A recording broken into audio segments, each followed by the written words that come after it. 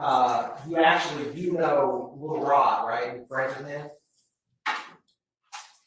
You remember when Lieutenant Oliphant and I met you on March 26th of this year at Fulton County Jail? You said that you knew him before you went to prison. You have to answer yes or no, sir. I don't know nobody in the courtroom right now. So you're not tight with Little Rod, no one from growing up in Cleveland Avenue? I don't know it, man. You also know who shot who, don't you? You trying to make me know who shot who?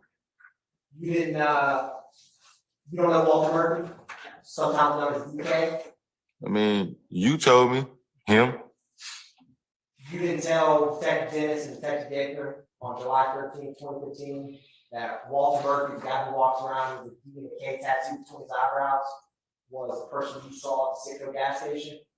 If you talking about the dude who tried to bribe me? Walter Murphy tried to bribe you? No, I'm talking about your people. My people tried to bribe you. How did you try to bribe him, Mr. White? Trying to get me to tell somebody I don't know. How can we get on you to tell on somebody you don't know when you picked him out 9 years ago on April 12, 2015? Man, I don't even know Walter Murphy. I don't know nobody by the name of no Walter Murphy. 9 years ago. Mr. White, I'm going to approach you with State's Exhibit 73 Bravo Bravo. I think the defense counsel wants to see it.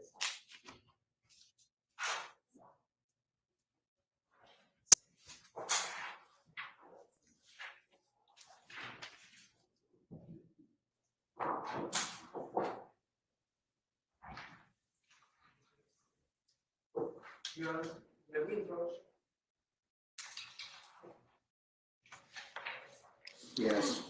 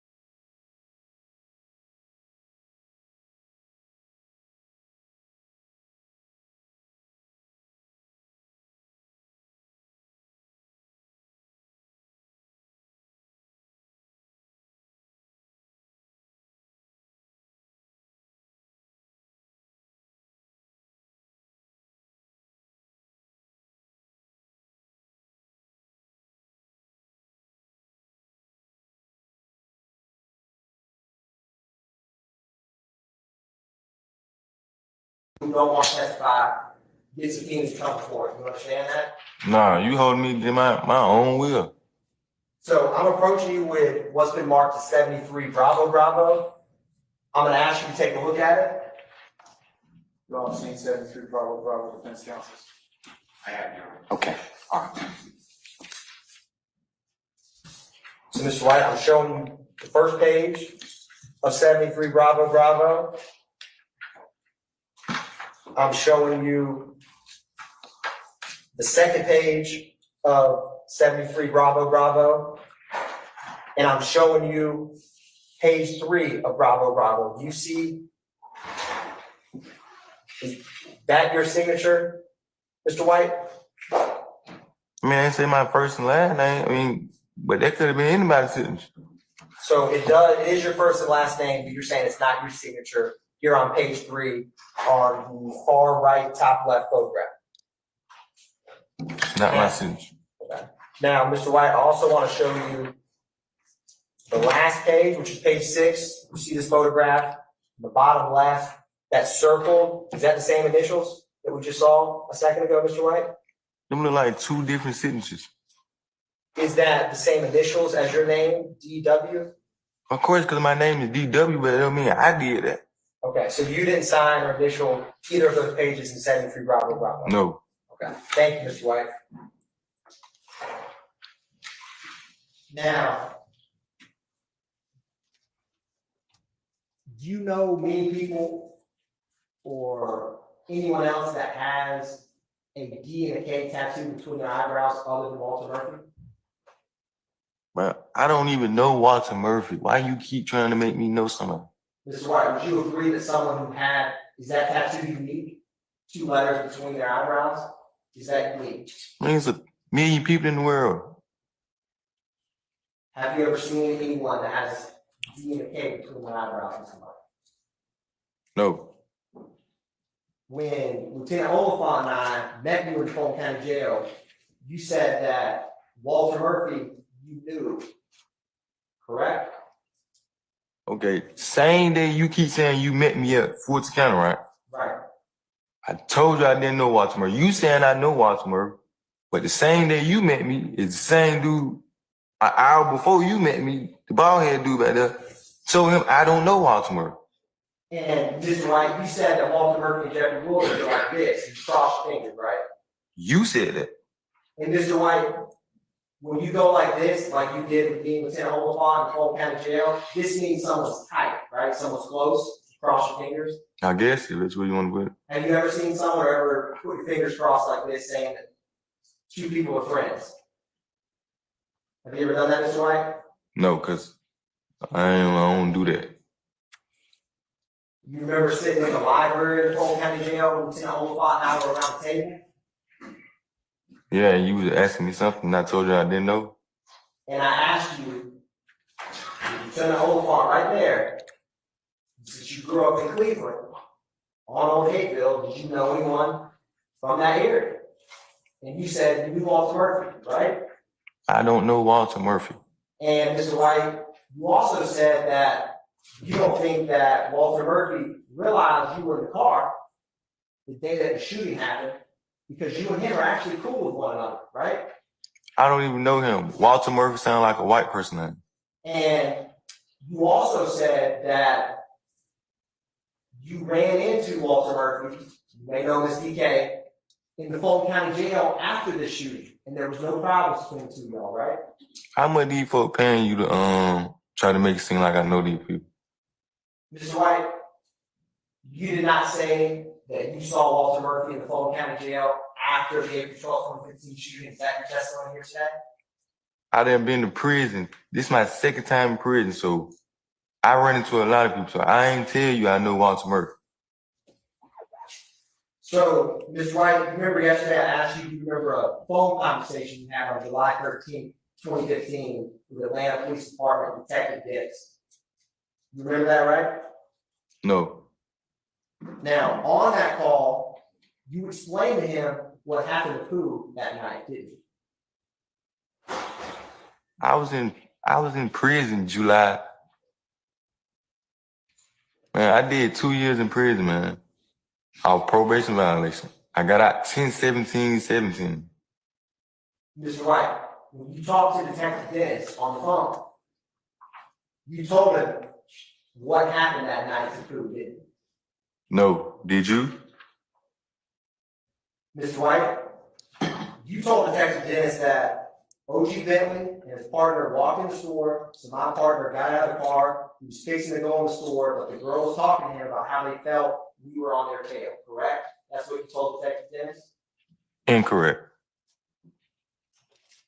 Mr. White, you also told Detective Dennis, and so when OG Bentley's partner came out of the store, he seen my partner and the girl talking, and so he felt that they were, trying to get at each other. Right? Wrong. Mr. White, Detective Dennis asked you if your partner and the female from the other car were arguing or exchanging words.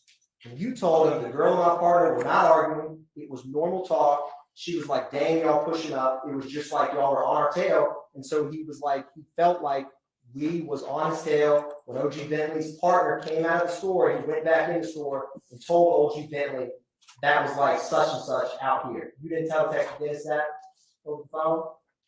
No. Detective Dennis asked you to clarify about what you meant when you told him such and such, and told you to give him words, right? And this is your response. I don't understand. I was not in their face, so I was not at OG Bentley's face or his partner's face. OG Bentley's partner came out of the store and looked, boom, and you see my partner and the girl who was driving talking. And so I guess he thought they was exchanging numbers or trying to get at his girl, right? Wrong. Mr. White went on to explain to Detective Dennis. So he went back in the store, told OG Bentley what was going on. OG Bentley stayed in the store for like a good 10 minutes, 10 to 15 minutes, did not come out. Then after that, about 5 to 10 minutes later, a white Dodge Nitro Jeep 4x4 pulled up to the gas station, right? Wrong. You told Detective Dennis that the white Dodge Nitro would pull up on the side of OG Bentley in their car, right? No. And Mr. White, you then told Detective Dennis that the people in the white Dodge Nitro got out of the car with AKs and sticks and 40s and shit, and came to our car like they was like what's popping and all that. Why would I be telling you something if it's not even my case? This ain't got nothing to do with me. I ain't involved in nothing. I ain't shoot nobody. I didn't rob nobody. This don't have nothing to do with me. So why would I be giving you some information about something? This ain't got nothing to do with me. Mr. White, I'm talking about the conversation you had with Detective Dennis. Bro, you lying like fuck, man. This is not, man. Come on, man. So, Mr. White, do you know what an AK, sticks, and 40s are? You do too? I'm asking you, Mr. White. I'm asking you questions. Nah, I don't. Did any of the convictions you talked about the day before involve firearms, like the armed robbery? I'm convicted for my own robbery. Yeah, 2 on. Did any of your crimes you talked about involve an AK, a stick, or a 40? You talking about in my case? Yeah. No. You've never heard of an AK or a 40, Mr. White? Yeah, I played with it on Call of Duty. Yeah, if that's what you're talking about. You're going with video games. Mr. White, you also said, so my partner was like, man, it ain't nothing like that going on. It's nothing about nothing going on. When they came up to the car with AK, sticks, and 40s, right? Why would I be saying that? This don't have nothing to do with me. It's not making no sense at all. Mr. White? This is not my case. I didn't shoot nobody. I didn't rob nobody. So why would I be telling you anything or telling your group of people anything? Mr. White? Why? That bullet could have struck you in the car on April 12, 2015. Could Struck who? I'll overrule the objection. Mr. White? Use the microphone, counsel. Yes, Your Honor. Thank you. Is it on? I don't believe it is, Mr. Weaver. Let me fix it. Mr. White, that bullet on it. Do you want an easy way to create professional invoices? Try it free at skynova.com. Potentially, right? Wrong. What are you like? What are you getting out of this? Mr. White, you ducked when you saw that bullet come through the windshield because you were scared, right? I was at a gas station. Before the shooting, right? They wasn't shooting, nobody wasn't shooting at me. Were they shooting at someone that you knew? Why you keep trying to make me know this dude? I don't know him. That's not my partner. We were never friends, nothing. But do you remember a time that you just left the gas station and a car you were driving in was shot? I know they were saying the dude got shot in the head when I ran from the gas station. Okay, so you ran from the gas station the same night that he got shot. That's what you're saying? Because I was on first offender probation. Like I told you yesterday, I had a firearm on me and I ran. Now, Why would I sit right there if the police gonna pull up to where somebody got shot at? Mr. White, you told Detective Dennis that one of the guys who got out of the white Dodge Nitro started pump faking like they were coming to the car, pump faking like they was fixing to pull up shooting, right? No. Do you know what it means when someone pump fakes with a gun? I know when you pump fake playing basketball, that's what you're talking about. What's it mean when someone pump fakes playing basketball? I'll get you in there. And then I may jump trying to block it and you score over my head. Is that right? Then I go around you. So if someone's pump faking with a gun, are they acting like they're going to shoot you, but they don't?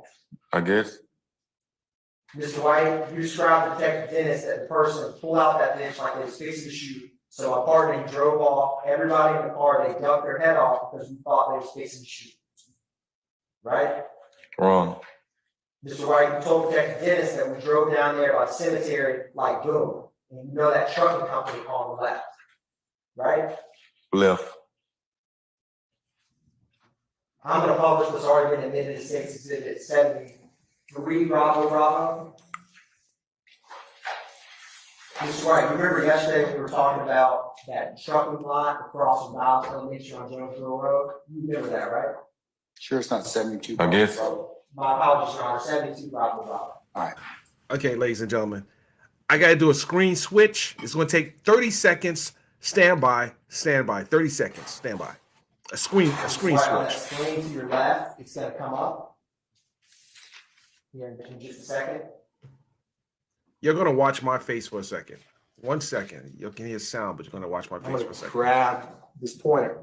Hold on.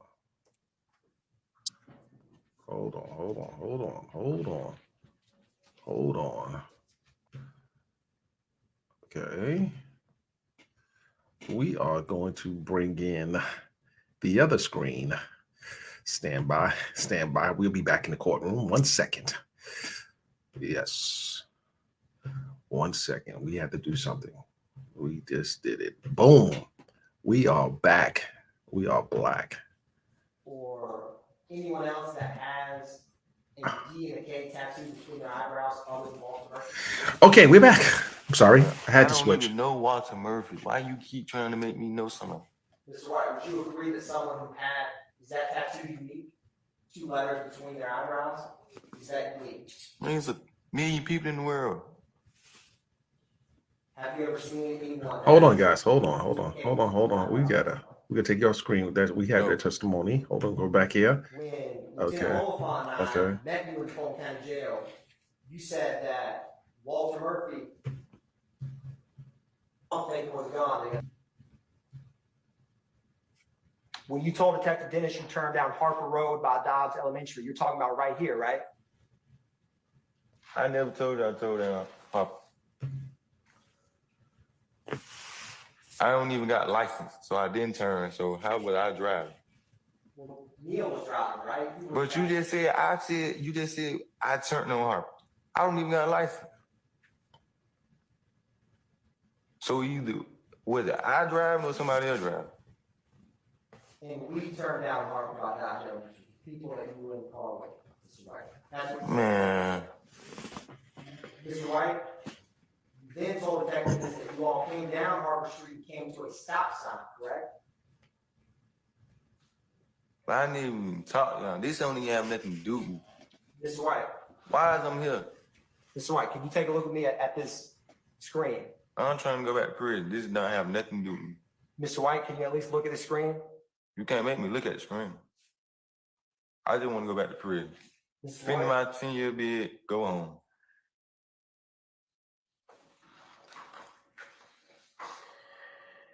You disturbed me from when I was at prison doing my time. Talking about something that had 10 years ago that I don't know. Mr. White, when you said y'all went down Harper Road and stopped at a stop sign, there is a stop sign on Harper Road, right? I never told you I was on Harper Road. So you never told Detective Dennis you were on Harper Road? Counsel, what exhibit are you showing him? Just 72 Bravo Bravo. okay, all right, The physical copy. all right. Now,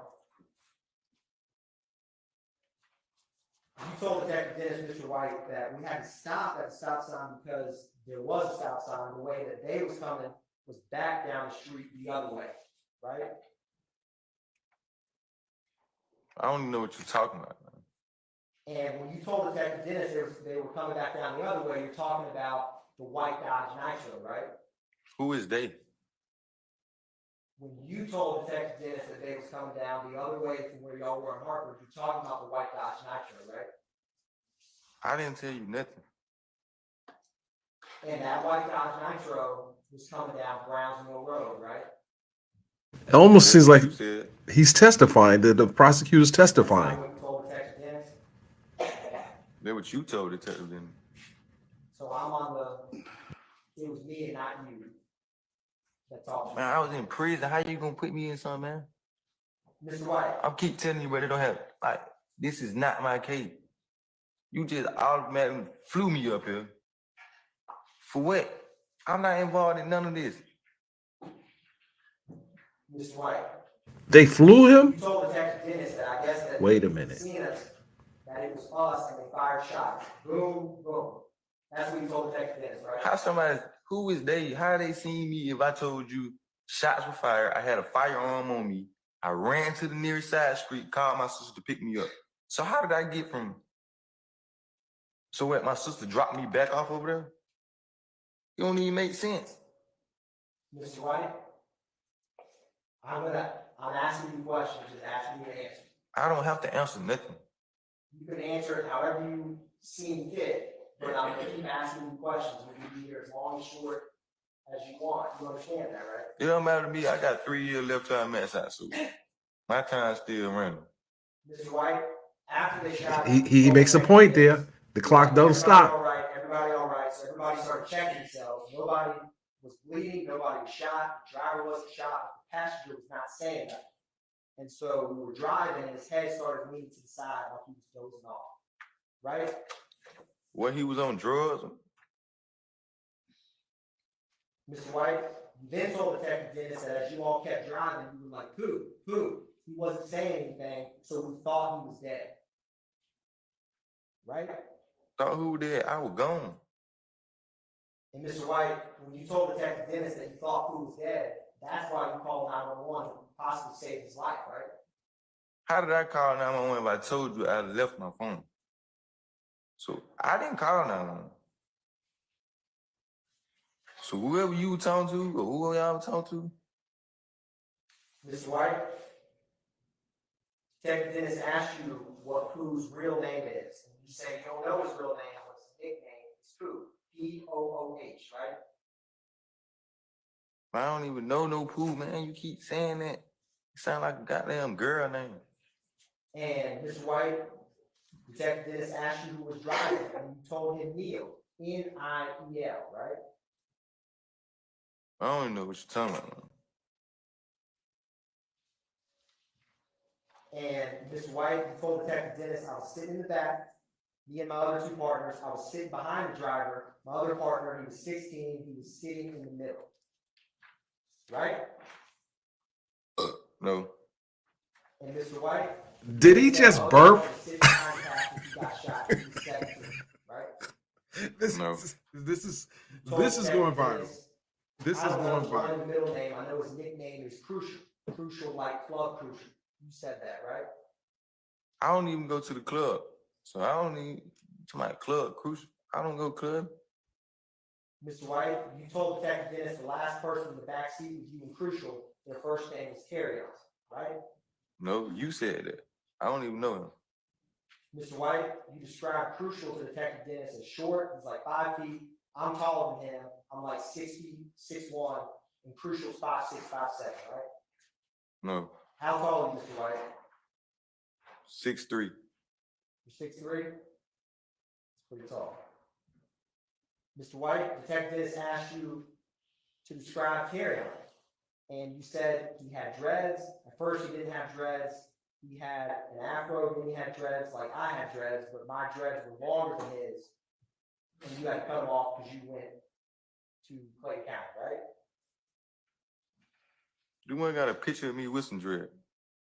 You never told Detective Dennis that you had dreads kind of like carry-on did that night? I ain't told you nothing like that.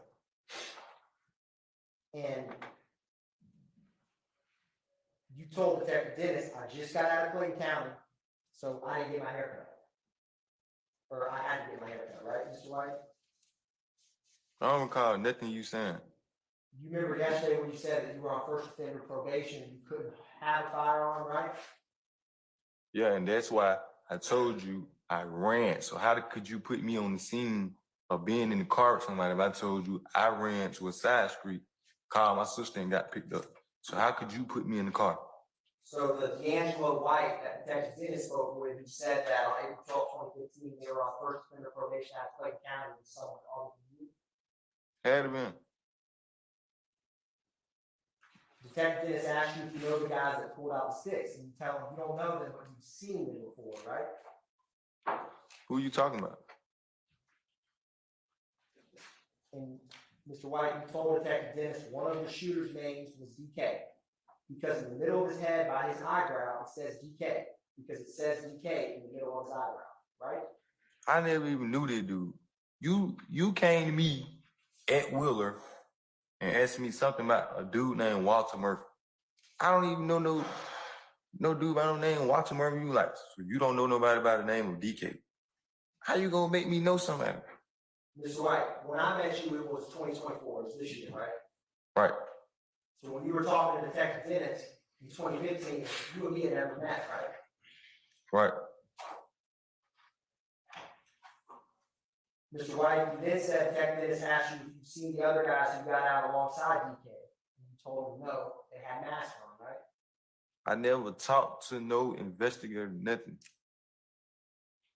Mr. White, Detective Dennis asked you how long was it when you left the gas station till the shooting started, right? You remember that?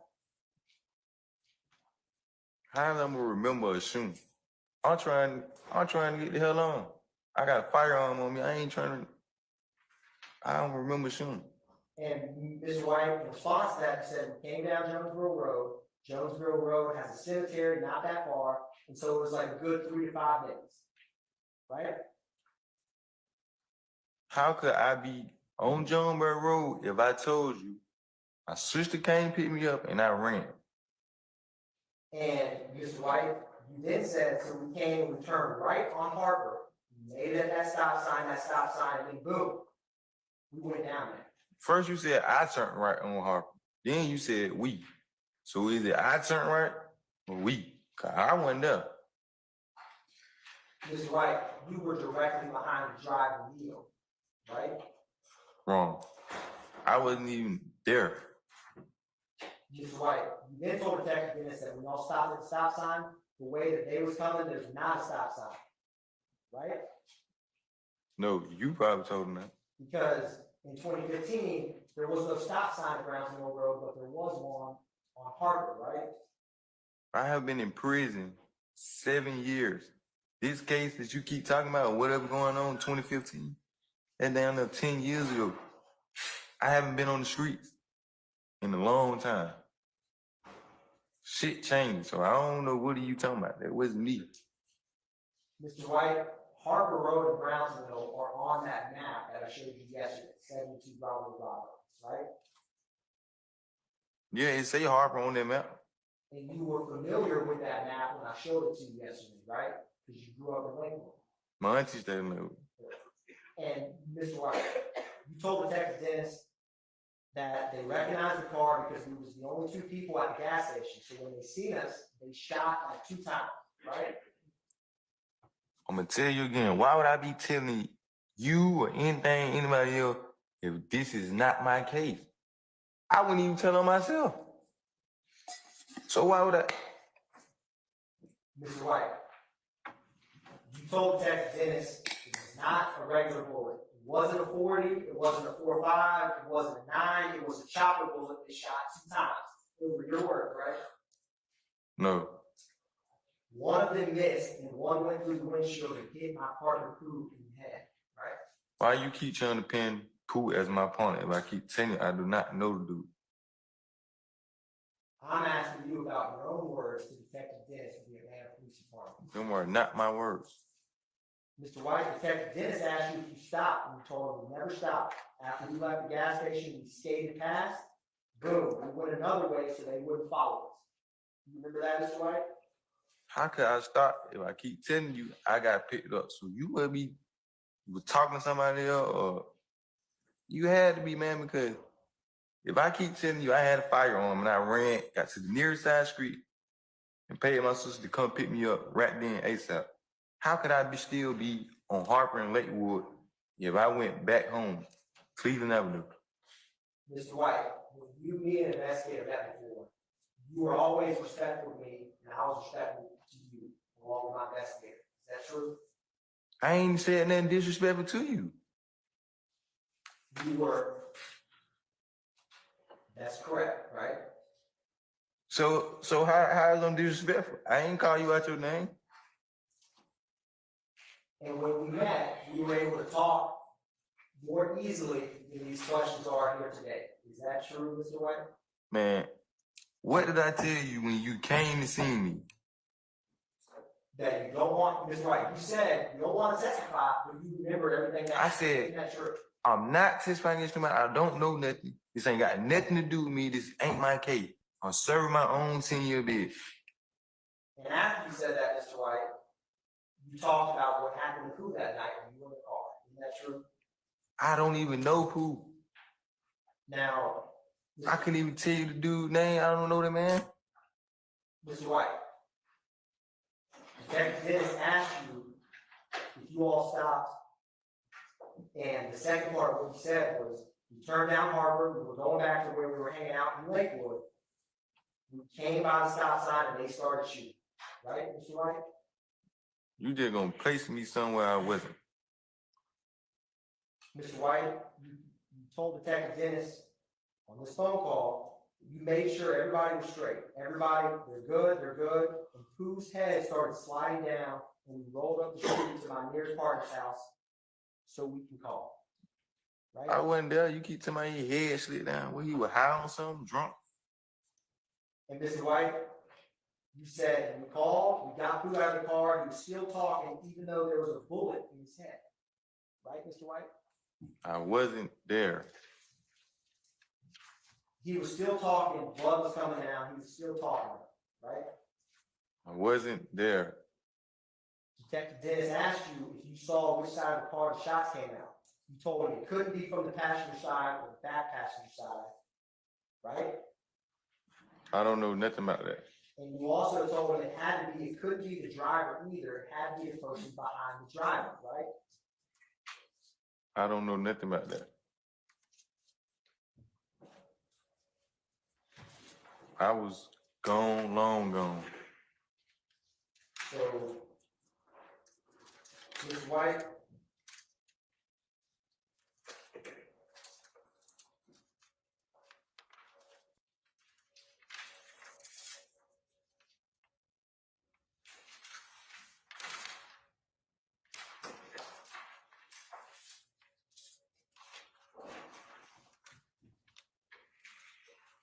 that was your words to Detective Dennis, correct? No. So when you told Detective Dennis, like I mentioned earlier, that Walter Murphy was one of the shooters, you weren't exactly able to see who was shooting, but you saw him with the chopper on the sick note, right? Who is Walter Murphy? DK. See, I knew you knew who he was. You do too, right, Mr. White? No. Now, Mr. White, after you checked on everybody, you told Detective asked you if he were to show you a photographic lineup of DK, would you be able to identify him? And you told him yes, right? Did I or did somebody else tell me? Detective Dennis asked you if you were to show you a photographic lineup of someone that you knew as DK, would you be able to identify them? And you said yes. Is that correct? No. Detective Dennis asked for your location to come to the photo lineup. You told him, bro, I'm saying though, I'll tell you all that, but you can't be putting my name in nothing. Right? Why would I be telling you anything if this don't have nothing to do with me? Mr. White, This case don't even have nothing to do with me. I'm just here freewheeling on the free ride trip because you brought me up here. I never told you I was testifying against nobody. I don't even know none of these guys in the courtroom. Mr. White, you're between a rock and a hard place from your friend Pooh gets shot. It's not my friend. Pooh is not my friend. I don't know no Pooh. You didn't want Pooh to die that night. You called 911. I didn't call 911. Listen, he could have died. He could have did whatever. It don't got nothing to do with me. My life, I'm still in good health. I didn't get shot.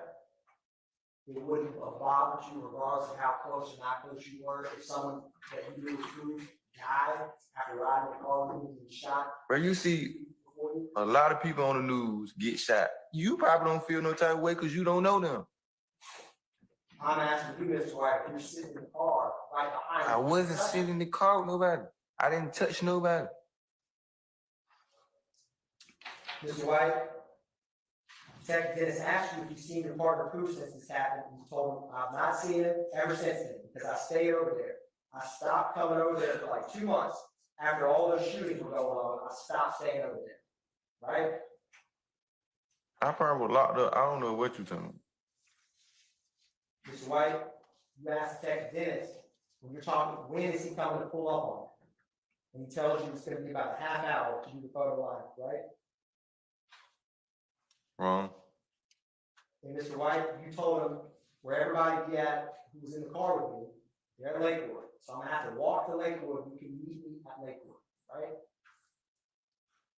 What the fuck is I walking to Lakewood for? Mr. White, Detective Dennis asked you for an address. You told him you don't know the address, but asked him if he knows where the cemetery is by the Sitco, right?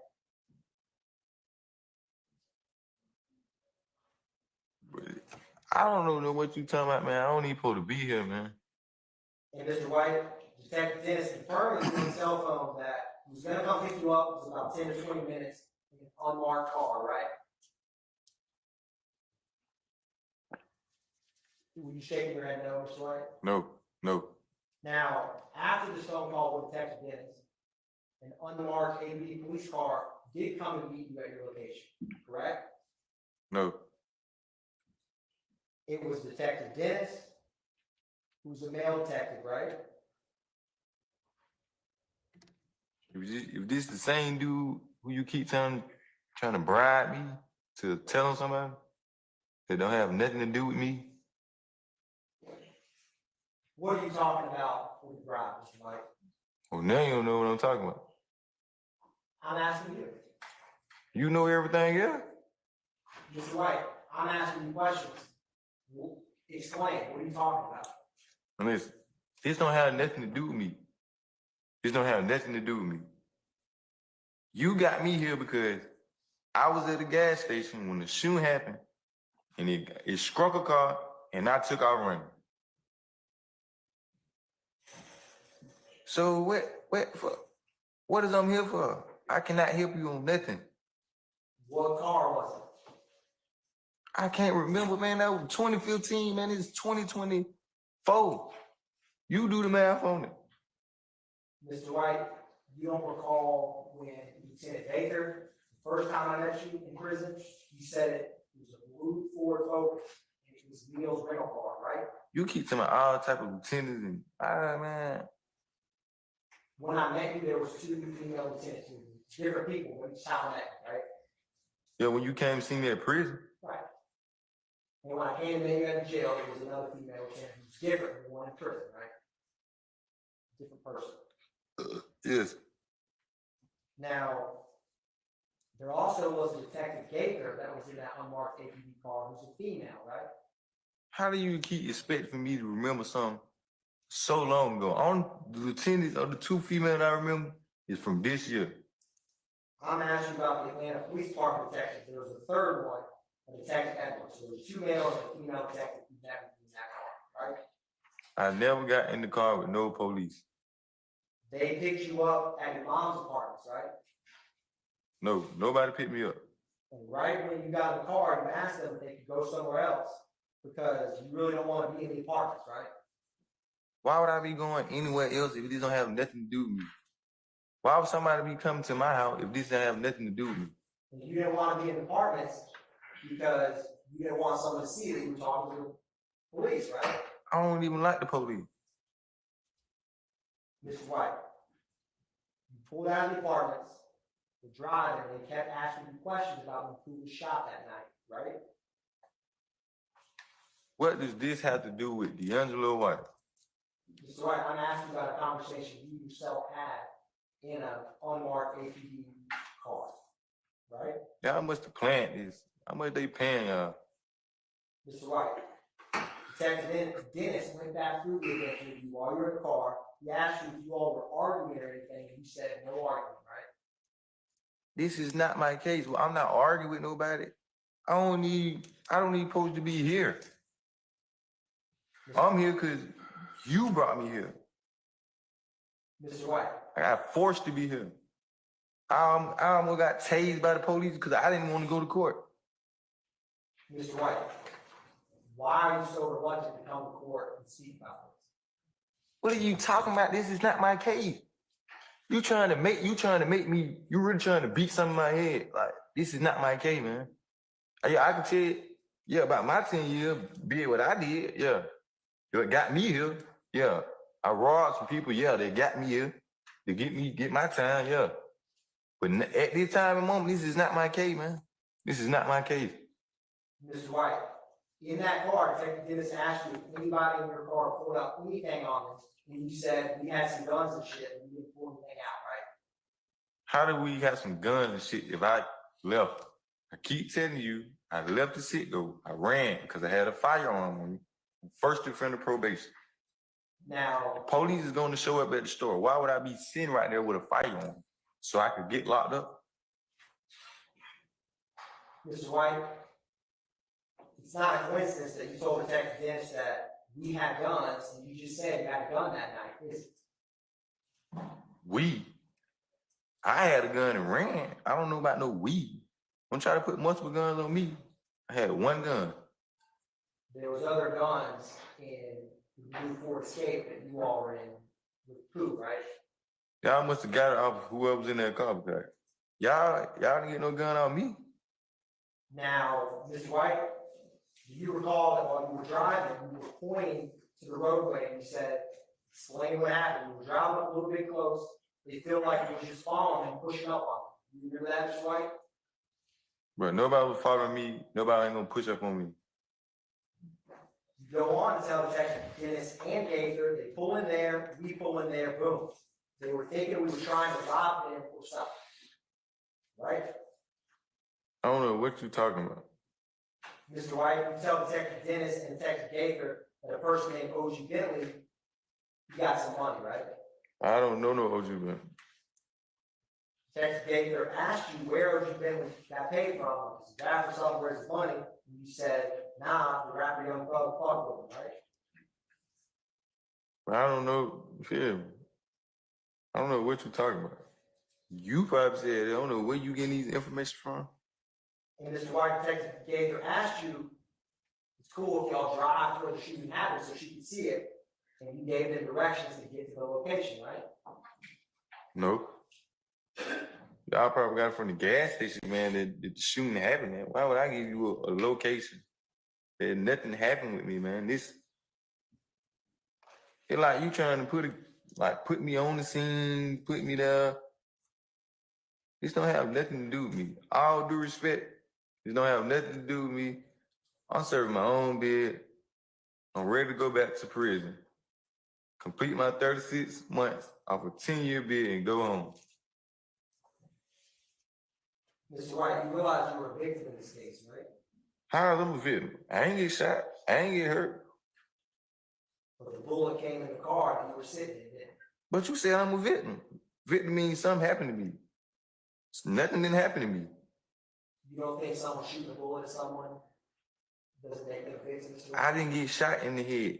Somebody else did. It was not me. My head look all right, don't it? Mr. White, you remember yesterday, you're 27 now, right? In 2015, you would have been 18, right?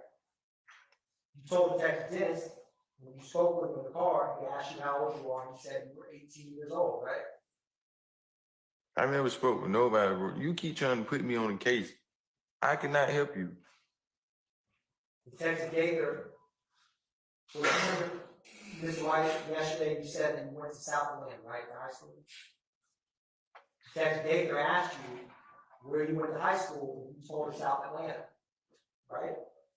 I mean, everybody who's staying late will go to South Atlanta. That's just an area code. Cleveland Avenue, you gonna go to South Atlanta. So the D'Angelo White, who was 18 on first day of probation from Clay County, and went to South Atlanta, was not you in the car that day? I probably wasn't even in school then. I've been dropped out of school. I was going until I turned to school. Now, Mr. White, you were on first day of probation at Clay County when this happened, right? Yes. And when you met the detectives in the car, you told them that you got out of Clay County a day ago on a probation violation, right?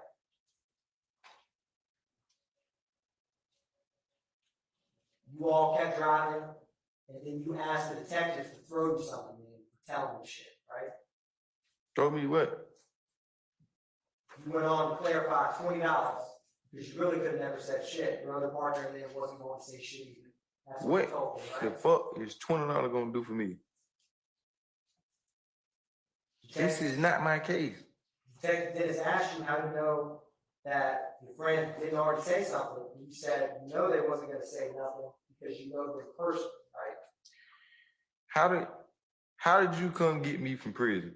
What, like, if it was 4 other people or whoever was in the car with them folk, why is I'm here and the people who witnessed this is not here? Mr. White, I'm asking you about the conversation. Nah, you need to ask them that. You need to ask them that. You can't ask me shit. I was not there. Now, Mr. White, you recall Detective Dennis asking you what you would have wanted the police to do if you caught that bullet in the head and seen your partner and told him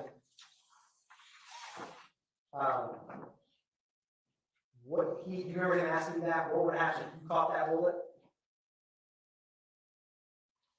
You remember that, Mr. White?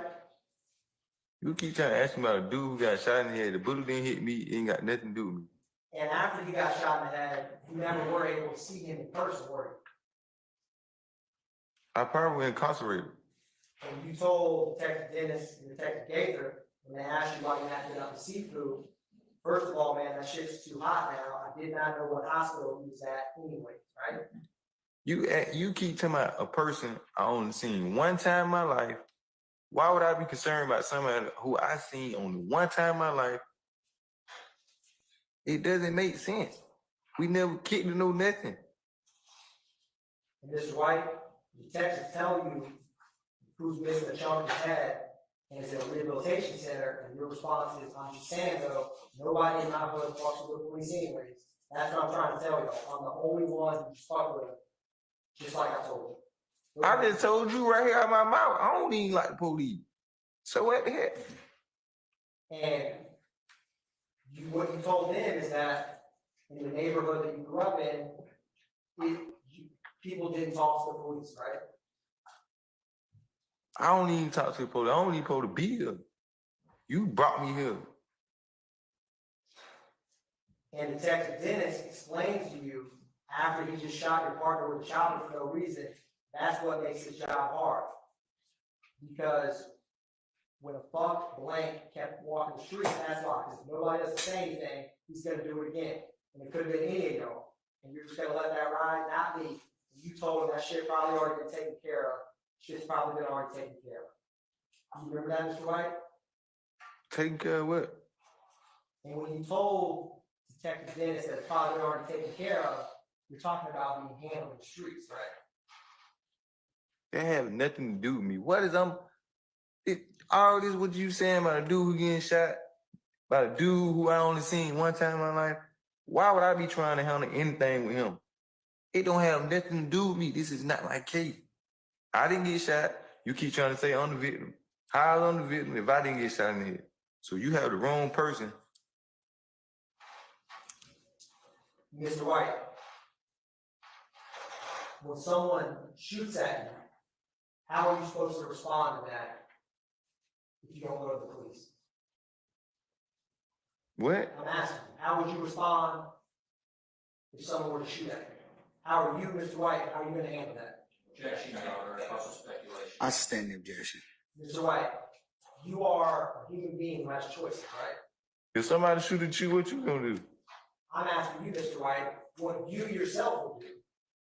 They're like, That calls you for trying to make me. hold on. It calls for speculation. Don't answer What the that. fuck?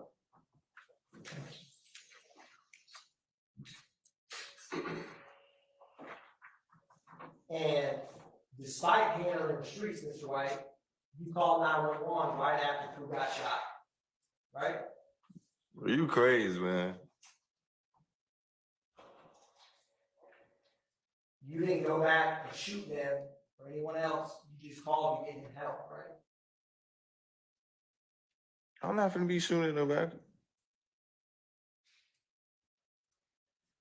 And the text Dennis tells you he's still out acting a fool, and you said probably still hot. My folks been shooting at his ass. They've been coming back shooting here, right? I don't know nothing about no shooting. So what we were just talking about a minute ago, when I asked you how stuff is handled in the streets, and you told Detective Dennis, my folks been shooting his ass. They've been coming back shooting here. That's how it's handled in the streets, right? That's how you want to put it in your mind. I never told you my folks shot at nobody. This don't have nothing to do with me. I don't even know this dude. Why would I be having somebody shoot at somebody I don't know? Mr. White, Detective Dennis asked you, when does it stop when somebody's baby got shot? And you told him, somebody's baby, not my baby, right? A baby got shot. You didn't tell Detective Dennis that? Hell, fuck no, I ain't even talking to you. You going off the wall now. And Mr. White, he asked you, what if they hit your baby trying to get at you? You tell him, you don't have a baby. My mom doesn't even come outside. I tell my mom not to come outside, right?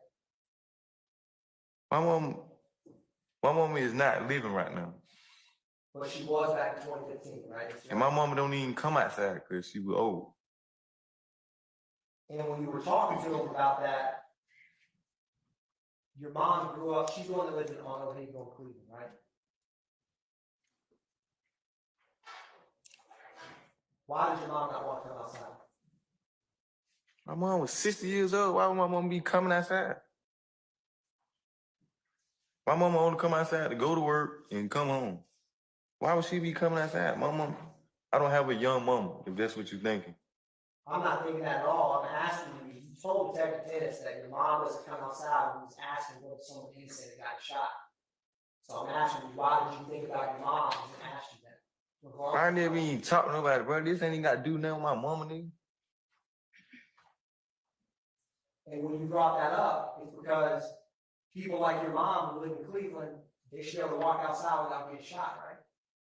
My mama was gonna walk the street anyway. You ain't got nothing to do with my mama.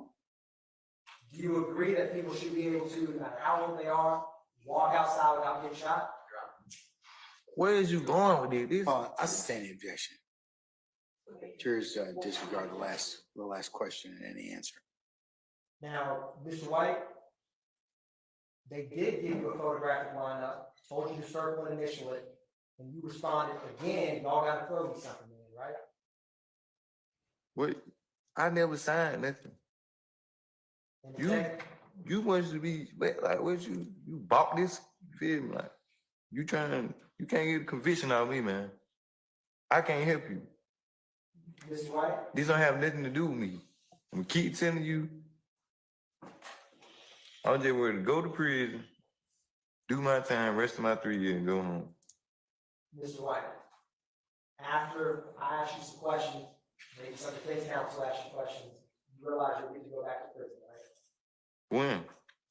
When we get done, when I get done asking you questions, and any other defense counsel gets to ask you questions, we'll be through. You understand that, right? It's been 2 days worth of asking me a question. I keep telling you, I don't know. This don't have nothing to do with me. This is not my case. Mr. White, you realize that if you, I can hear you all chat, so please don't talk.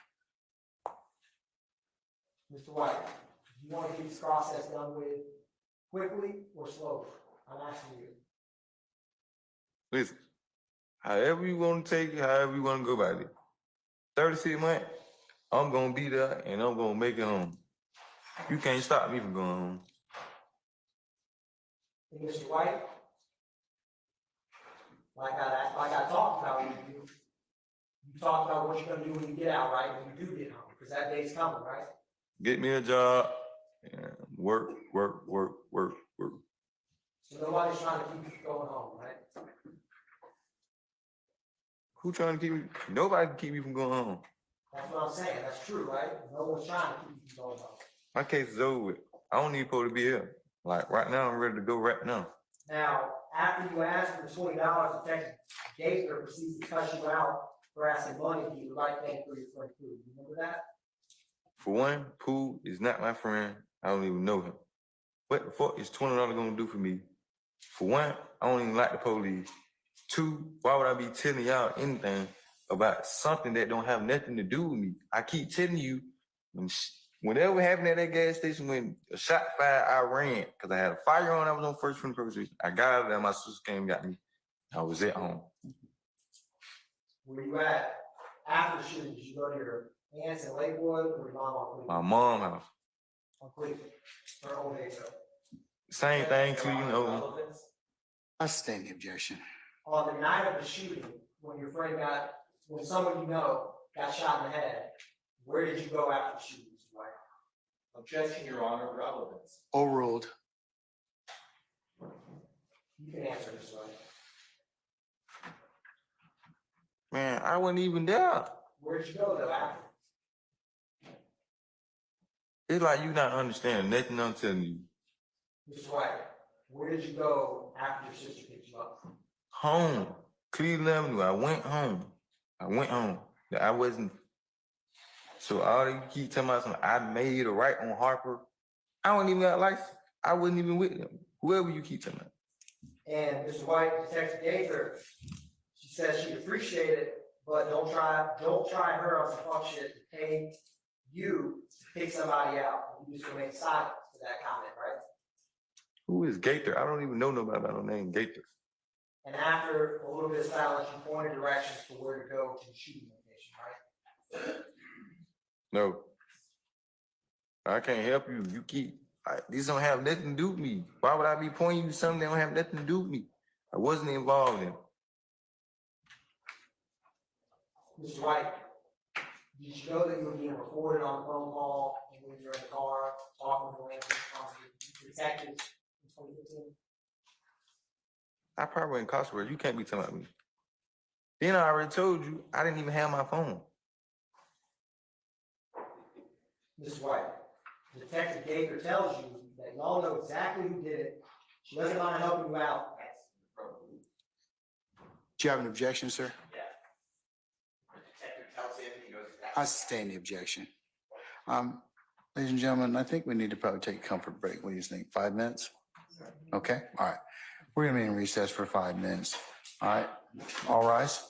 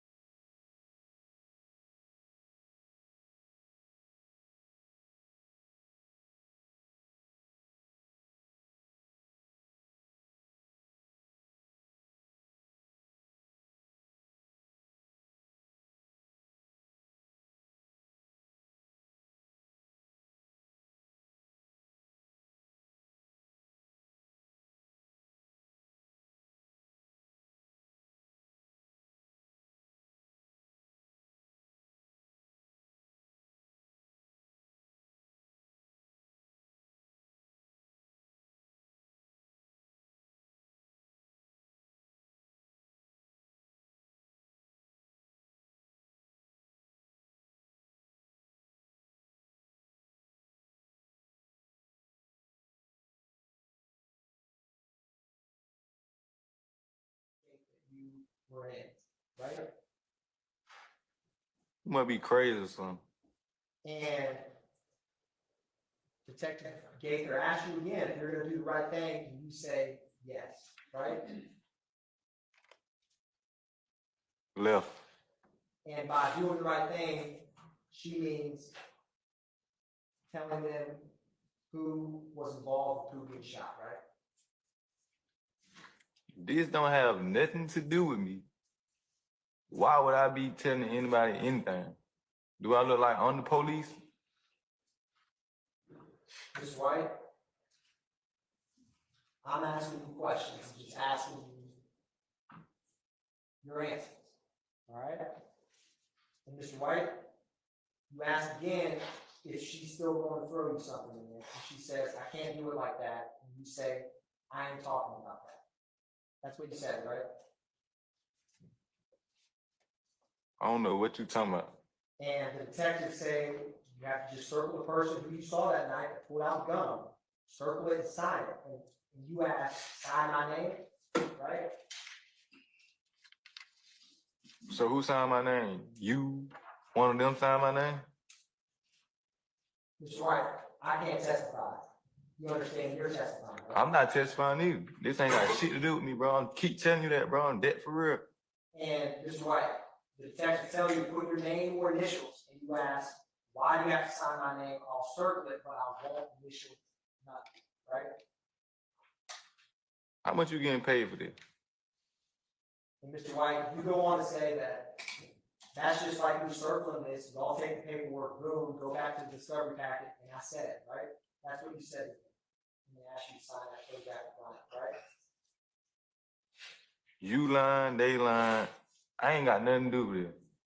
And Detective Gaither asked you if you know what unit she works in, and you asked her what department. You remember saying that, Mr. White? Only department I'm trying to go back to is correction down the road. Feel me? If you understand what I'm telling you. Mrs. White, she tells you she's in the game unit. And they ask you, do you remember them telling you that they should have taken a picture of your homeboy, who? And you respond, took a picture of whose homeboy. Do you remember that, Mr. White? That's not my home, but I don't even know who the fuck is you talking about. And Detective Dennis tells you he's talking about showing you a picture of Pooh, who was in the car when he was shot, right?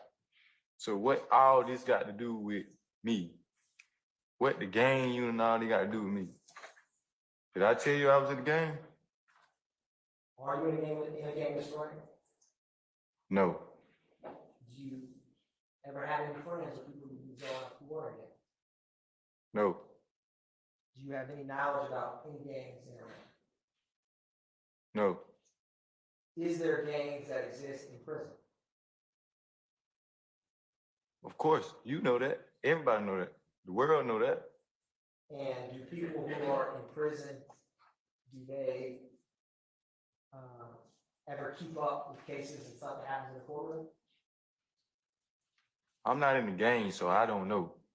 So you don't have to let them refer to me. Even people who aren't in gangs in prison, is there ways for them to find out what happens in court? I be minding my business. Have you ever heard the saying, keep your eyes on your own paper? And so I don't really be standing with no nigga got going on down the road. Feel me? And that analogy you used about not looking at your own paper is basically a way of saying that you can't testify against anyone else. Is that what you're saying? What? You don't want to tell on anyone else, snitch on anyone else, anything like that, right? For what? What? I ain't did nothing. I ain't got no case. And You need to be getting the dudes who was in the car, the dude who got shot in the head, you feel me? Because you got the wrong person. I'm not ready to go, man, you feel me? Mr. White, I'm just telling y'all what's going on now. I'm ready to go. Mr. White, I don't have that many more questions. And I ain't got that many answers. And the same answer I'm gonna keep telling you is, I don't got shit to do with this. It ain't got nothing to do with me. I'm ready to go. I'm ready to go back to prison so I can go home. Mr. White, they tell you that Pooh's in a rehab, waiting to get his skull healed, and you respond, he was still talking about it, right? Those are your words. How would I know that I'm in prison? What the fuck? It surprised you when they told you that, and you responded like that, because it's surprising that someone's still talking after getting half of their skull taken off, right? It would be surprising to you if somebody got shot in the head and have this skull, they still talk to you. It would be surprising to you, man. I agree with you, Mr. White, because it's true, right? I don't know. What are you talking about? And Mr. White, is it fair to say that Pooh was lucky to be alive today? How would I know I'm in prison? Pooh wasn't driving the car that night, was he? How would I know if I got picked up by my sister? Pooh didn't do anything to who you said was involved in the shooting, did he? How do we know? I don't know Pooh. What did Pooh do to get shot in the head? You never told Pooh didn't do anything to justify getting shot in the head. Now, whoever it is, some did. How do I know? You know more than me. And they asked you how cool you were with Pooh. And you told them he's your partner, your real partner, your Lakewood partner. You a goddamn lie. I ain't tell that man my nigga my partner, man. And they asked you how long you know him, and you said 3 to 4 years, right? But you putting words in my mouth, bro.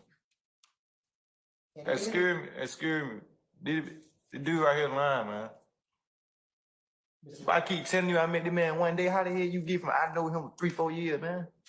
Mr. White, This shit ain't even adding up. This shit put together like goddamn Legos or something. What you got going on, man?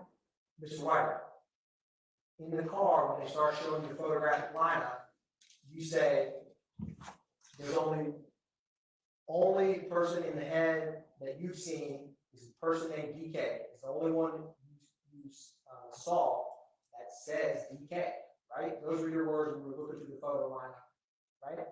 I don't know who that is. I don't know how I know DK because you keep saying DK and Walter Murphy is the same person. And You saying this, not me. Mr. White, the second lineup they show you, when you're flipping through it, you say you recognize the picture as OG Bentley. He's the one with the money. Thug fucks with it. That's what you said, right? You said that. You trying to put emphasis on shit. You can't put nothing in my mouth. Hey man, I'm not ready to go, man. I'm just being real. I'm just being real, man, because this ain't got nothing to do with me. Mr. White, what you tell the detectives is OG Bentley thought we were fixing to rob or something by how you all were driving, right? I don't even know who that is. And you tell Detective Dennis that OG Bentley's Instagram is OG Bentley, right? How would I know that? If I don't even know who to do it is. And you keep expressing to the detectives that you're worried about your name being in paperwork, right? Why would my name be in anybody's paperwork? That make it make sense if this is not my case. And what My co-defendant is down the road with me. He got the same sentence I got. We both pleaded out to the same thing. So my name ain't in no paperwork. Feel me? And Mr. White, you tell them that what you're saying is if they write your name on That's the a lie. damn, somebody gets locked up under that shit. What if someone comes to my mom's house getting shot? Those were your words, right? When did I tell you this?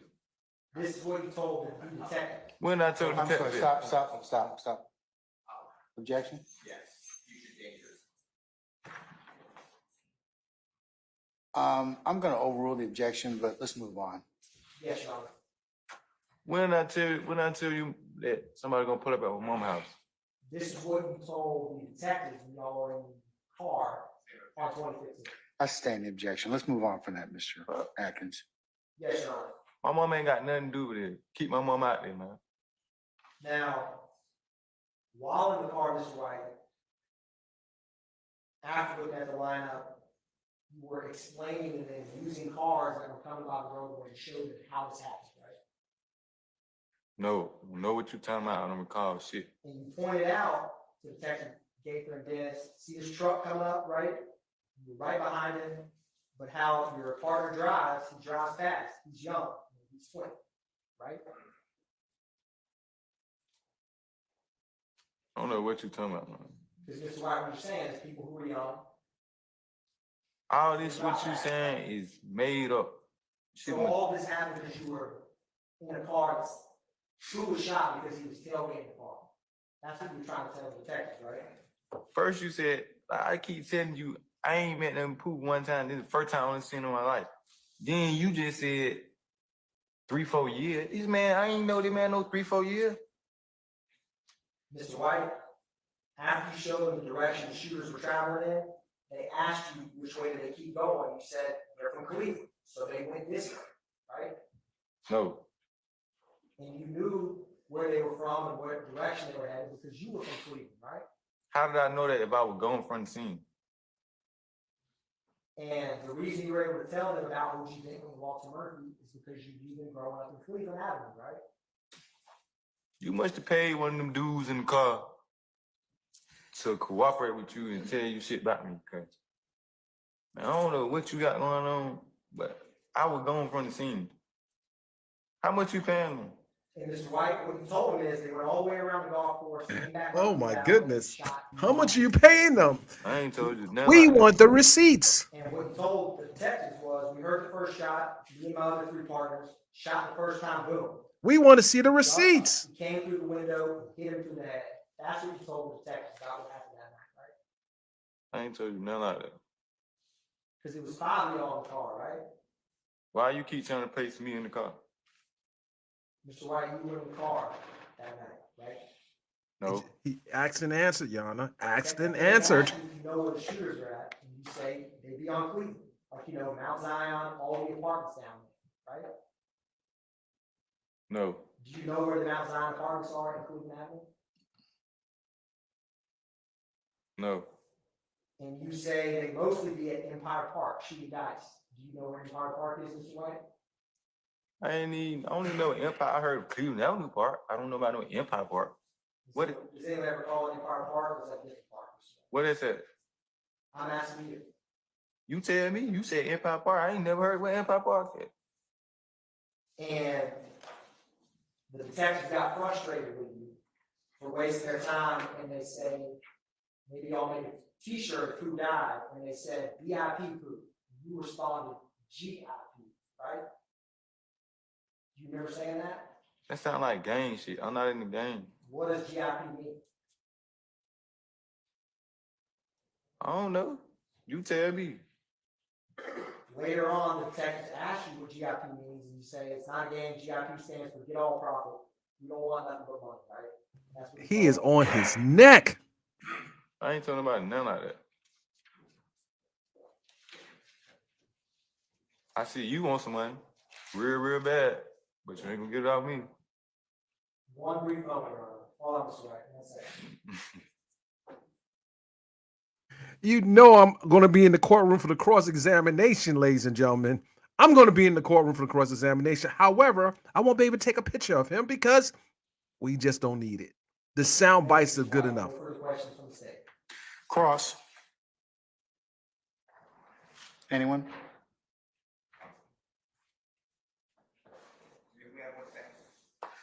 All right. Wait a minute. No cross? No cross? What? No cross? No, don't do that. Don't let him go just yet. I know you want to go back, but just keep him on for a few more minutes.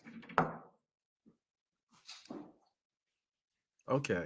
Okay, Brian. Let's go. Let's go. Get him. Get him. No.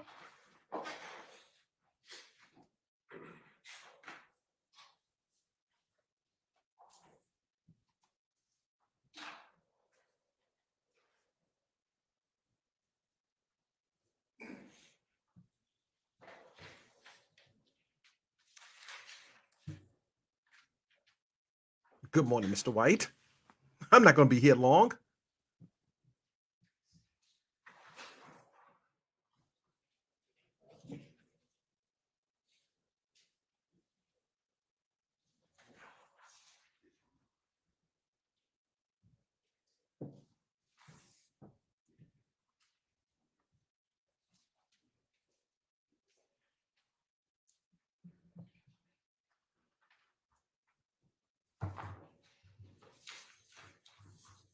Tanya Rhodes, I feel you on this one.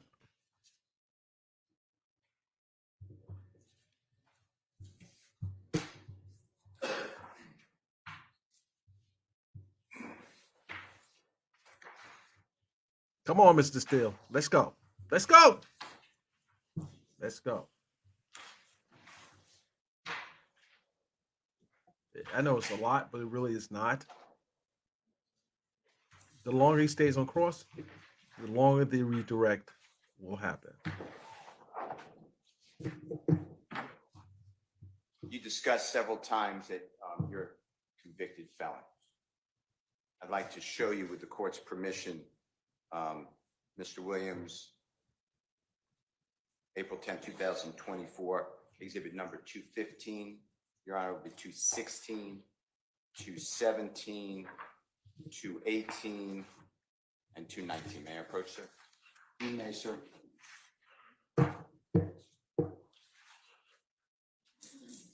Everyone second, Your Honor. You may.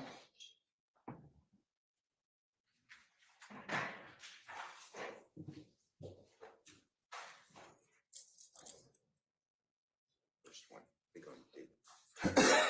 Oh, he want to be so helpful now. He want to be so helpful. You don't see DA Adrian Love getting that close. We are not friends right now. We are adversaries, sir. Oh, you don't scramble the papers up? You just trying to throw Mr. Steele off, allegedly.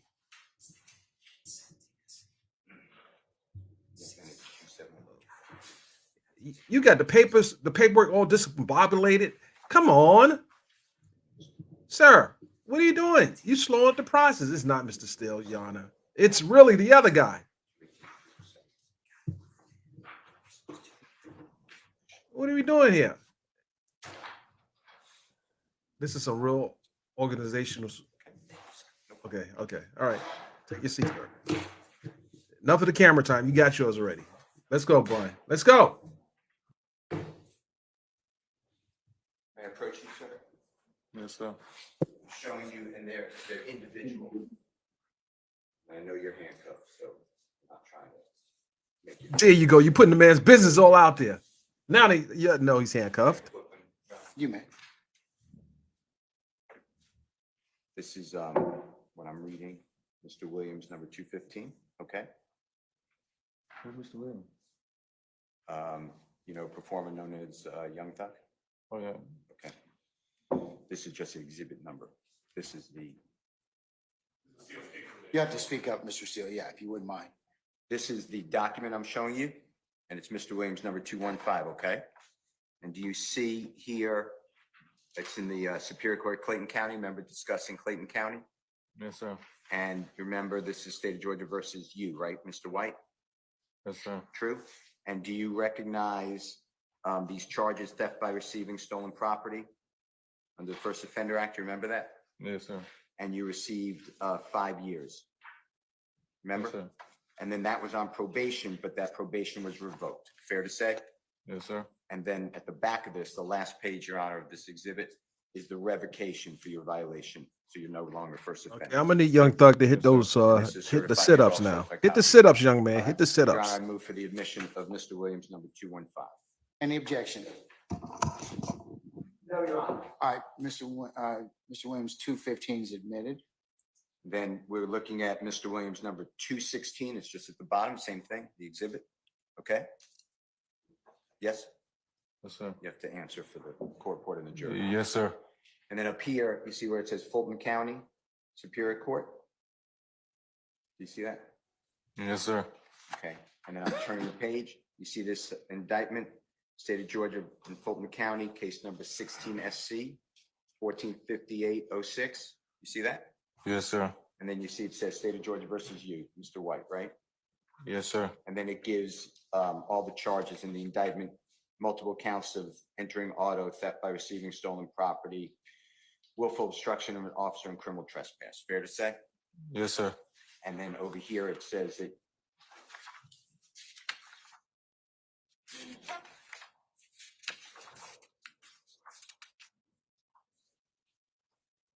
you pled guilty on September 21, 2000. Is that 18? 16. 16. Thank you. I'm not wearing my glasses. Thank you very much. Okay, and then you received 5 years to serve 1 year in prison. You see that? Yes, sir. All right. Your Honor, this is also a certified copy. I move for the admission. Any objection to Jeffrey Williams, 216? Your Honor, the state does not object. Okay, all right. 216 is Jeffrey Williams, 216 is admitted. This one is also another exhibit sticker. It says Mr. Williams, number 217. You see that, sir? Yes, sir. And this again is the front page, Fulton County Superior Court Clerk, official document. See where that says that document certification? Yes, sir. And if I'm going too fast, just say going too fast. And this is an indictment, and it's indictment number 17 SC 156271. You see that? Yes, sir. And this is the state of Georgia versus you. You see that? Yes, sir. Hold on 1 second.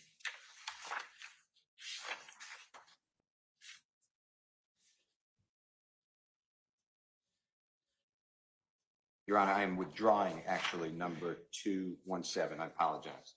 Okay, 218. You see that one? Yes, sir. Okay, and this again is the official clerk of Fulton County, correct? See that? Fulton County. Yes, sir. And this is again electronic document certification by the clerk of Fulton County Superior Court. Correct? Yes, sir. And this is indictment number 17 SC 156307. Is that fair to say? Yes, sir. And then this one, and I made a mistake before, I apologize, is indictment number 17 SC 156307, state of Georgia versus two people, a Mr. Elliott as well as you. It's fair to say? Yes, sir. And this one has you charged in counts 1, 3, 4, 6, 7, 9, and 11. Is that correct? Yes, sir. And count 1 is hijacking a motor vehicle, right? Yes, sir. And count 3 is armed robbery, correct? Yes, sir. And count 4 is armed robbery, correct? Yes, sir. And count 6 is aggravated assault with a deadly weapon. Yes, sir. Count 7 is aggravated assault with a deadly weapon. Yes, sir. Count 9, possession of firearm during commission of a felony. Yes, sir. And count 11, possession of firearm by convicted felon. Yes, sir. And then that is you.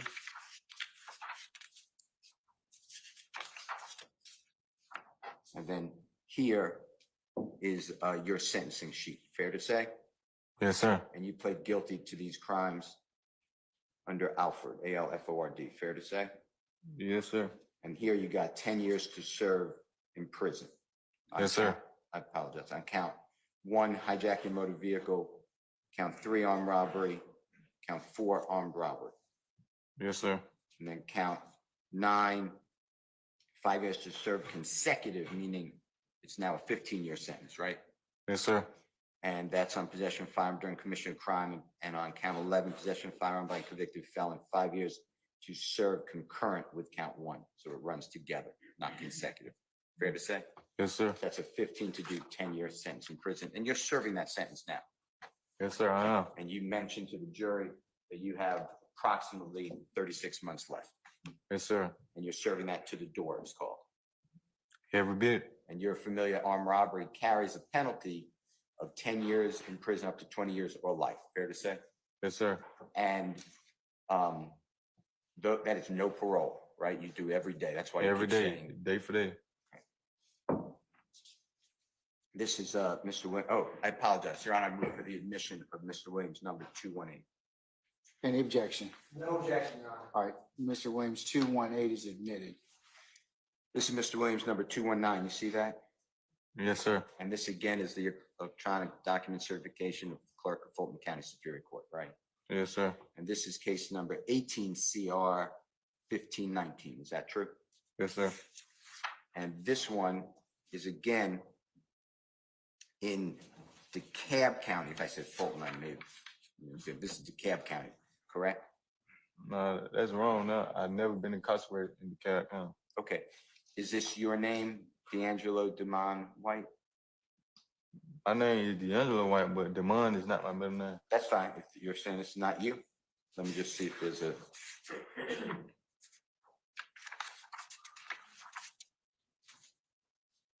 Is this your signature or your handwriting? No, that's not me at all. That's fine. That's fine. And I know I've asked you twice. That's not your signature. No, sir. Your Honor, I'll be removing or withdrawing rather 219. All right, sir. Okay. So, can I give you a seat?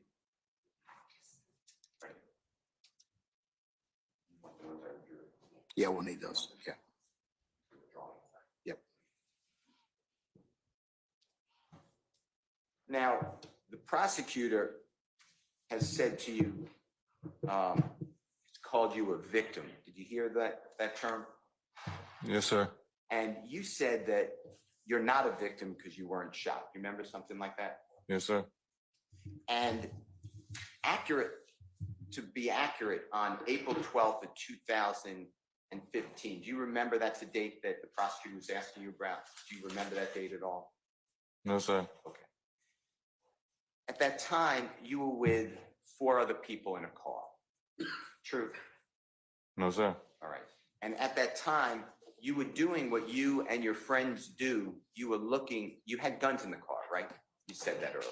I wasn't in no car with no gun. And you were doing what you do. You were trying to find somebody with money or a nice car or a car and arm rob them. Objection, Is Your Honor. that true? Basis, It's improper character, Your Honor. I sustain the objection. Right, that's what was going on. I sustain the objection, just rephrase it. Okay. Do you remember following a car with a person who you believed in that car was wealthy? Remember saying that? I wasn't following nobody. You remember being in a car that was following another car that you believed in the car that was being followed, so the front car had a gentleman named O.G. Bentley or Bentley. Do you remember that? I don't even know who OG Bentley is. You remember telling the detectives that the car that you were in was following closely another car, and that car had O.G. Bentley in the car. Do you remember that? State again, I don't know who OG Bentley is. Do you remember explaining that you believed O.G. Bentley is wealthy because he had worked for a very well-known and accomplished artist, Young Thug? You remember saying something like that? No, sir. How would I know he wealthy if I don't even know him? Did you know that in April 12, 2015, did you know Young Thug, the rapper, to be extremely popular? Of course, everybody do. Okay. And did you know at that time, if you can lock in 2015 April, that Young Thug was in the midst of a approximately 20-state tour with Objection, Travis Your Scott? Basis, Assumes facts not evidence. I'm I asking the sustain the question. objection. Did you know that Jeffrey Williams was on tour in April 2015? Objection, Your Honor. Basis. I don't know, sir, but I know he be. Stop. When there's objection, Mr. White, just let me finish ruling the objection, and I'll let you know if you can answer it, okay? Yes, sir. All right, okay. Assumes facts not evidence, Your Honor. I'm gonna overrule the objection. Let me just see where this goes. Were you aware that Jeffrey Williams was touring throughout the United States, the southern part of the United States, in April 2015? Objection, Your Honor. Basis. Touring on the southern parts of the United States, assuming facts not evidence. I'm asking this question. I'm gonna overrule the objection. You can answer the question. Did you know he was touring? I mean, I don't know his tour date, but I mean, I know he's a celebrity, so he probably was touring. Do you know whether at that time, if you remember, if you don't remember, just say, I don't know, that Jeffrey Williams at that time, or Young Thug at that time, was touring with another artist known as Travis Scott? Objection, Your Honor. Lack of foundation based on the witness's previous answer. I'm gonna overrule the objection. You can answer it. I think so. I don't know what city they was in. That's fine. Now, you never told detective and whomever the detectives are, or anybody, that Jeffrey Williams was in any way involved in this April 12th, 2015 incident. Is that true? I never absolutely told Nothing like that. You never saw Jeffrey Williams on or around April 12, 2015 during this incident that you're talking about when you called your sister, correct? And when I say Jeffrey Williams, that's what I mean, young thug. I know what you're talking about. All right. I connected it for you. Yes, sir. Okay. You never said that to anybody, right? I never ever said that. Have you seen the video footage from the Citgo gas station? Doesn't have Jeffrey Williams there, correct?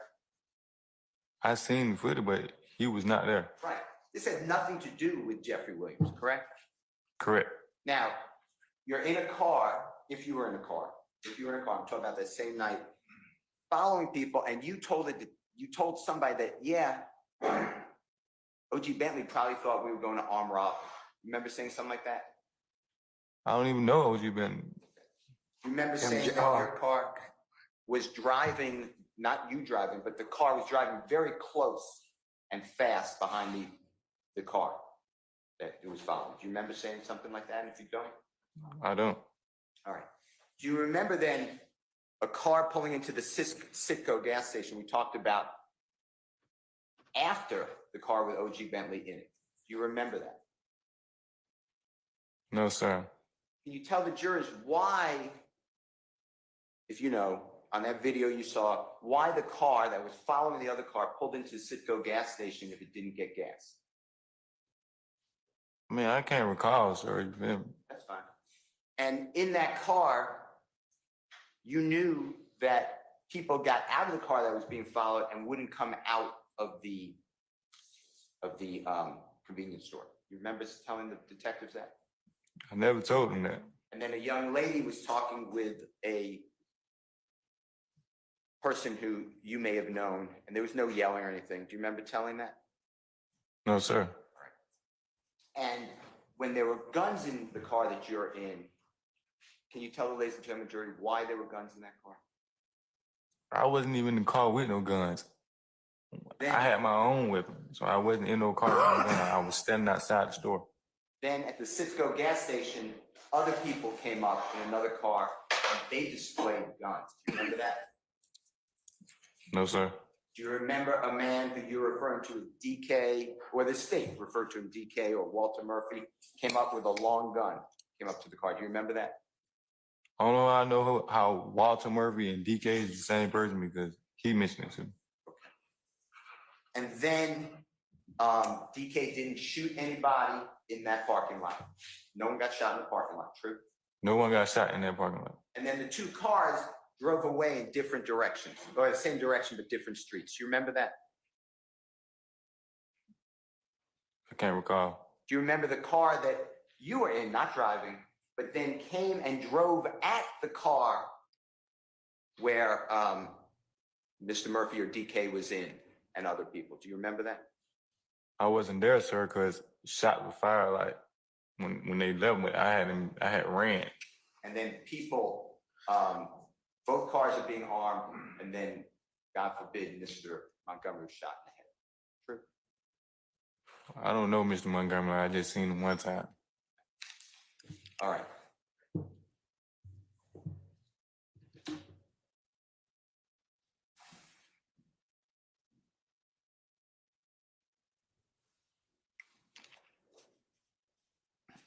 Now, you discuss at times, and I know you don't know the person, but you knew that Bentley or OG Bentley was somehow either related to or did lawful touring business, music business with Jeffrey Williams. Is that true? I don't even know who OG Bentley is. You told the detectives that you assumed that OG Bentley or Bentley had money only because he was somehow connected with the wildly popular and wealthy artist Jeffrey Williams. I never told him that. Remember thinking that, though? Saying that you thought he had money? No, sir. You connected with Young Thug? No, sir. And I wasn't saying that's a bad thing. You're saying through the music, right? I don't even know him, period. All right. Your Honor, may I have 1 second? Sure, This is yours. May I approach, Your Honor? you may.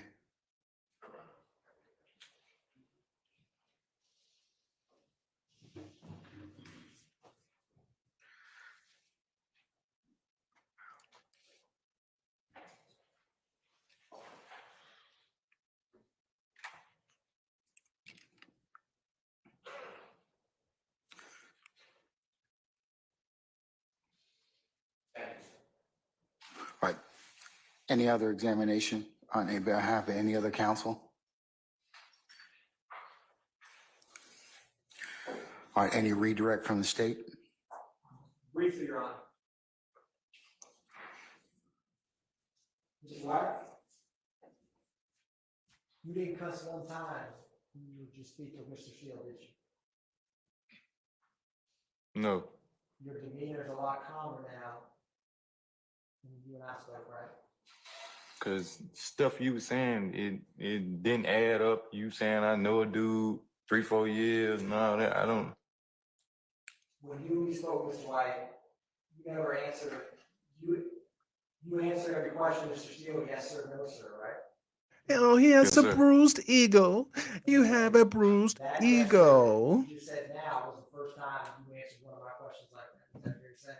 Cause you asking something, you feel me? But whatever you was saying the first time, you was off the wall chart saying stuff that I never said, trying to make me remember somebody or I was there. The fact of the matter, he doesn't trust you, sir. Question, Mr. White, thank you, sir. That was useless. Anything further, counsels from the defense? All right, hearing none. Useless. Mr. Atkins, may we permanently or temporarily excuse Mr. White? Permanently, Your Honor. All right. Mr. White, I'm going to permanently excuse you as a witness. Thank you for your patience with us and just You're not free give to us go. a second. Ladies and gentlemen, we're going to go ahead and take lunch. And I'd like to have you all back for 1:30 and we'll start back up at that point in time with the state's case, okay? All right, so ladies and gentlemen, all All rise. rise. So, ladies and gentlemen, so he's obviously not free to go. He has another 36 months to complete in his 15-year sentence. He has a 10 with a 5. So he got 15 years. He served a majority. Well, he had 10 years. He served 7 of the 10, rather. And this last redirect was kind of like reaching now because All right, our jury has left us. so they got to take Mr. White out. They didn't want to do that in front Sorry, of the Ingram, if you could, ladies and gentlemen, please be seated. I'm sorry. You can remove Mr. White, please. cameras up. Cameras up.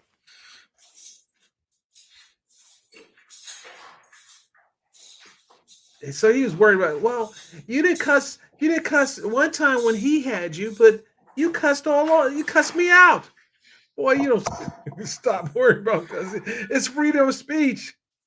All right, councilors, we're going to go ahead and recess for lunch. Before we do that, Mr. Steele and Mr. Adams, can I see you and along with Ms. Love, please? Thank you. All right, we're in recess.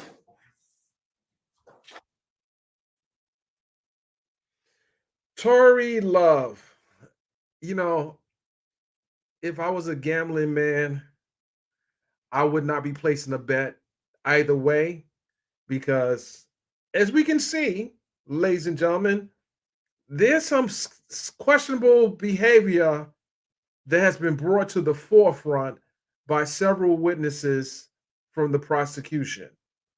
So, how that would translate to the jurors is another question. Because, again, they're still on their case in chief, and it doesn't seem like their strongest witnesses or who they perceive to be their strongest witnesses are giving them what they want. So to answer your question, I'm not ready to put a bet on this. Not yet. Especially we still got at least 150 more witnesses on the direct from the prosecution than we have the case in chief of the defense. So it's too early to call. And I think the good thing about this case is that the defense goes last in their case in chief. Now, how the prosecutor refutes their case in chief is another question. So I don't know if I'm ready to throw the dice on this one yet. I don't know if it went to the jury today. Now, if Tory, if you ask me if it went to the jurors today, what would be the outcome, if I had to bet, I would go for not guilty. I would go for not guilty at this stage of the game. Right now, not guilty. Let's see what happens moving down the road. So why don't we just take a vote every week of this proceeding to see where we at?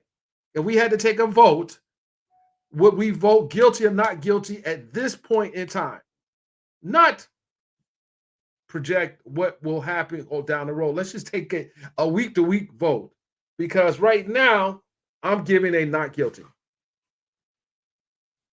I'm giving not guilty. Like, who is Rico? Where's Rico at? You know? So that's where I'm at with it.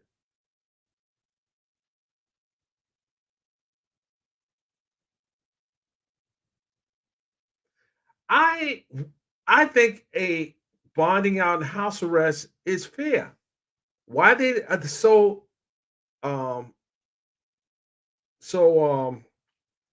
stuck on him not being free? You can put this guy on house arrest, on ankle monitor, but not to give him a bond right now. It's crazy.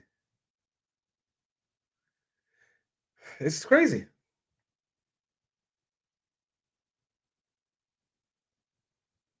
And this guy don't know Thugga Thugga. Don't know Thugga Thugga. But that's what the prosecution was going to do. They're probably going to bring in, if I had to guess, before they bring in DK, they're going to bring in other members of law enforcement to discredit this witness.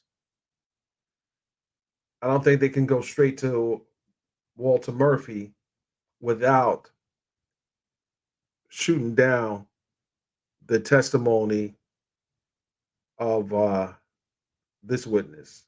That's just my guess. I'm going to look and see what are the lineup on witnesses. So stand by, ladies and gentlemen. I'm going to be on a comfort break, not a lunch break.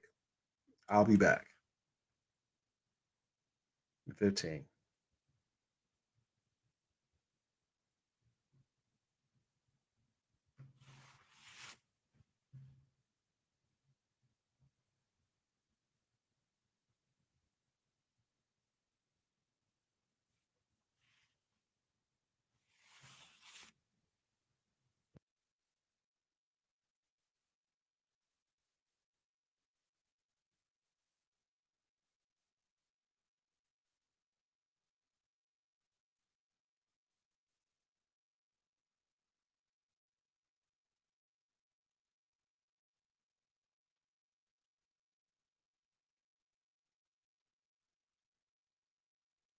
Vanderveer, I never say he was the man. Don't be putting words in my mouth. Don't put no words in my mouth.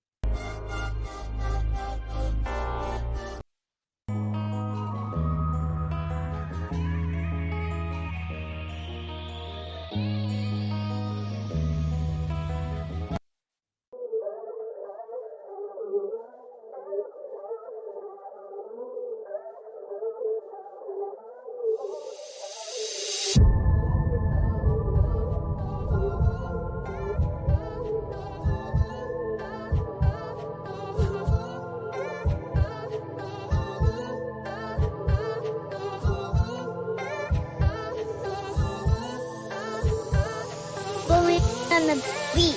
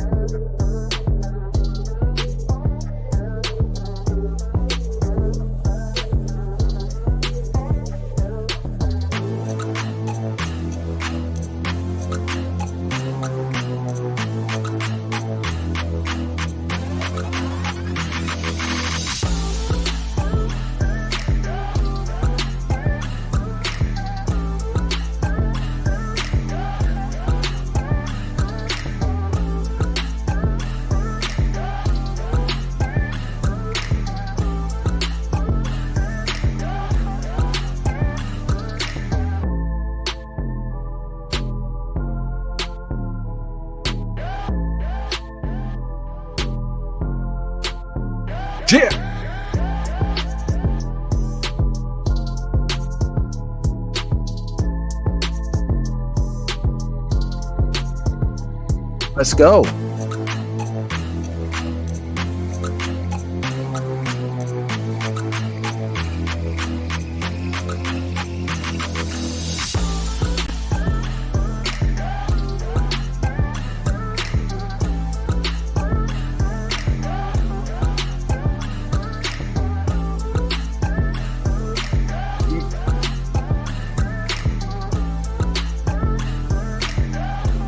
Make sure you sharing this live. Make sure you are sharing this live. Let's go.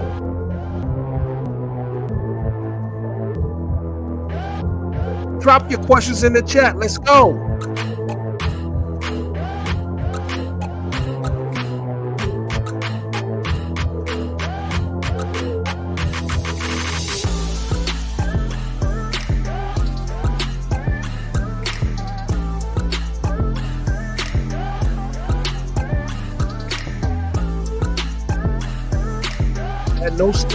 That no snitching code is in full effect.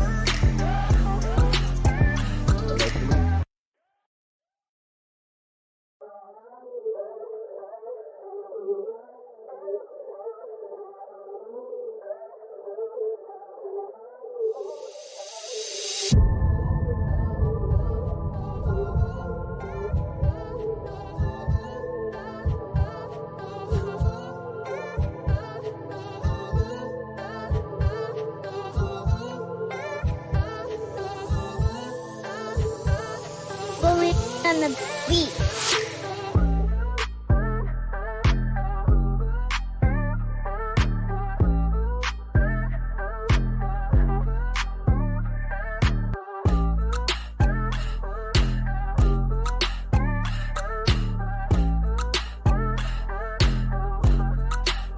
Shout out to Brenda for the cash app.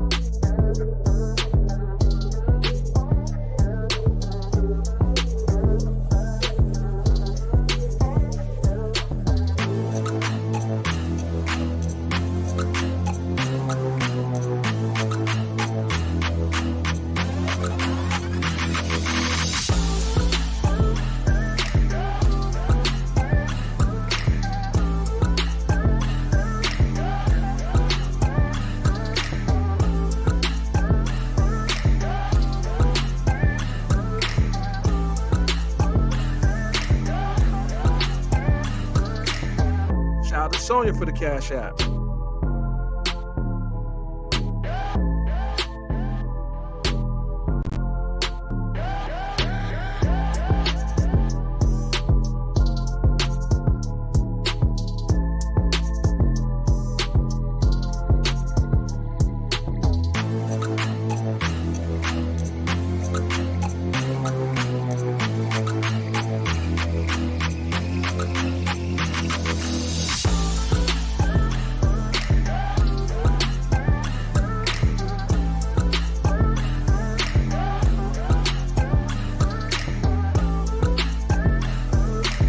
Shout out to Chris Martin for the cash app.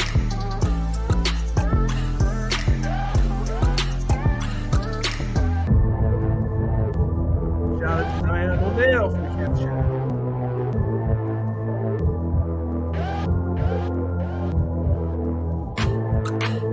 Thanks, Robbie, for the cash app. Jewel, thanks for the cash app. Let's go.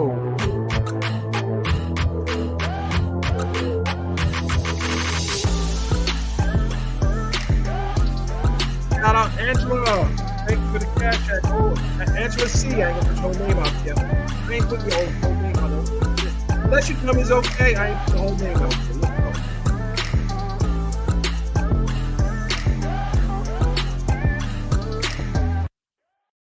Shout out to Laquanda H. for the cash app. Diane, oh, thanks for the cash app. Chris M, I see you. Thanks for the cash app.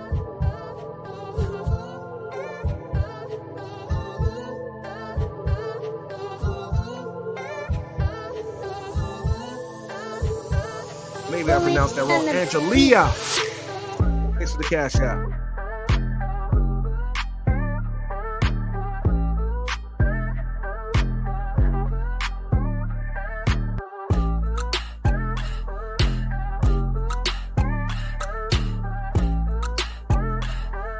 Okay, so who's going to be the sponsor of this stream?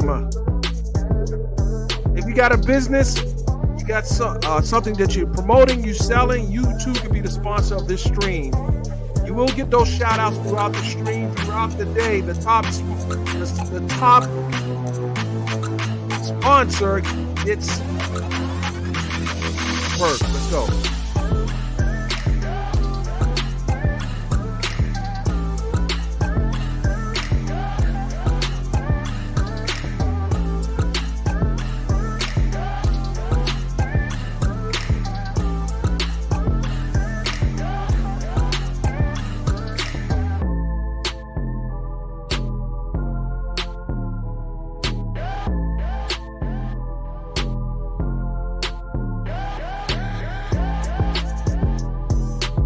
Shout out to Glacier.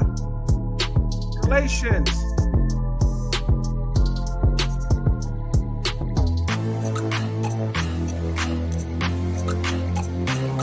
Do me a favor, if you're sending a cash app, put your screen name in the message so I know it's you, so I don't have to put your government name out, because some people's government name don't need to be shouted out on the stream.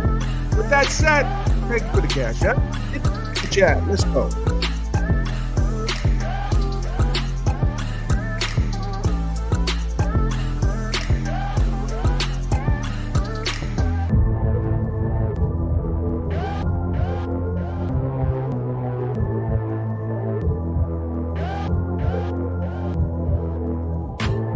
I already know this ain't your first time, and this won't be your last, Galatians.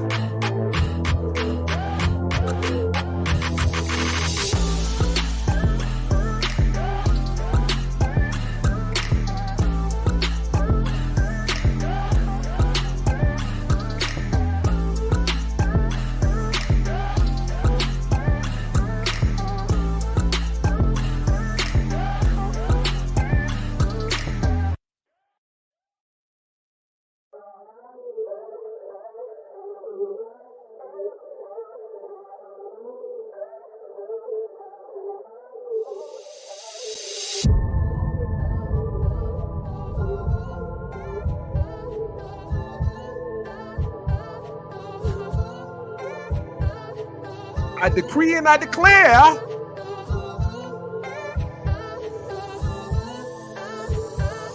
Bully on the beat.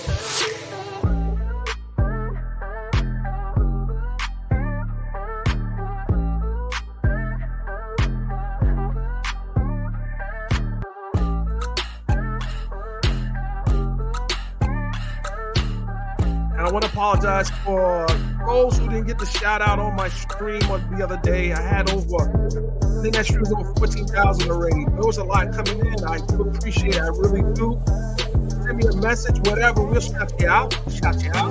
Who's going to be that today's stream sponsor on this one? Be my next stream sponsor on breaking news story. Think about that. You can be a part of the next breaking news story on my stream.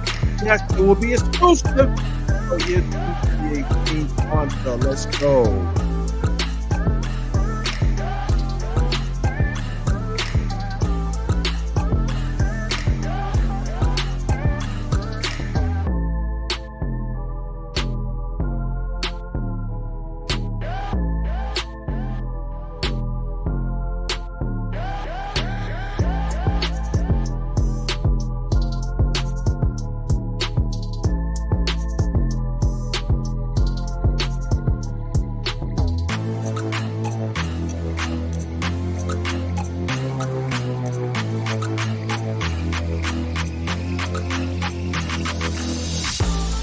Shout out to my mods.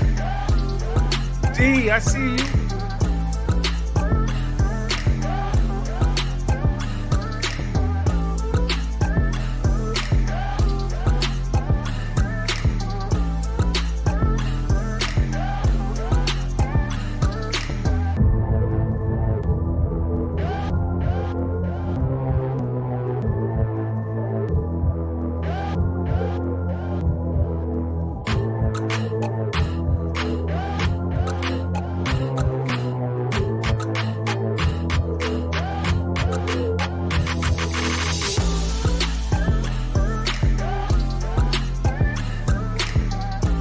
That's right, D. Why you don't start till you come in?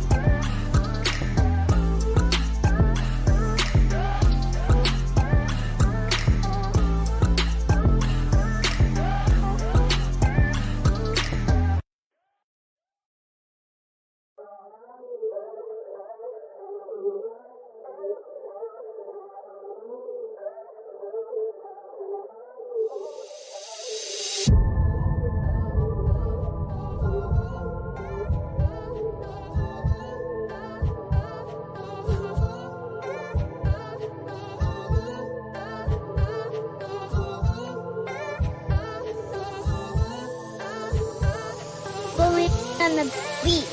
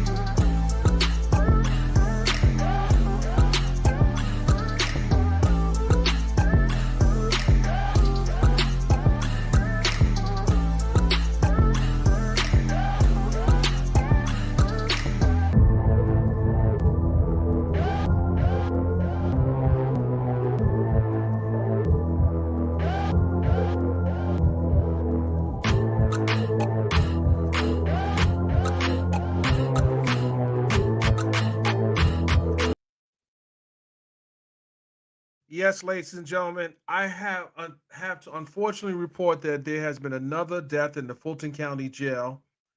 This is something that is so disturbing that there may need to be a federal monitor that comes in. But yes, another inmate has died in the Fulton County Jail, and we've seen reportings of inmates dying left and right in that jail. And I don't know at this point if the jail needs to be taken over, because how are all these inmates being found dead in the jail and they haven't got a grip on this? This is sad. Yes, another inmate has died in the Fulton County Jail.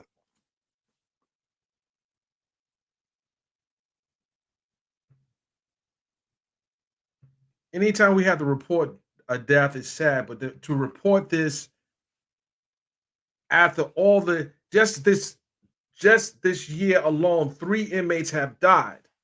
Just this year alone, 3 inmates have died. And this is, again, a major problem at the Fulton County Jail.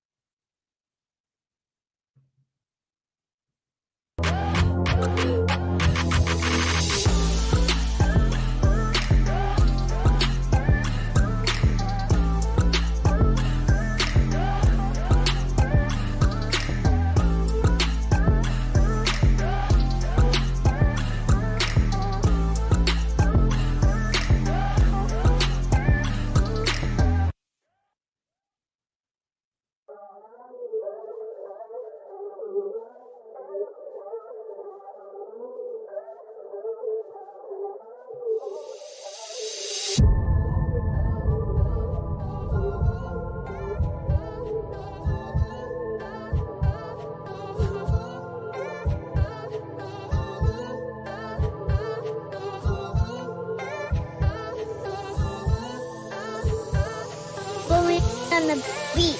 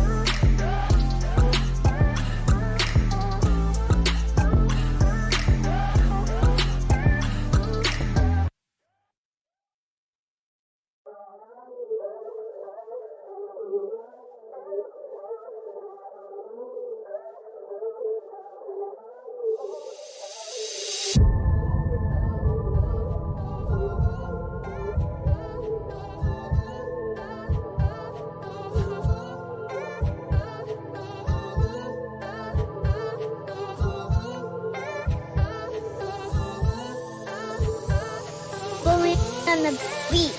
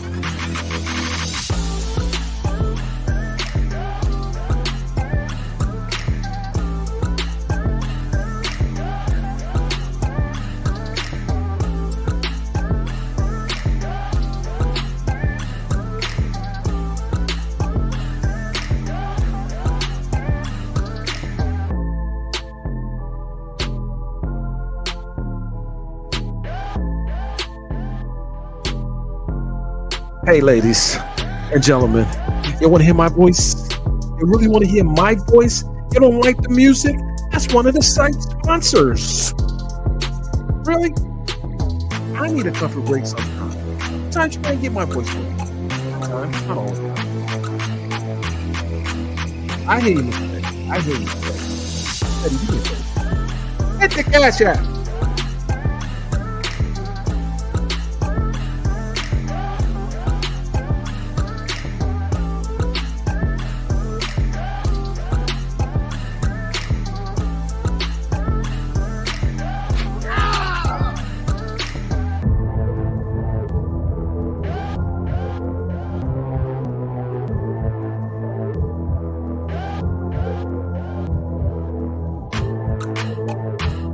Okay, with a one. If you don't want to hear the music, put a one in there. If you do want to hear the music, put a two in there. And majority rules. That is the rule. Majority rules.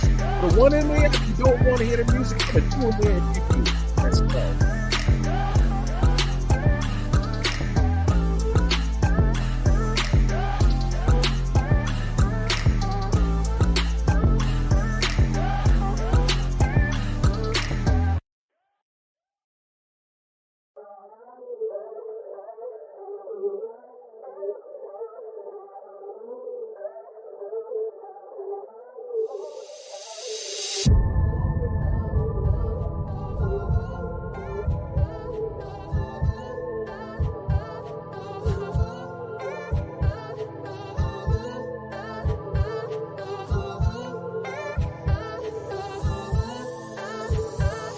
Bully on the beat.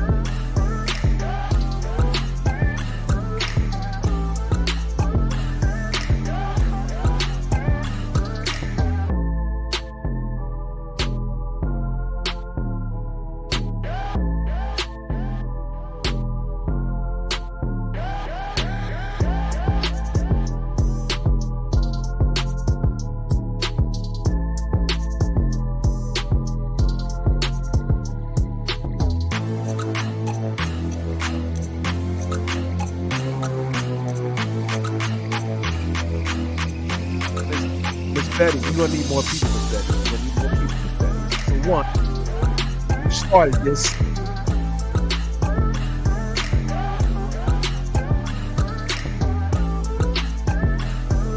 Come on, Link. Come on, Miss Betty. Stop playing. Come on, Miss Betty. Come on.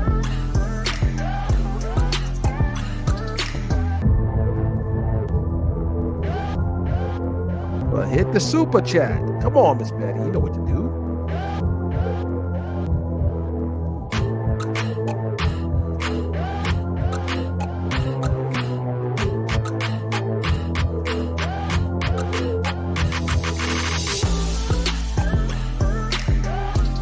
A few moments later now.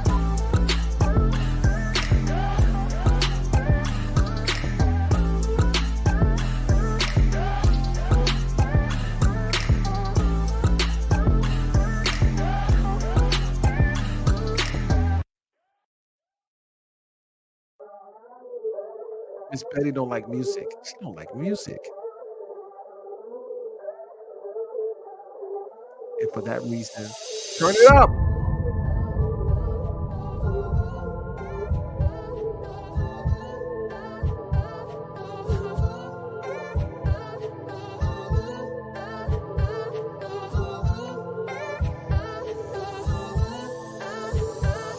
Bully on the beat.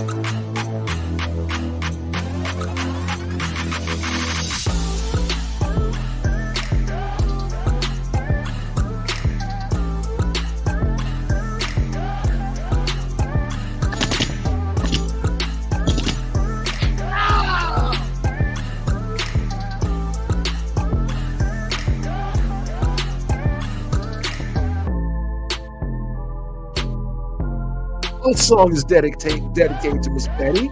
This is dedicated to Miss Petty. Let's go.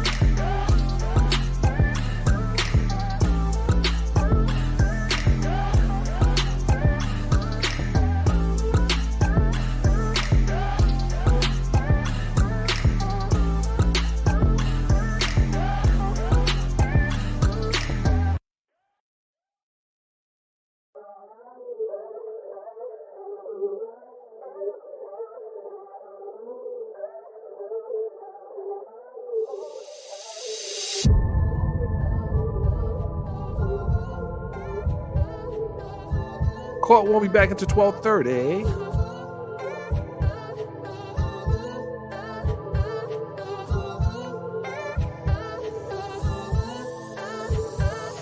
Bully on the beat.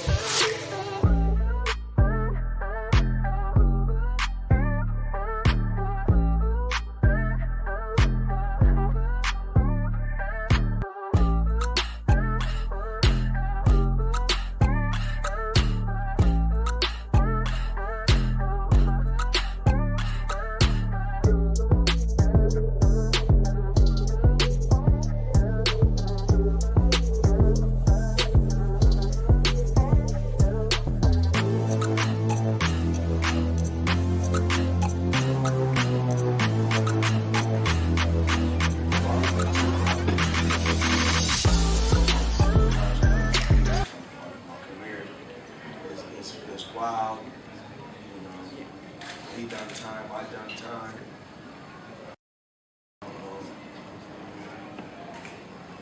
It would probably be Tupac because so much controversy in this country.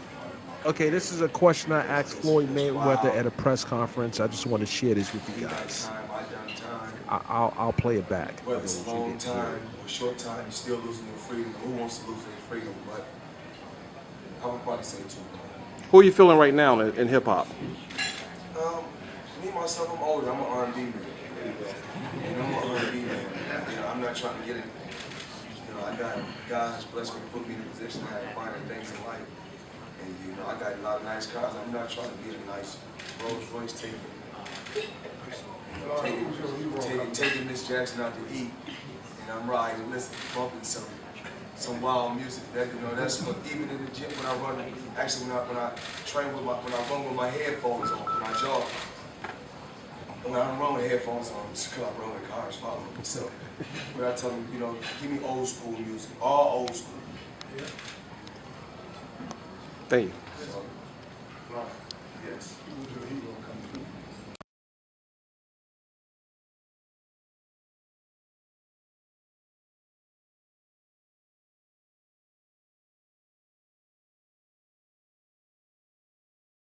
Just was sharing one of the many interviews, questions I've asked of celebrities over the years. This was done at a press conference prior to one of Floyd's fights. For those who don't know, I actually photographed Mr. Floyd Mayweather for a cover of a magazine, which was pretty dope. It was pretty dope. It was for, I want to say Don Diva magazine. But yeah, they called me up and said, hey, Floyd's in town. We need someone to shoot him. I said, hey, I'll shoot him. And that started a interesting relationship with him and his multiple companies, and I end up working with one of his artists on his Filthy Rich Records, H Flow. That was the artist's name. So yeah, I've done business with Mr. Mayweather.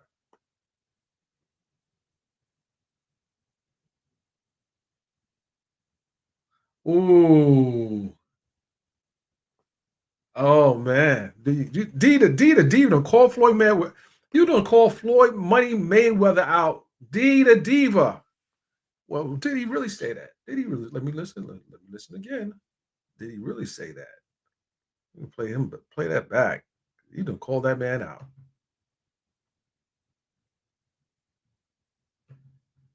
It would probably be Tupac because so much controversy in this my career is wild. He done time, I done time. Whether it's a long time or short time, you're still losing your freedom. Who wants to lose their freedom? But Yeah, Floyd, you didn't do a lot of time I'll now. probably say Tupac. Who are you feeling right now in hip hop? Me myself, I'm older. I'm an R&B man. I'm an R&B man. I'm not trying to get it. I got guys blessed me to put me in a position I had to find the things in life. And I got a lot of nice cars. I'm not trying to get a nice Rolls Royce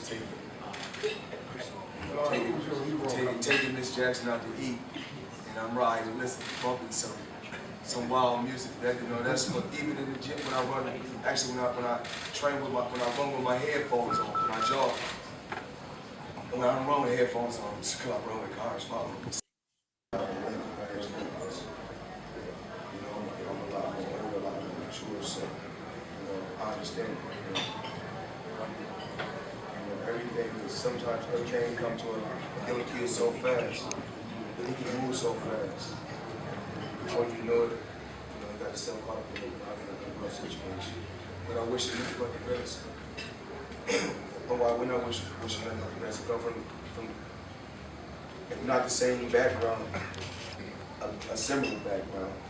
So only thing I'm gonna continue to do is mentor, be a mentor to the young youth and to the young fighters that's up and coming.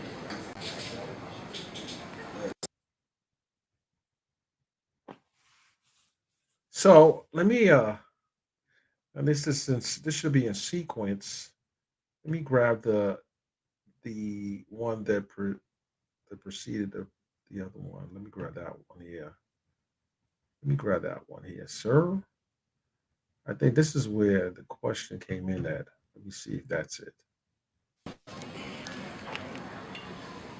They played comfortable the second half, and Louisville was able to come back. Same thing they did with Wichita State. But I think that if Michigan gets a lead like that over Louisville, it's going to be kind of hard to come back. Okay. We'll put that back up. So when the court is back in session, ladies and gentlemen. Now I have to take a comfort break. Stand by.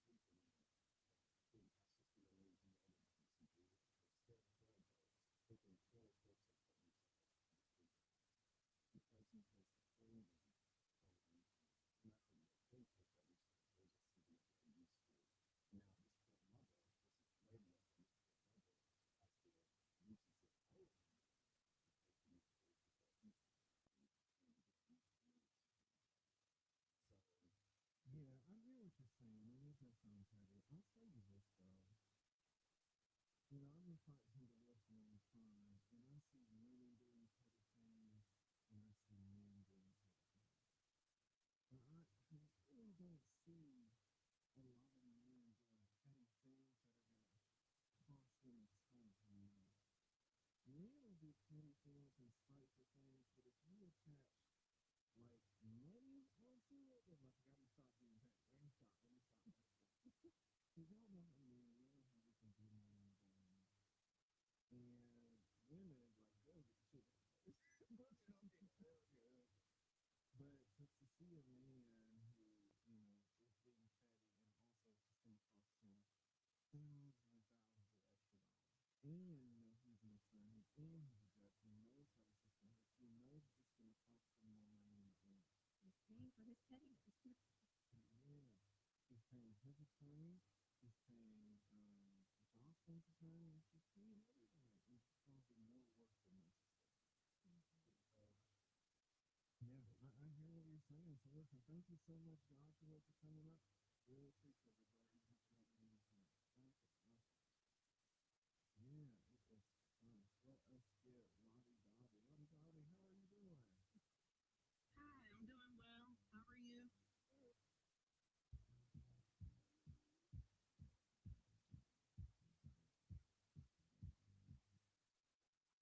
What do you think about this situation here with Nathan and Johnson? I hear the attorney. She did shed some light on stuff that we didn't know. But I recently went through a divorce that took. I left in 2021. I left home in 2021, and we didn't get divorced until last year. So it took 2 years because a man was fighting me, and we were married for 23 years. Okay, so I was I was the breadwinner. I was the one who carried the insurance for the family. Although I decided that this wasn't working and I wanted to leave, I was required to keep the insurance for the family, including him. So I just feel like there's always two sides of the story. And also another thing I know in my own personal experience with my marriage that there was infidelity in the marriage. And although you stay together for 23 years and you're technically married, that does not mean that your marriage wasn't dissolved a long time ago. So there's always two sides to the story, and we stayed together for the sake of the kids. So on paper, we were, but it doesn't mean that, technically we were. She keeps saying they're married, and it wasn't what you think, but that doesn't mean a hill of beans because when there's infidelity, you break up, you get back together for the kids, you come back, you decide to split or whatever. So you don't know. There's always two sides of the story. I do feel like in my divorce, it's very emotional. I'm pretty sure Nathan is out for blood, and he doesn't want to pay. You're right. It motivated my ex to hurry up and mediate because it was costing us money or whatever. But it's always two sides of the story, and so.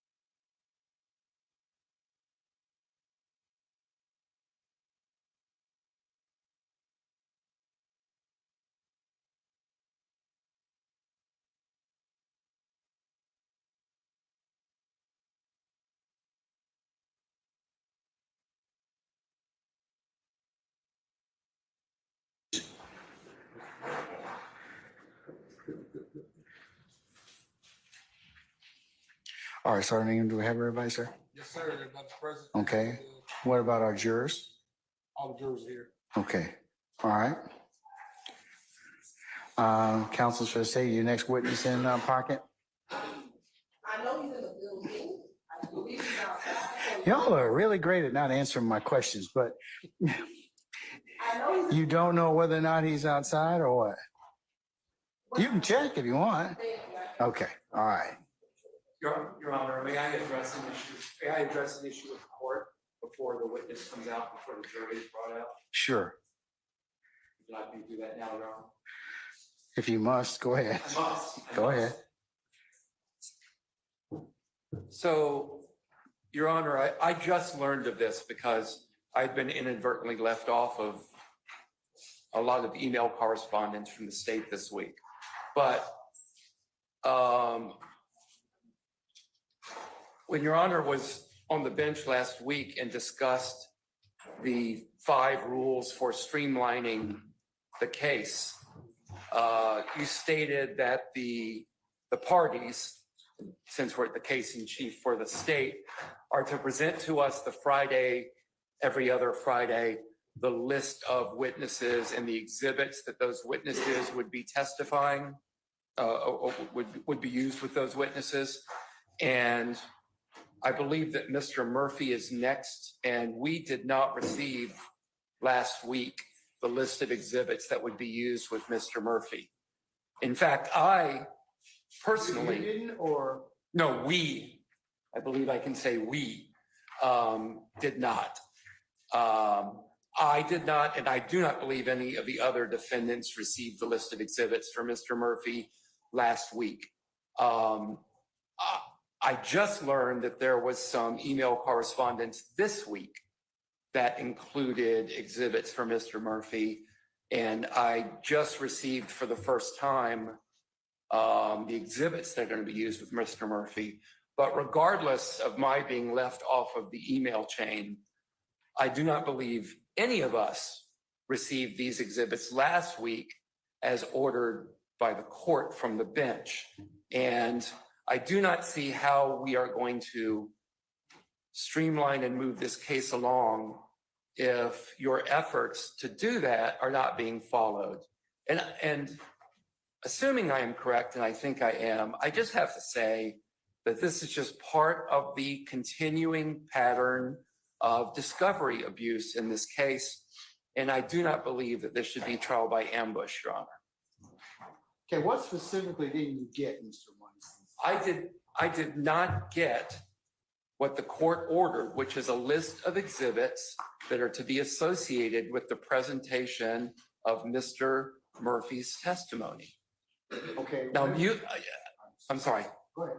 No, if you received that last week and I was simply left off of last week's chain, perhaps that happened, but I've tried to check with co-defendants counsel whether they received, I mean, I could be in error, but whether they received this. Did you talk to Ms. Hilton or Ms. Love about that? I just learned about this, Your Honor. I just learned about it. Did you talk with them before I came out to discuss them once you learned about this?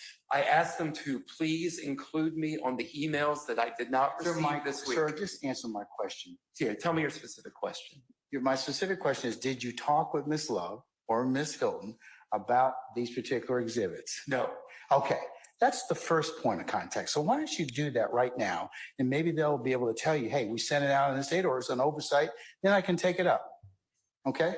Okay. So Can I why have don't a you moment? Why don't you do that right now? Thank you. You said that was on that, which has the one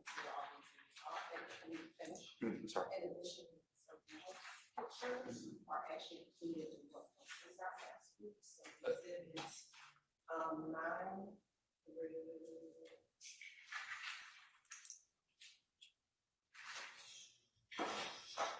11, 12, 13, 14, 15, 16 were all sent last week. That's associated. Was that on Tuesday, Ms. Hilton? So, Your Honor, briefly, on last week, Ms. Love sent, Love sends out that was on copy. Monday, the 8th of April. Correct. So on Monday, I do see that, Mr. Weinstein. That was sent out, and there's an exhibit list.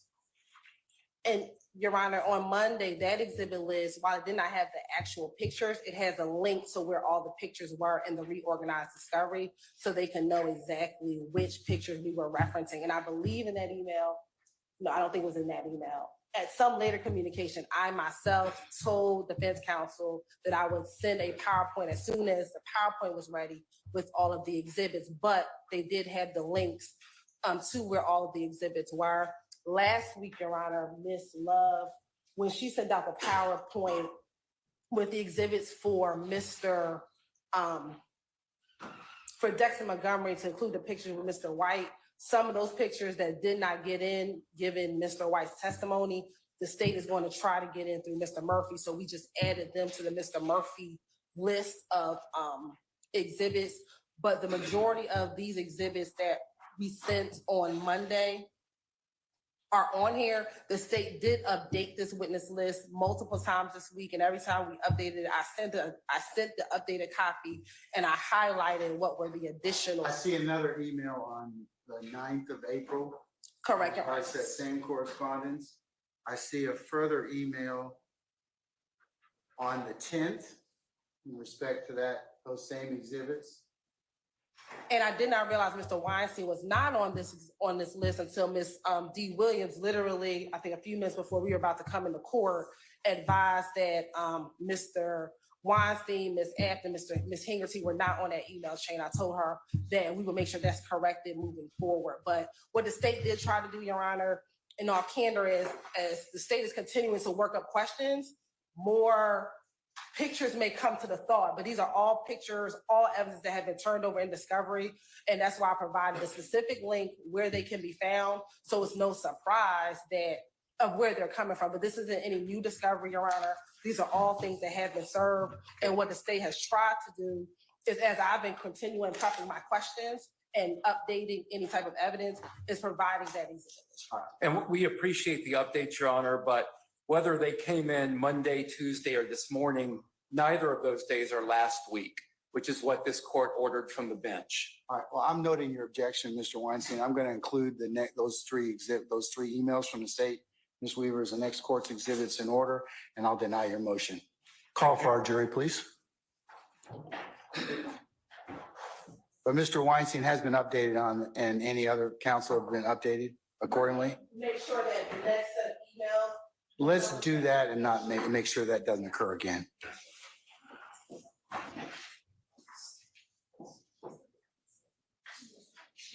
And I believe Ms. Hingerty was on that email, but I was saying. All right, So, Ms. Hingerty. sir. Mr. Boss is not present. Hold on. Okay. Who was responsible for keeping an eye on him? Was that you, Mr. Harvey? Come on. I don't ask for much, okay? Really?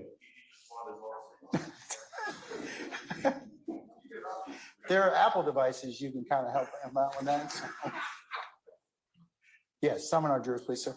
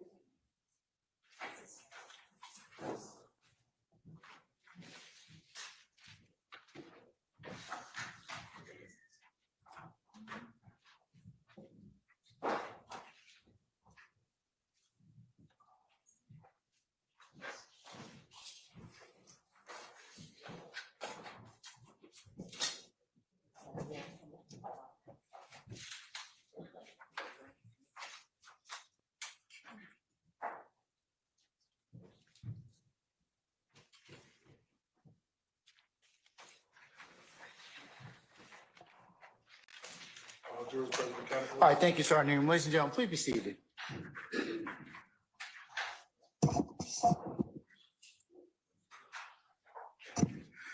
All right. Stay prepared to call your next witness. Yes, Your Honor. All right. State call Mr. Walter Murphy. All right, summon Mr. Walter Murphy, please.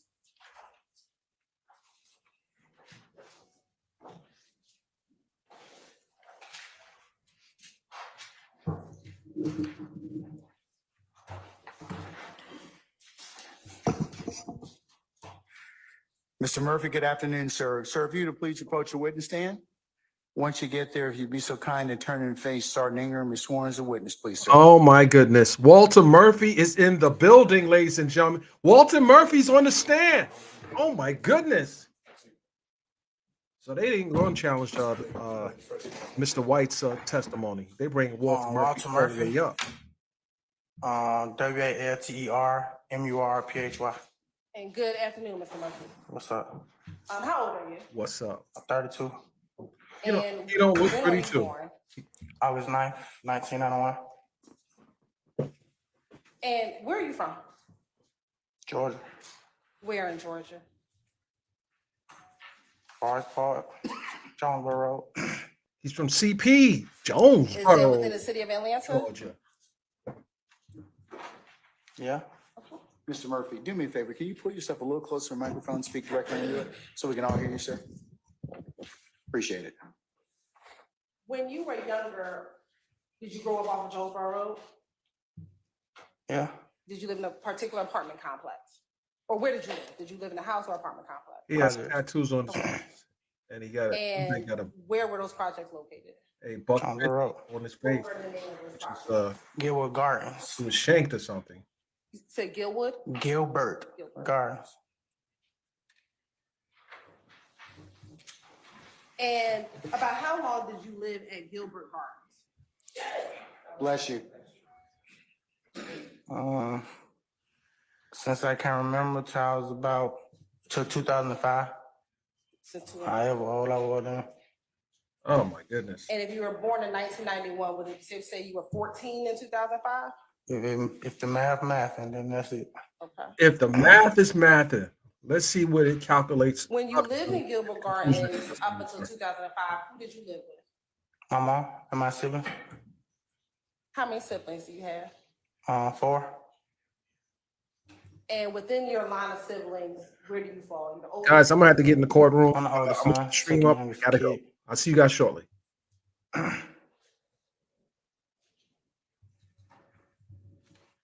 In 2005, when you moved from, when you stopped living at Gilbert Gardens, where did you move to? Wait a minute. He just fought in the courtroom. I might have to hold off here. All this burping and fighting. This is ridiculous. And Cleveland Avenue. Were you in a house, apartment, or something else? House. And how long did you live off in that house off of Browns Mill Road and Cleveland Avenue? I think we stayed in like 3 houses in the same neighborhood.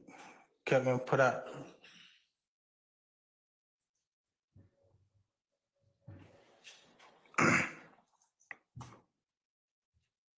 And when you moved to those homes from Gilbert Gardens to those 3 houses off of Browns Mill and Cleveland, did you move with your mom and your 3 other siblings, your other siblings? Yeah.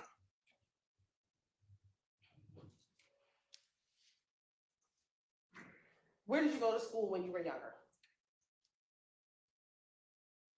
I don't remember the name of this. Oh, Minnie S. Howell. Say that again. Minnie S. Howell Elementary. Minnie? Yeah, Minnie. Minnie? Yeah, Minnie S. Howell. Okay. Did you stay in elementary school until 5th grade? Yeah, and then I went to Crawford Long. And how long did you stay at Crawford Long? Was that until the 8th grade? 6, and then I went to alternative school. What alternative school did you go to? CP. And did you ever attend high school? No.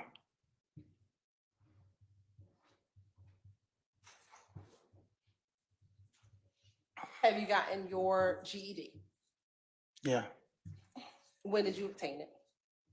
in prison. Do you remember roughly around what years? I can't remember what year. Okay. Do you remember what year you went to prison? I think the end of 14, beginning of 15. Something like that. Anything that's when you went to prison or when you went to jail? 2014 and 2015. I know I was locked up a lot of those years around that time, back and forth, a lot, like a whole lot. Now, you said that you did not complete high school. Have you ever worked? Let me ask you, do you work now? Yeah, Okay, prior to you working now, when you were younger, so between that 2005 and 2012 or 13, did you ever work? yeah. What type of work did you do? I worked at Turnerfield. What did you do at Turner Field? I worked at concession stand.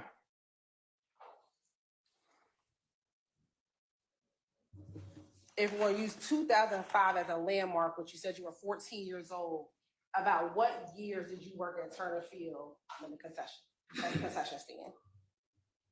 I don't know, I ain't really good with years, but I know I was in alternative school when I worked. It was summertime.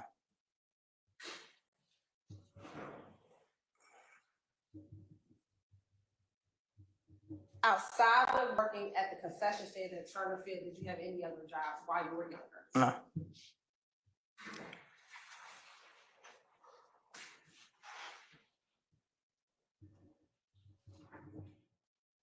Are you married? What you mean on paper? Yeah, on paper, are you married? No. Do you have a significant other? Yes. How long have you all been together? No, it's been a long time.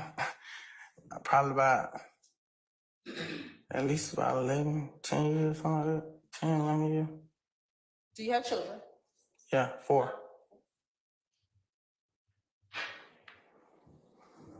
And do you have boys and girls, all boys, all girls? 2 girls, 2 boys. And what's the age range of your children? Objection, Your Honor, relevance. Oh. What's the age range of your children? Sure. What is the age range of your children? 16, 15, 8, and then I got a 4-month-old baby boy. And are you currently working? Yes. What type of work do you do? Manufacturing windows and doors at a company. How long have you been working for this company, manufacturing doors? I can't remember the years, man. I'm terrible with years, but So we're in 2024. I started in the halfway house. Whenever I went to the halfway house, that's when I got the job I'm at now.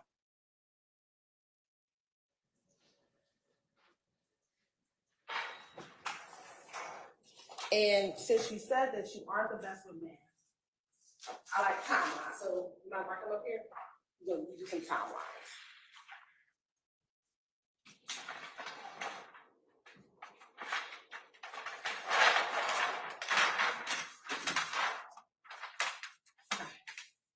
Ms. Mercer, you were born in 1991? Sir? Yeah. And that from between 1991 to 2005, you lived at Gilbert Gardens? Yeah.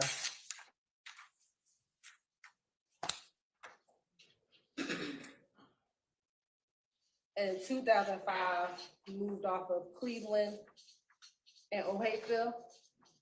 Brownsville. Excuse me, I'm sorry. And Brown. Thank you for correcting me.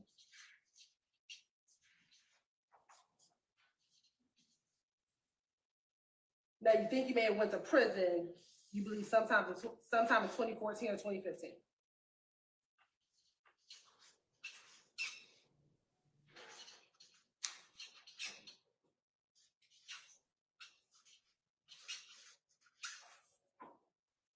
You said 2005, we believe you're about 14 years old, give or Okay. take between 1991. You good with math? Most lawyers are. All right. And we'll keep it right here for right now.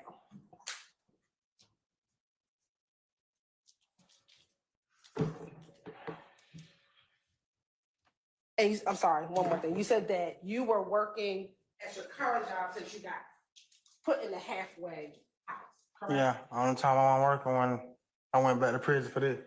Okay, so then Or let's talk. jail, whatever. When do you remember going back to jail for this incident? When y'all locked me up. Was that in 2022? I turned myself in June. Whatever year. I don't know. 2022? I think that was the year. Okay.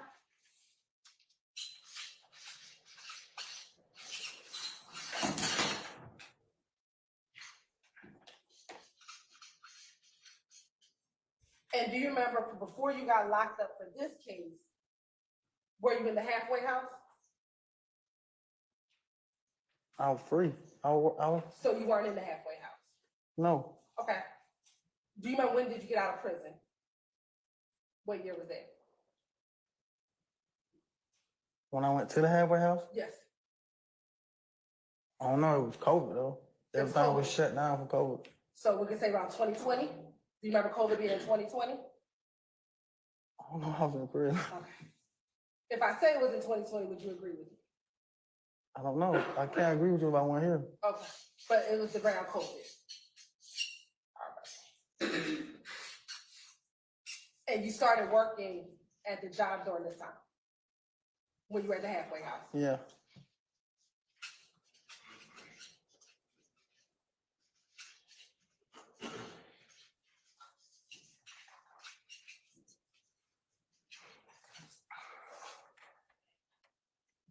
And did your company allow you to return back to your job once you got released from jail for this case? No. No. Did you start working somewhere else? No. Okay. So I thought you said that you were still working at the same company that you were working back when you. I am. Okay. They didn't let me come back at first. But they eventually have let you come back. Yeah. All right.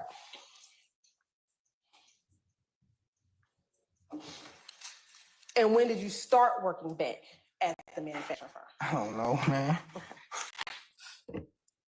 Let me ask a better question. How long have you been working there since you could return? Has it been a month, 5 months, a year? How long have you been working back at the manufacturing firm?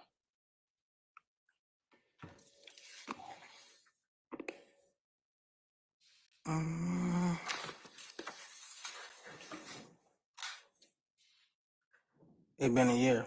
Because I started back in March and this April, so it's been a year. So I started back last March, yeah. You're right. Thank.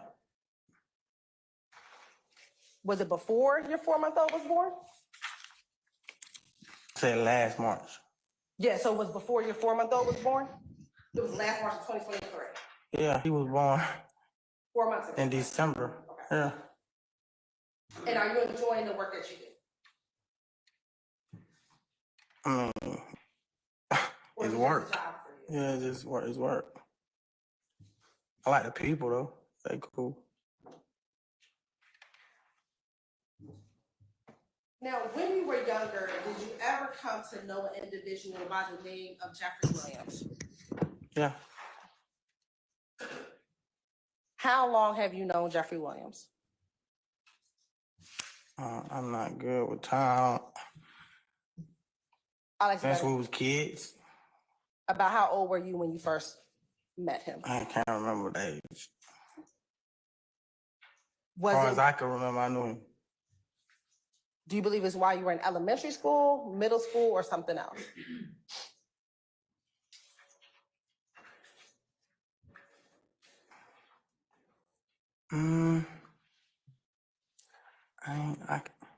I've been knew him. I can't. How did y'all meet? Before I knew him, I knew of him. Put it like that. I knew his family members before I knew him. Which family members did you know before you knew him? His mom, his dad, his sisters. How did you know his mom, his dad, and his sisters? I can't remember which one of them, but they stayed in my apartments. I don't know if it was his mom and his dad, but they stayed in my apartment. I just never seen him. I always seen his brothers and sisters. And did they stay in your apartments at Gilbert Gardens? Yeah.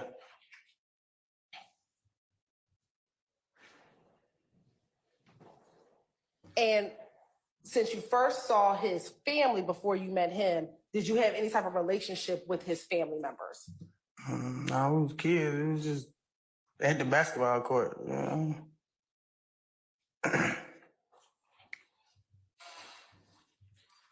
Now, do you call him Jeffrey Williams? Huh? Do you call him Jeffrey Williams? When you refer to him, do you I don't call nobody by their whole name. Okay. What did you call him? Lil Jeff. Anything else? Call him a lot of names, a lot of nicknames. Okay. What are some of the other nicknames? Prune. It's a family nickname. Okay. I heard his family calling it. I called him, start calling him that too. On a joking, playing with him. Anything else? That's all I can remember. And do you see Jeffrey Williams in the courtroom today? Yeah. Okay. Can you identify him by article of clothing he is wearing? All right, it shows sound. The record will reflect. Thank you.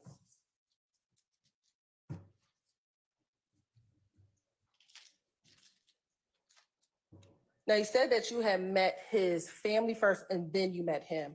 Do you remember the circumstances of how you met Mr. Williams?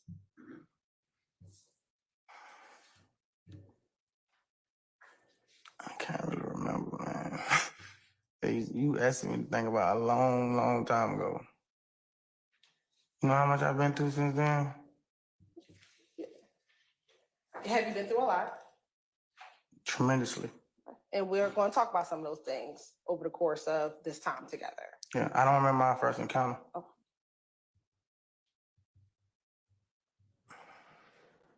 What was your relationship like with Mr. Williams when you all were younger?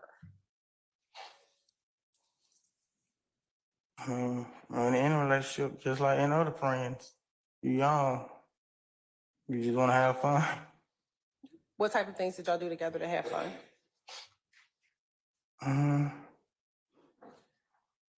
One of our biggest things was listen to music, the dissect music, What kind of music would y'all listen to? all kinds, all genres, or however you pronounce that word.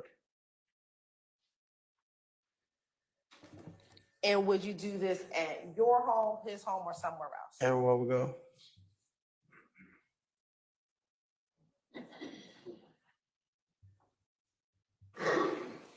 As your relationship developed with Mr. Williams, did your relationship with any of his family members develop? I understand what you asking. Sure. You and Mr. Williams have been friends since childhood. As you all continue your relationship and your friendship, did you grow your relationship with any of his other family members? His mom, his dad, any of his siblings? Yeah. Okay. My mama called him son. His mama called me son. What about his dad? Did you have a relationship with his father? We were cool. I ain't never had my dad, so you feel me? I ain't really good with authority. But we was cool. I respected him, he respected me. Did you ever look to his father as a father figure for you? No.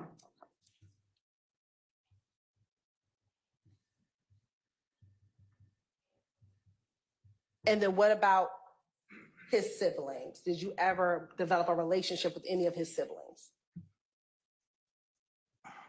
Yeah. Okay. Who? All of them. And how many siblings does he have?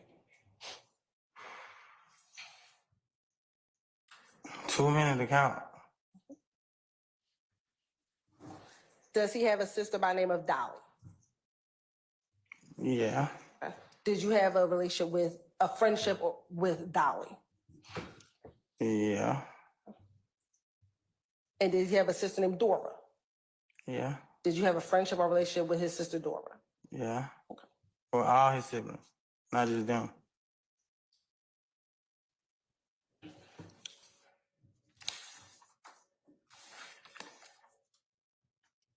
Did you and Mr. Williams ever go to school together? I think we went to alternative school at the same time. I ain't sure. And did the two of you ever do any recreational activity, I mean sports or anything like that? Did you play on any sports teams together or anything of that nature? I never played sports. What is your current relationship with Mr. Williams? I don't have a relationship with him. When did that relationship cease? It never ceased. It's just I went to prison. And while you were in prison, you did not maintain your relationship or friendship? When you in prison, you don't retain no relationship. All that in. And since you got out of prison, did you not rekindle your friendship once you got out of prison? I had more important relationships to worry about than friends. Like my kids.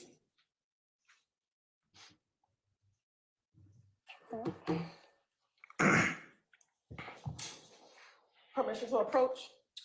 As long as you've shown that to defense counsel already. Yes, Your Honor, I believe they all have it on a PowerPoint. I'm gonna show you what's been marked as State's Exhibit 3, Charlie. Do you recognize the individuals inside of State's Exhibit 3, Charlie? Yeah, And how do you recognize the people in the picture? it's me. Okay. Is there a fair and accurate depiction of you in that picture? Yeah, Does it look like you? yeah, Is there anyone else in that picture? yeah, Okay. And does it look like that person who was in the picture? yeah. Okay. Your Honor, at this time, the state would like to tender State's Exhibit 3, Charlie into evidence. Any objections to States 3 Charlie? All right, States 3 Charlie is admitted and may be published as you see fit.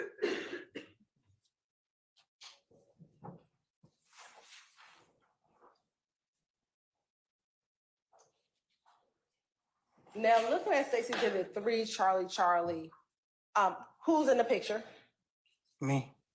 and who else? LaJah. All right. And in looking at that picture, do you recall when that picture was taken? No. Okay. Is it before you went to prison, either in 2014 or 2015? Yeah.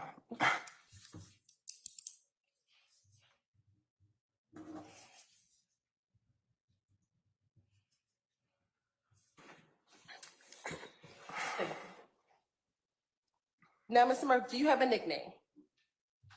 I had a couple nicknames. Okay. What are your nicknames? DK, Dewey. That's a couple. That's it? You said a couple. All right. And how did you get either of your nicknames, DK or Dewey? My mama named me that. Your mama named you? Yeah, my family called me that. They call you Dewey? Yeah, and DK. What does DK stand for? It's a couple of those meanings too. Okay, what are they? Dewey Cartel, the kid. A couple. What is Dewey Cartel? What does the cartel signify, if anything? It's just a name. You don't like Dewey don't mean name cartel. It's just a name. How did you come up with that name, cartel? I didn't come up with it. My family, it was given to me. Were you ever associated with a group, Red Cartel? A music group, yeah. Is it only a music group? I don't know what it is today. I know what it was when I was with them.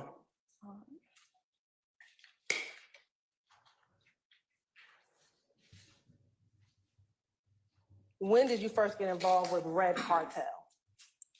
I can't remember that. That was like 20 years ago. So you think it was in about 2004? If that's 20 years ago? I was over at that joint. I don't know.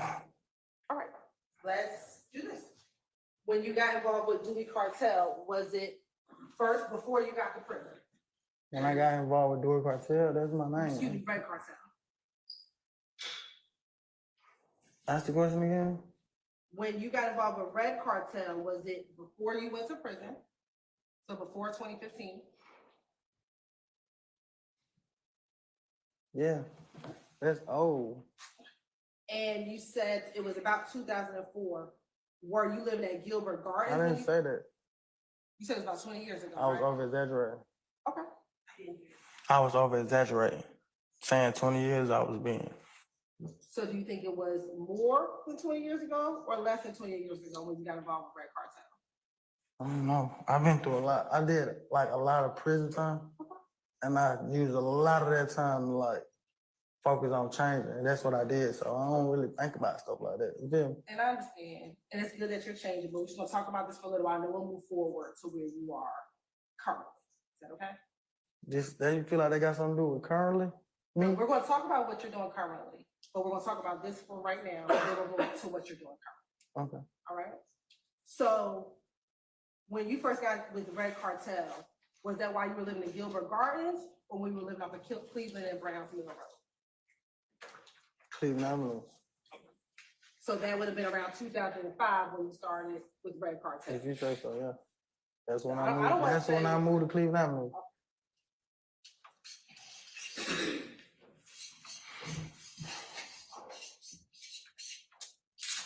How did you get involved with Red Cartel?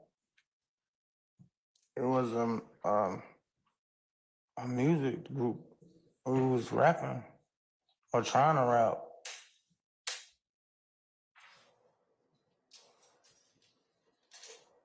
How did you learn about Red Cartel? How did I learn about it? Yeah, how did you learn about Red Cartel? It was a group of guys rapping. We was all cool. We just.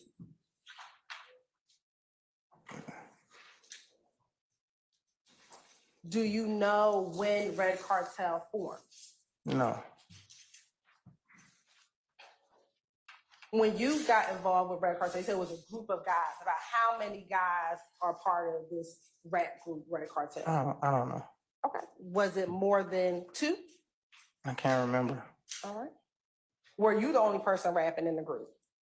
No, they want to be a group. It was just me. All right. So then how many more people besides you was in Red Cartel? I can't say. I don't want to lie. Okay. Was it more than 10? Yes. All right. Was it more than 20? I can't remember. I don't want to lie. Okay. I know it was more than 10 though. More than 10.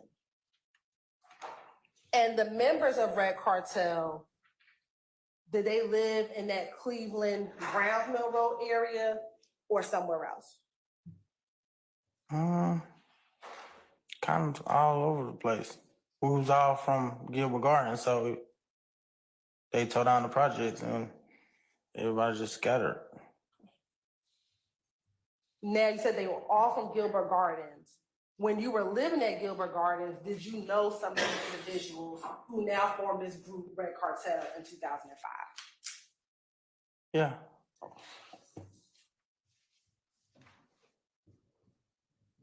Were the members of Red Cartel older or younger or the same age as you? Both.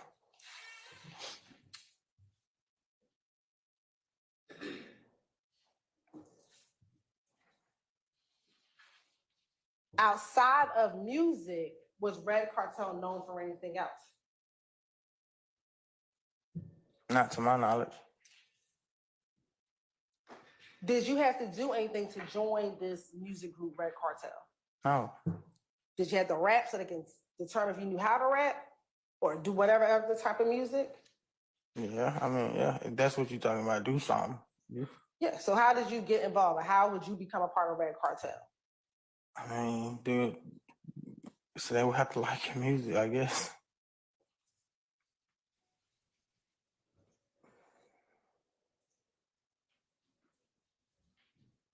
Do you know who founded Red Cartel? No, I don't. It was an older dude than me though, but I don't like know him like that. What was his name? I don't know. He was before my time. You said he was before your time. So do you know roughly when Red Cartel started? No.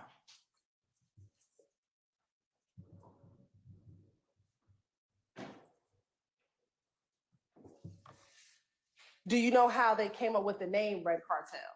No.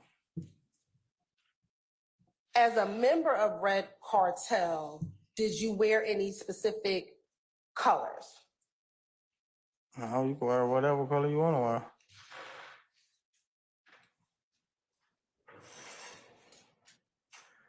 Did you all have any particular clothing that you wore? I think we did have like shirts or something with like our names on them. So something like that. I can't really remember, but I think we had like some shirts. I'm going to show you what's been previously admitted as Exhibit 1, Slide 22.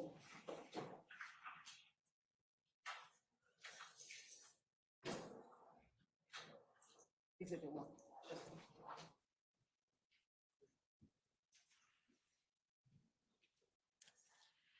It's Slide 26 for you all, but it was originally Slide 22.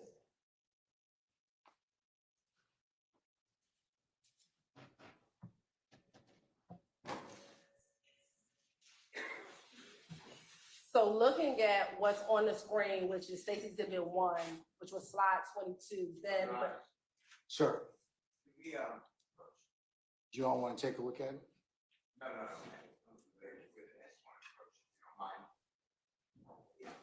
Okay. I just, come on. Can I look at it? Bring it up here, please, so I can look at it.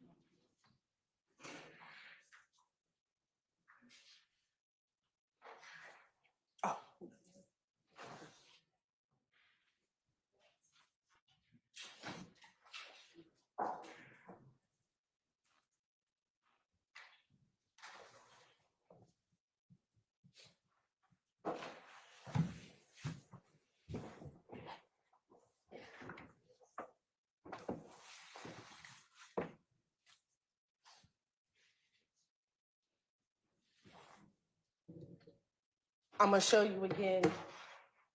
State's Exhibit 1, slide 22. When you talked about the Red Cartel clothing, is that some of the clothes that you were referencing a few moments ago? I don't remember that. The ones I'm talking about, we had our name on it, like individually had our name on it. And looking at that, do you see the back of it on the right-hand side? Which part is the back? So let's go to the one on the left-hand side. Do you see the individual with a chain around their neck? Yeah, Okay. I see that. And does that appear to be the front of someone? I guess. All right. And what does that shirt say? Can you read it? Your Honor, it's not in evidence. He does not recognize it. You're right, it is in evidence. Yep. We need to approach Stacey. It is an evidence, Mr. Steele, but, so I don't know, how old was the objection now? That's enough. Then we said there's other objections. Looking at Stacey Exhibit number 1, the front of that shirt, what does it say?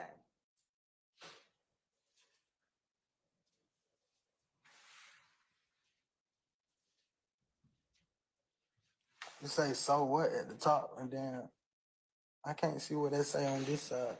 I guess that's the left bottom. Huh? They got something right there. You see what the right bottom says? Blooded. Okay. And on the other picture, can you read what it says on the other picture at the top? They're like graffiti letters or something. I can't understand it. So you can't read what it says at the top?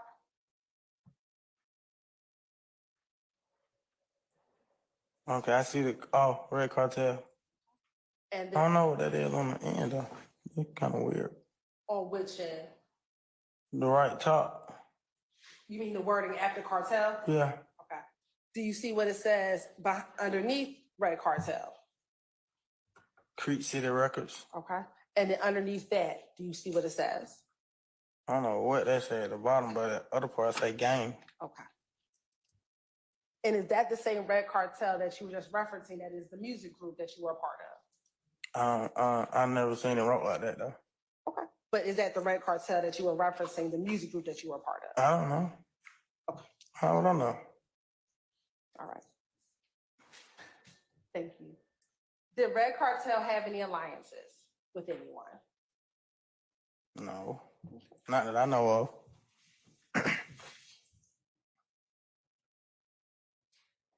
Did Red Cartel ever associate or affiliate themselves with the Rock Crew?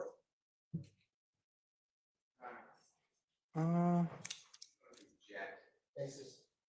On his testimony, he said it was a record group, he's 14 years of age. Okay, all right. So what's your relevancy? How old objection? Did Red Cartel have any alliances with a group, the Rock Crew? I think they had like music together. That's about as far as I remember. I don't really know if they alliance. What that mean? That's a big word. Okay. Did anyone from Red Cartel associate with anyone from Rock Crew? We all stayed right by each other. Okay. Went to the same school. You feel me? All right. And Rock Crew, was that a gang of individuals, of members who were from the Cleveland Avenue area? Objection. A gang? I sustain objection. Okay. What is your understanding of Rock Crew? Rock Crew was Cleveland Avenue. And we say it was Cleveland Avenue, what do you mean? Like the people from Cleveland Avenue. And did Rock Crew have a founder who gathered the individuals who were off of Cleveland Avenue? I don't know. Now, you said that we all stayed off of Cleveland Avenue. Do you know any individuals who associated themselves with Rock Crew? When you say associate, like what you mean by that? That they were a part of, they considered themselves Rock Crew, they called themselves Rock Crew. Do you know anyone like that? All the kids from Cleveland Avenue when I was younger, it was kids. Yeah, appreciate that. No problem. Who were some of the people that you knew who were from Cleveland Avenue that associated themselves or called themselves Rock Crew? I can't remember their name. Who was in middle school? Who kids? You know? Tell me some of the people that you may remember. I can't really remember nobody's name like that. I try to forget about Cleveland Avenue. I ain't been on Cleveland Avenue in 10 years. Let me ask you this. Do you know an individual by the name of Trontavia Stevens? Yeah. Okay. Was Trontavia Stevens a part of Rock Crew? A part of it? I can't really say he was a part of it. I mean, I guess you would have to be Rock Crew to say he's a part of it. I don't really know that. Jeffrey Williams, was he a part of Rock Crew? I don't know. He's not even from Cleveland Avenue. Did he ever hang around Cleveland Avenue? We both did, yeah. Quindarius Zachary, do you know who that is? Never heard that name. Do you know who Little D is? I know a couple little D's.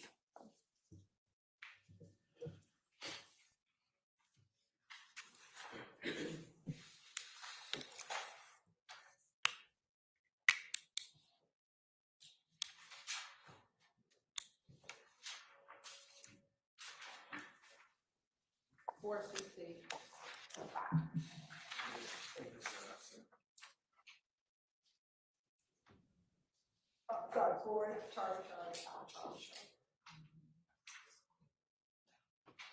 You're welcome.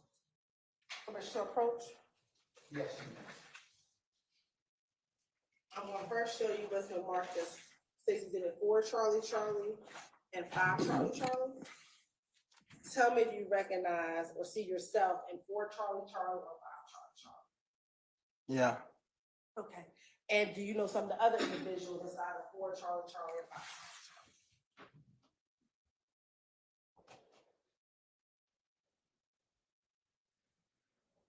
Yeah, I know some of them. I know him. And does that appear to be a fair, accurate depiction of yourself, along with other people that you may know inside of both 4 Charlie and 5 Charlie? Yeah. Okay. Your Honor, this time stay like the 10 to 6 Exhibit 4 Charlie and 5 Charlie. Any objection to states, 4 Charlie and 5 Charlie. Okay. They're admitted, and will be published as you see fit.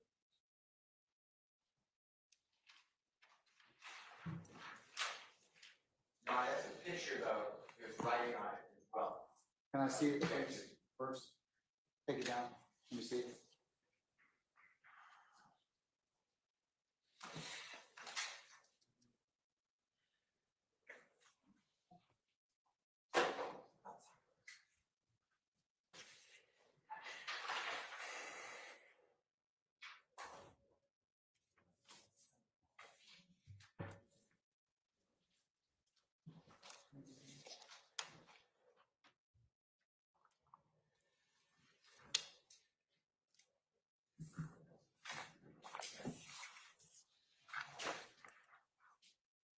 Okay, can I see council's perspective, please?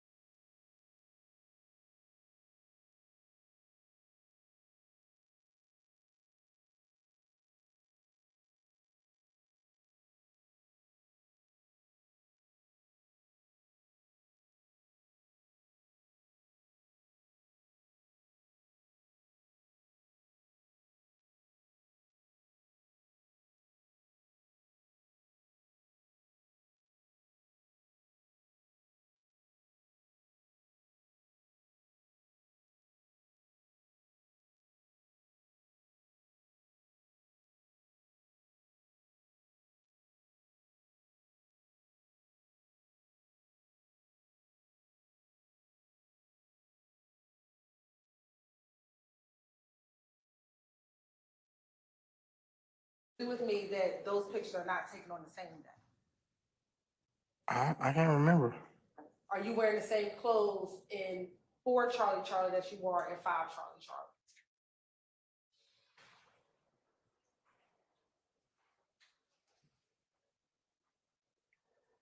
Because I ain't got the hat on.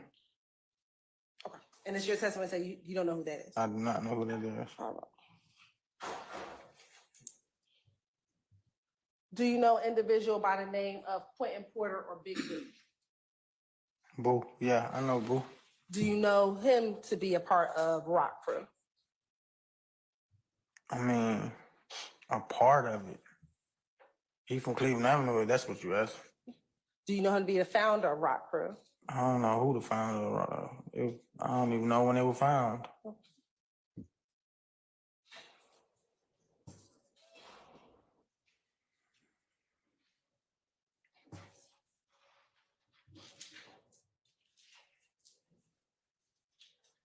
Now, with Red Cartel, was Red Cartel ever associated with any gangs?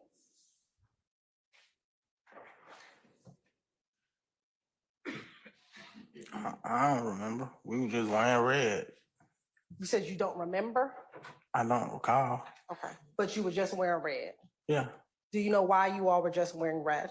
it was just a color. Why red versus any other color? I don't know. Did you ever I can't ask? answer Why we that. wearing red and not purple, blue, green, orange? I like the red. You like the red. Yeah, I think it's a nice color.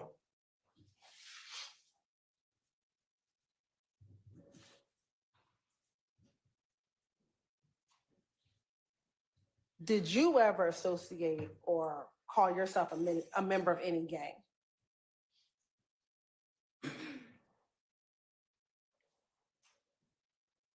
I might have did. You might have did? Yeah. Okay. What gang might you have did call yourself a member of?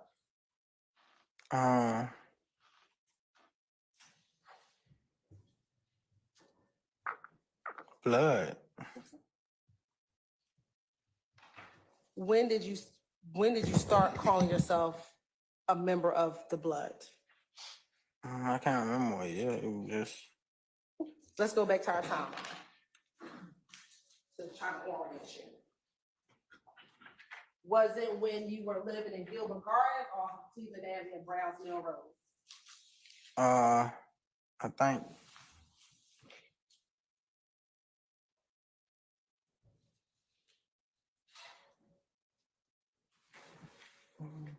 When I started calling myself a blood, probably when I was living off of Cleveland. So this time period off of here. Now, was there any particular faction of Blood that you were calling yourself to be a part of? Faction.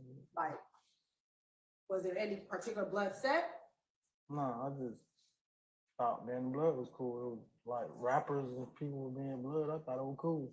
How did you become a Blood? How did you become a Blood? I didn't. I just started saying I was blood. So- If that's what you mean, So you didn't have to do anything in order to become a Blood. You just started calling yourself a Blood. yeah. Did you hang around with other individuals who were Bloods?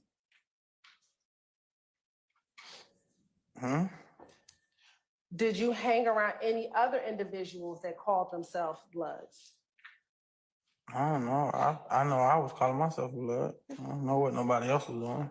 Did you hang around other people and y'all were in a group together and each of you all called each other Bloods? Was there ever a time that you and other people were together and called yourselves Bloods? I'm trying to figure out who, like, what you saying. I don't understand that. I've hung around people who call themselves Christian, Muslim. I hung around all kind of people. So I'm asking specifically about the Bloods. Were you ever in a group with other individuals who called themselves Bloods? Your Honor, hearsay. I'm not. Mr. Matthews. Can you ask the question again? Sure. Were you ever in a group or associate yourself around other individuals who call themselves Bloods? In prison or jail, probably. What about outside of jail? I don't recall that happening outside of jail, though. Courts and indulgence.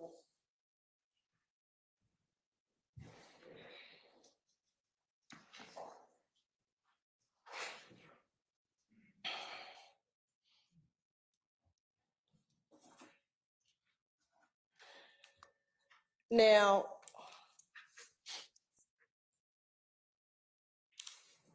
as a Blood, or while you were calling yourself a Blood, did you ever commit any crimes while you called yourself a Blood? Huh? Did you ever commit any crimes while you called yourself a Blood? Like, what you mean? Like, while I'm doing the crime, like, I'm a Blood. What are you saying? Sure. While you were in that 2005 era that you said you started becoming a Blood, were you committing crimes? I call myself a Blood. I ain't Right. start becoming a Blood. Okay. So you started calling yourself a Blood around 2005. Yeah. All right. During that time period, did you ever commit any crimes? In 2005? Yes. No, I was in school.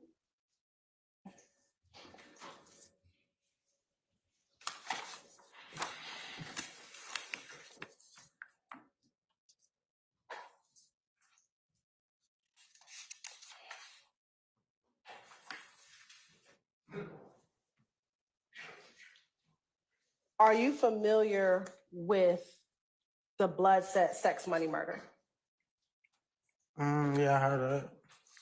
How have you heard of sex, money, murder? Jail, prison, in songs. I heard about it a lot of places. Did you ever call or claim yourself to be a part of sex, money, murder? Yeah. When did you do that? What I years? don't remember what year. When it got popular, everybody was calling themselves that. Was that around the same time that you started calling yourself a Blood? Whenever Blood got popular, that's when I started calling myself Blood. That would be around the same time.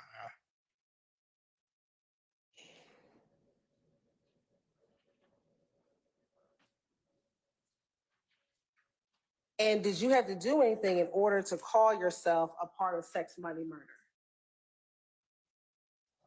What you mean, do anything? I don't understand that. Were you just able to wake up one morning and start calling yourself a part of sex, money, murder? Yeah.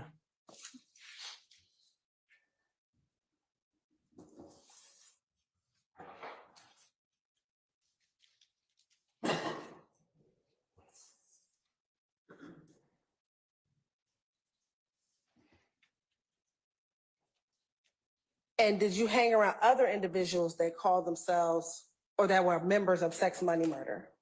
I don't know what nobody else was doing. I know what I was doing. Now, you said that you heard about being a Blood in prison. Do you recall just saying that a few moments ago? That you recall hearing about being a Blood in prison. Do you remember saying that? I recall about hearing about being a Blood in prison. Yes. We should put Cleveland Hammond right there. I went in prison in 2005. Right.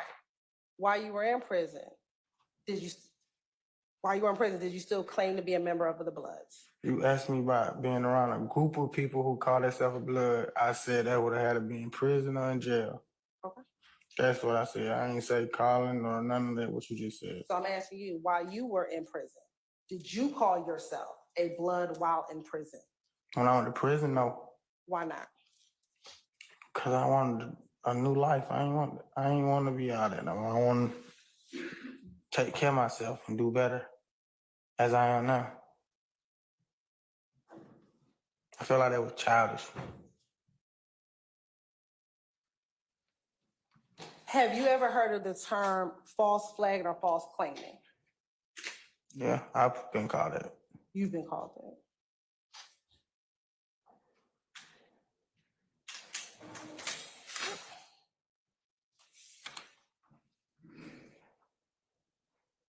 To your knowledge, did any of the individuals that we talked about, Trontavious Stevens, do you know if he associated himself with sex, money, murder? I don't know. Nobody else was doing.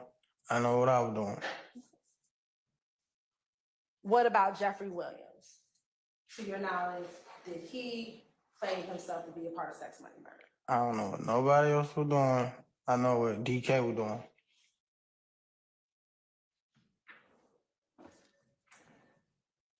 Mr. Murphy, back in 2011, 2012, did you have a Twitter account? On Twitter? Yes. What year?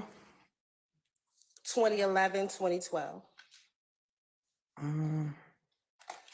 Yeah, that probably, yeah. I think I did. That one Twitter was kind of like the thing back then. And do you recall what your Twitter name was back in 2011 and 2012? I don't remember the name. I had one though. Do you remember having the name of Young Slime Like DZ or at Cartel _ DK? Oh, that was one name? Do you remember having a Twitter account? That was one name you just said? Do you recall having a Twitter account? I remember I'm confused though. Can you say the name again? Sure. Did you have a tag name at Cartel _ DK? Yeah, I remember that. And was the name associated with that Young Slime Like _ Oh, that's the little. Okay, yeah, that probably, yeah. Was that you? Yeah.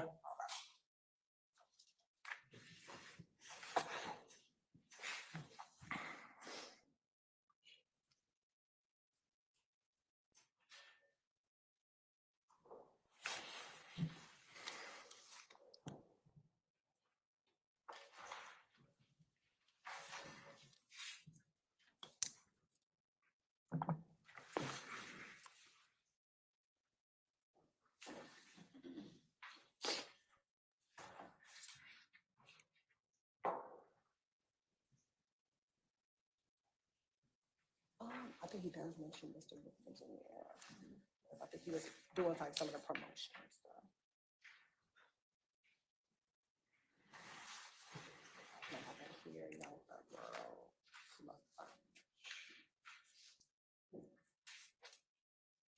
I think here he was like promoting some of this stuff.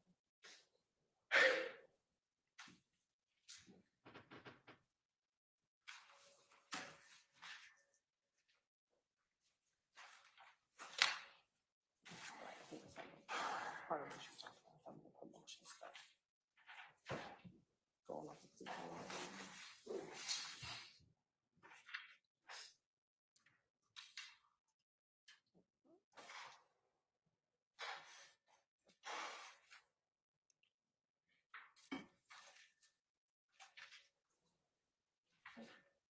You're welcome.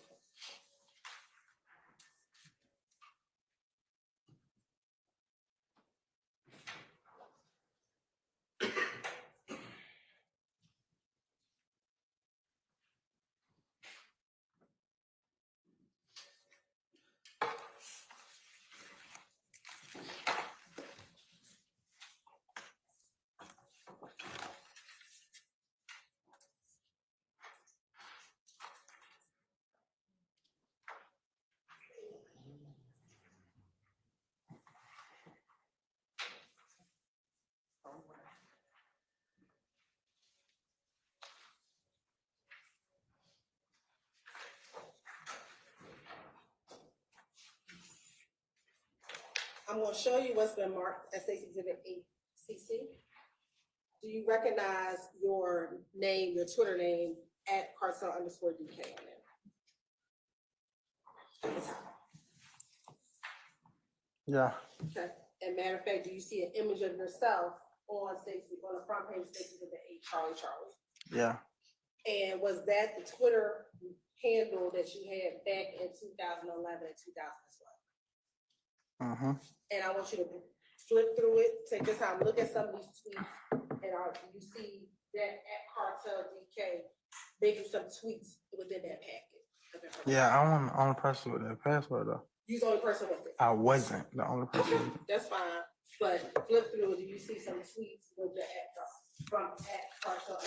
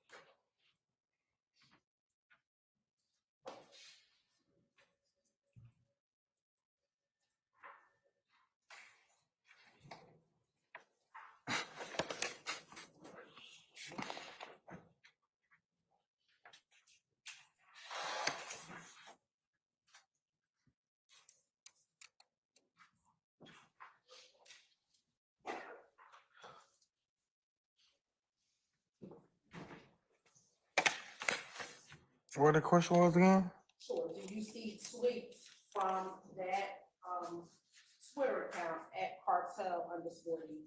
Yeah, All right. And again, was that your Twitter handle back in 2011 and 2012? yeah. During this time, it's taking like a 10 or 6 exhibit, 8 Charlie Charlie. Any objection states Charlie. I'm happy to support it.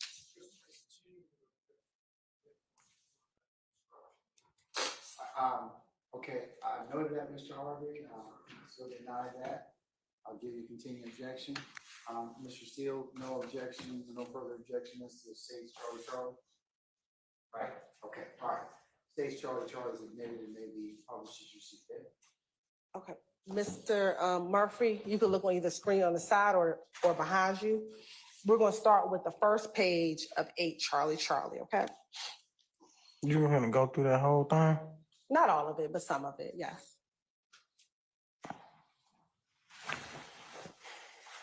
Now,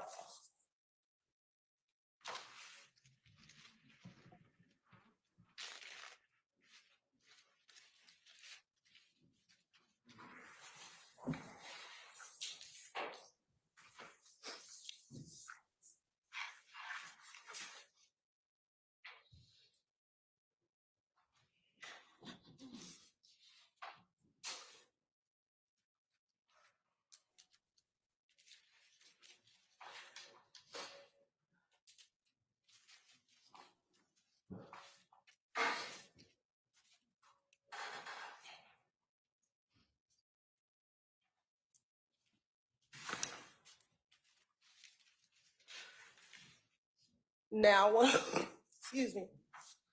Look at this first tweet from January 29th, 2012. Is that you? Yeah. And underneath the tweet, is there a caption?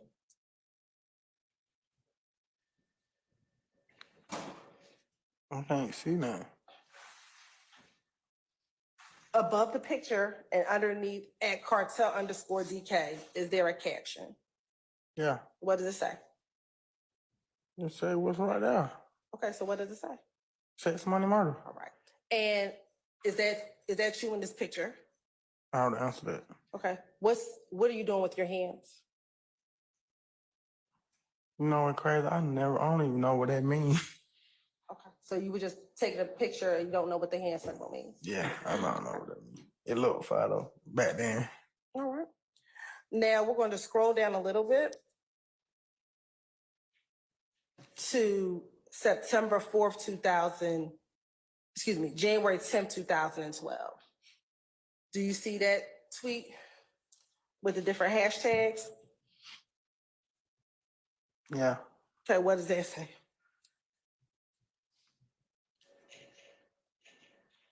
Let's say sexy, money, murder. Okay. We'll go down to the next one on January 4th. I don't think I tweeted that though. They're probably a girl. Okay. So that wasn't you, you believe it was someone else? Yeah, a couple people had my password. Who all had your password to your? I ain't trying to put no fuck in it, but they had it though. Okay. If How I many can. people had your A password? couple, When you say a couple, what's that mean? 2? about 3. When you have here on January 4th, 2012, what does that say? On what day? January 4th, 2012.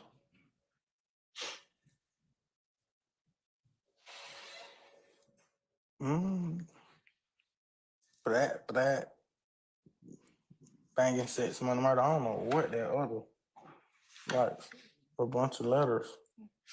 What is black? I don't know. They just saying, I thought it was cool, everybody else was doing it. So you was just typing and you had no idea what black meant? Mm-hmm, Are you sure about that? yeah.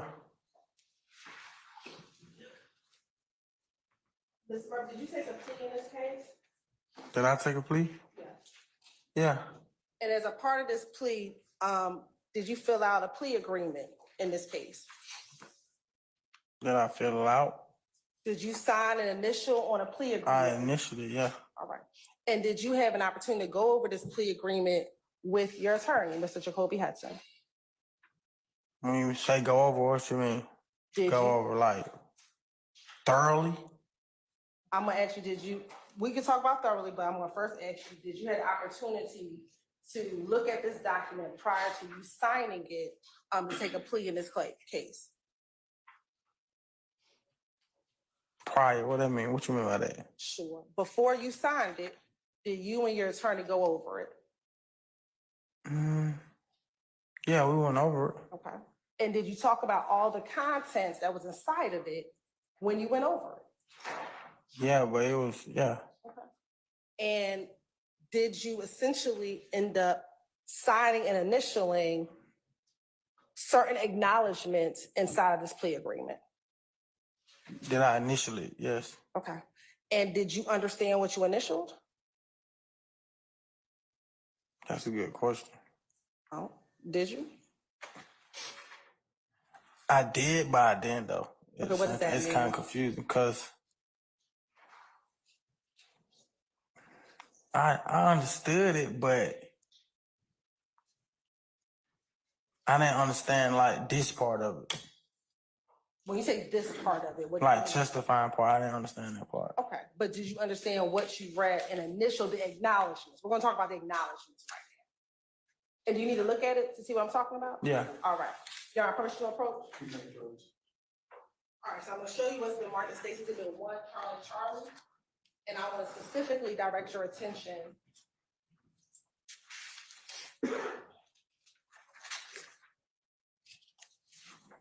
Right now, we're gonna focus on page 3.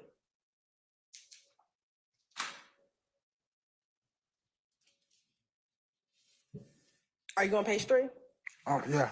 Okay, and I'm gonna look at number 9 on page 3. Okay.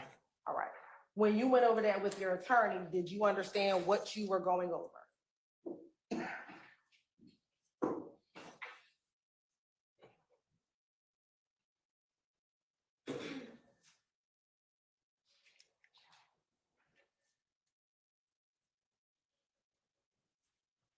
Yeah, but that's why I said it was confusing because it say some of the language.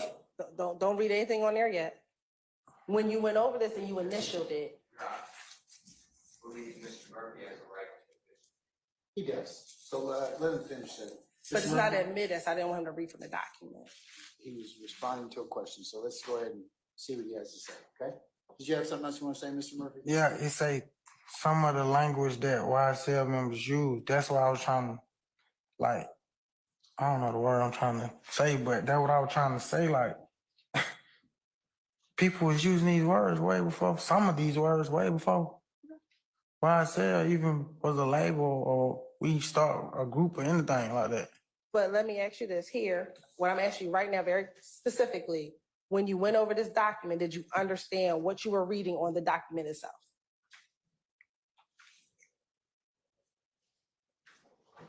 Like, did I understand though? The words on the page? Yeah. Okay. And did you end up signing this plea agreement when you took your plea in this case? Yeah, I signed it. Okay. And did you sign it with your attorney? Yeah. All right. And did Ms. Love also sign this document? Yeah. Your Honor, this out of state like the 10-6 is one Charlie. Any objection to states one Charlie Charlie? Does. All right, states one Charlie Charlie. Now, we're gonna talk about this document, but I wanna, since we're talking about the word black, I just asked you if you knew what black meant. On page 3 of State's Exhibit 1 Charlie, at number 9, what does number 9 say? Some other language that YSL members would use is something. Okay, and then what does it say under A? Black. And then what does it say? But I heard that way before YSL even. Sure. Answer my question. Finish reading, what does A say? It say black. And what else does it say? Oh, which means blood love all the time. Okay. And so when I just asked you a few moments ago, if you knew what black meant, why did you tell me you did not know what it is? Now I remember. I've got a whole life. You think I'm sitting at home or at work thinking about black? I'm not thinking about that, bro. I got 4 kids. I'm not thinking about that. But back in 2011, you used that terminology black. Yeah. All right. And in 2012, did you use that terminology black? Huh? In 2012. You just asked me that, didn't it? I asked you about 2011. In 2012, did you use that terminology? And then what did you say on that tweet? So, do you know what black means? Now I recall what it means. So you had to use this to refresh your memory? Is that what you want to call it?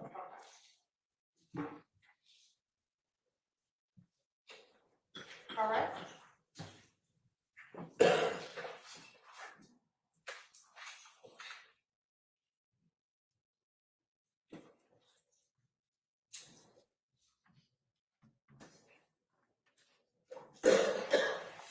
Now we'll go back to 8 Charlie.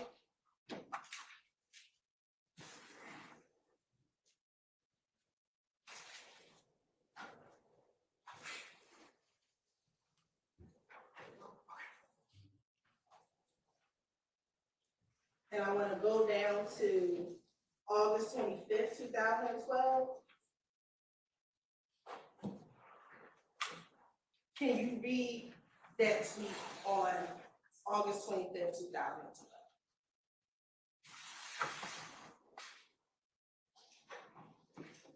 That's a song. Okay, what does it say? It's been a long time coming, baby. I just called to see how you been doing lately. Now, you just said it's been a long time coming.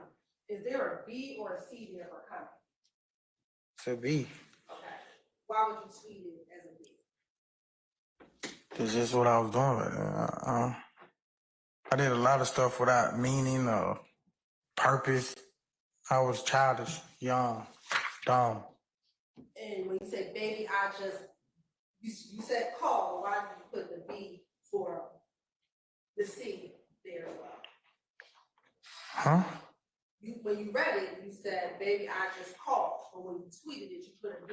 Why did you do that? Cause that's not me no more. I'm grown now. That was a kid. And I'm asking you about 2025. I told you we're going to get to 2024. I'm asking you now about 2012.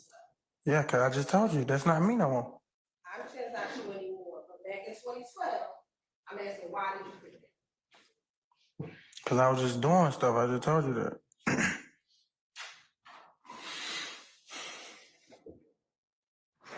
Now, looking at the next tweet on November 9th, 2012, what were you tweeting out on November 9th, 2012?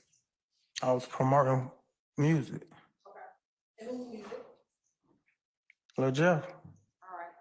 And what did you write in order to tweet his music? Huh? What does the tweet say?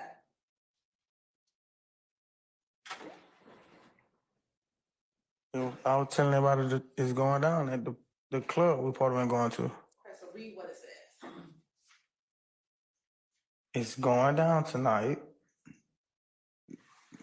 However you say that, at Thugger, Black Black. Why'd you put black, black? I was just doing stuff, I told you that. Okay. But why put it, you're promoting his music, why do you need to put black, black, just promoting? I put it, when I wasn't promoting nothing, I was just tweeting and I put it. So I was just doing stuff. That's just being a kid, being extra.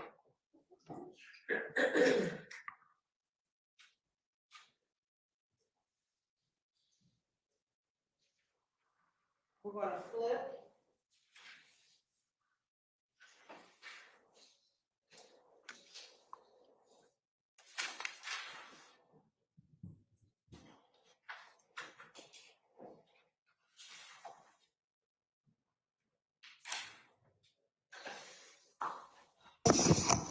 So before you continue on, I think our jury is asking for a comfort break. Ladies and gentlemen, we're going to take 10 minutes for that comfort break and we'll reconvene at that point in time. All rise.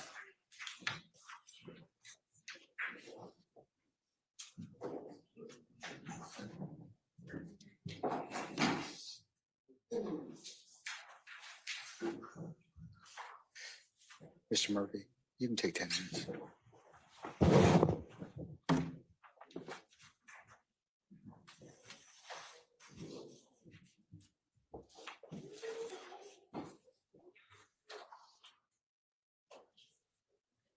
All right, ladies and gentlemen, we're in recess.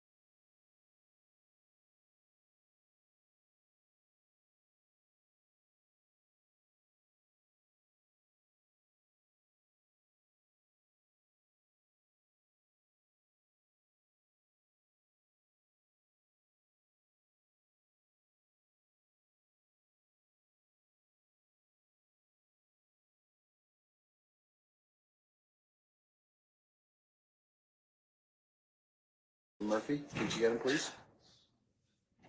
Thanks, Christine. Hmm?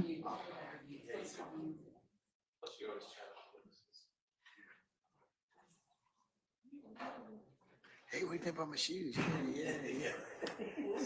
What do you think about my shoes? Yeah.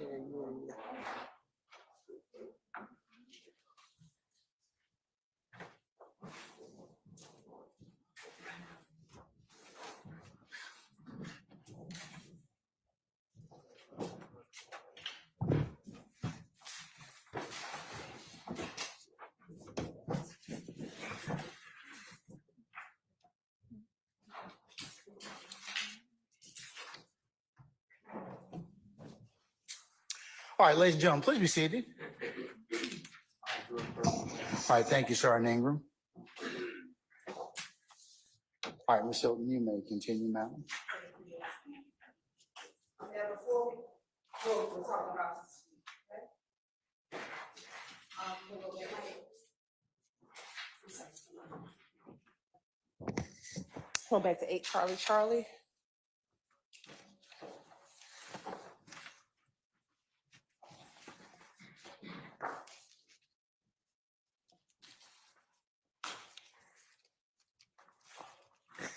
All right.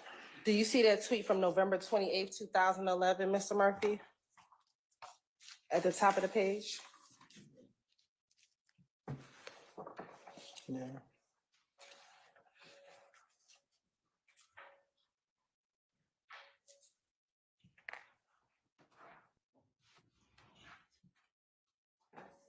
Yeah, that's the top one. The top one. Yeah, that's it. Can you read it? Why you trying to make me read all that childish stuff, man? Let me ask you this, in 2011, you were 20 years old? Yeah, All right. Can you read it, please? I was still a child though, mentally. I wasn't. Okay. Cause that's what you were getting at, right? My age. But you were 20 years old? Yeah, I was 20 years old. I was physically grown, but mentally I was not in my right mind. I understand. Okay. Can you read it? Don't let these niggas trick y'all. They not with this red cartel shit. Great. See what I'm saying? They don't even make sense. Okay. And I'm on bleeding with it, pull up, whatever that supposed to mean, guns and hate it on hood. And that was a tweet that came from your account, whether it's child or not, you tweeted that from your account. I don't remember 20. Okay. But it's. That's my account though. All right. Next.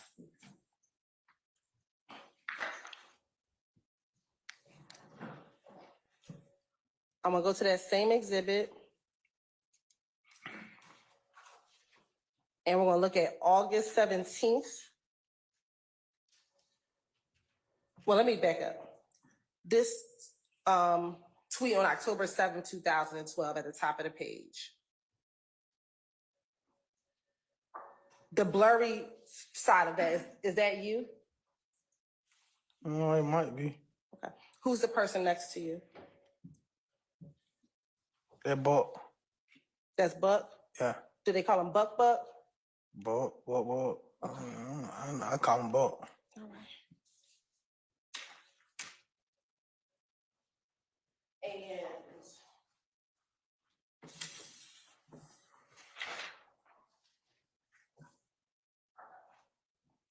And what does that tweet say?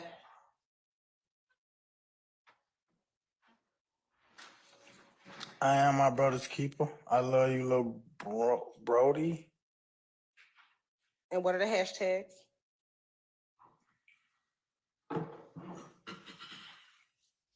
Real nigga club, bitch.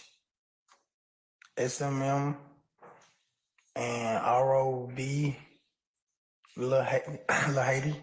Okay. What's ROB? I don't know. I think that's like rock crew. Okay. When you say you think that's rock crew, what do you mean? I think that's rock crew. What I said. Okay, so rock crew also use ROB. Yeah. Okay. And what did the V in ROB stand for? I don't know. I can't tell you what it stands for. I know that mean rock crew though. All right. And going down that same page, on August 17th, 2012, what does that tweet say? I'm a Rob. I'm a ROB every day. Okay. I think if I tweeted that, I definitely misspelled it. Okay. And why do you believe you would have definitely misspelled it if you would have tweeted it? Cause I probably would have said, like, I'm on Cleveland every day. Okay. All right. And looking at the tweet on November 7th, 2012, what does that say?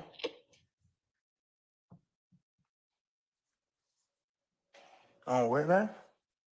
November 7th, 2012. ROB Bath. Black. I don't even know what none of that means. All right. But that's a tweet from your Twitter account. Yeah. All right. We're going to go. All right. We're going to go to the next tweet, which will be on September 7th, 2000. When you said the next tweet, that's the next tweet that came off that account? No. I'm sorry. I was talking to you. I was talking to Miss Knight.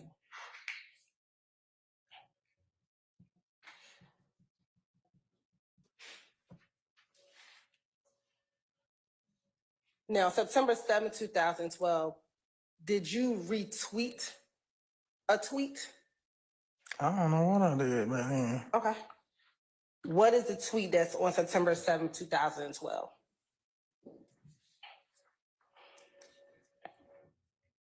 Maybach, Rolex, I'm back. What? On September 7th, 2012. Read Rolex. If you can't read, you know what I'm banging.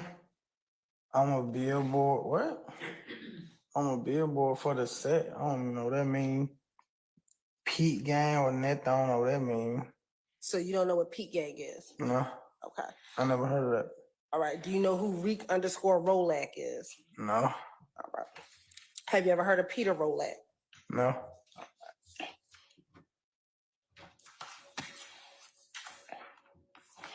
All right. We can move to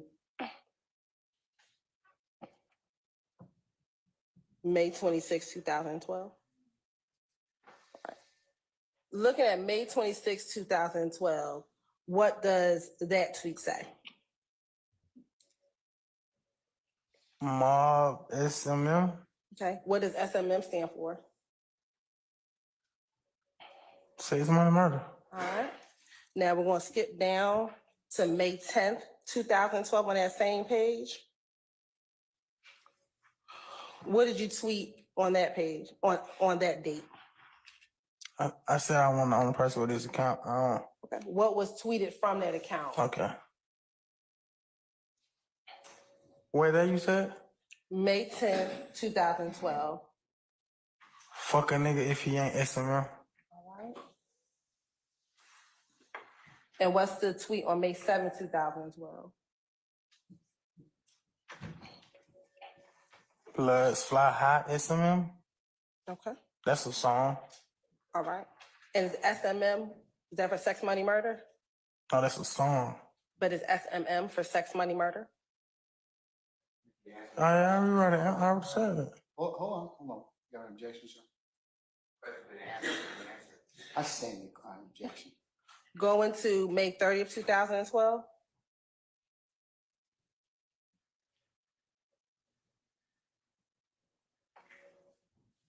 You can read it. Oh. May 30th. May 30th. Got the whole SMM behind me. Black and some emojis. Okay. What are the emojis? 2 water guns, a finger, and some O's. Okay. Is there any significance of why you have 2 water guns versus 1 or 3? I don't know. I don't remember. I'm not the only person who had the password to the account. Once again. Is there any significance of why there is a bolded B? I wasn't the only person with that account. Once again. All right. Is there any significance to the bolded B? I don't remember. All right. And then going down to August 5th, 2012, what does that say? My SMM family, that's what you talking about? Well, you can look at that too, but I was looking at the one beneath that, August 5th, 2012. Huh? I was the August 5th? 5th, 2012. I just pray to God I make it to be 21. And then what does it say after all the exclamation points? It's a R05 SMM. What does R05 mean? I don't know. You don't know. I don't know. All right. Now, you said that other people had access to your account. What was your relationship to these other people that had access to your accounts? Girls I was dealing with, friends. Girls I was dealing with, friends. So were the girls that you were dealing with or your friends, were they a part of SMM? I don't want to put these people. These people ain't got nothing to do with me being up here or none of that. You don't know who the people are. I'm just asking you, were they a part of SMM? I don't recall. Okay. So why would they be tweeting about SMM? If it's not you, and The same reason everybody was doing it back then. It was the popular thing. now I want to go back. I think before we took a break, you said that, I believe you said something to the effect of you never claimed or were ever in a group outside of prison with other blood members. Do you recall saying that? Huh? Do you recall saying before we took a break that you had never been in a group with other bloods You outside? said, was I in a group with people who call themselves Bloods? Correct. I said that would have had to been in prison or jail. Right, and I asked you outside of jail or prison, have you ever been in a group of individuals who were Bloods? And you said no. Yeah. All right, I want to show you what's already been admitted as 60 WA.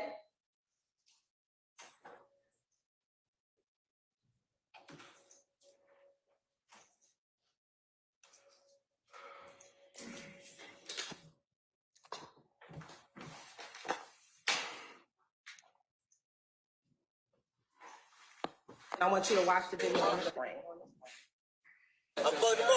Hey, baby. My whole crew got blunts.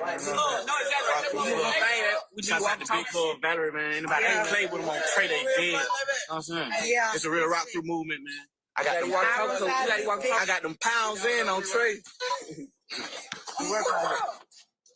Crew, get out of here. 2 guns up this speed. 2 guns up this speed. Oh, go back. Come here to smoke. Come here to smoke. Hey man, nigga ran up or not. Hey, look at my fan. I'm talking to these little niggas, man.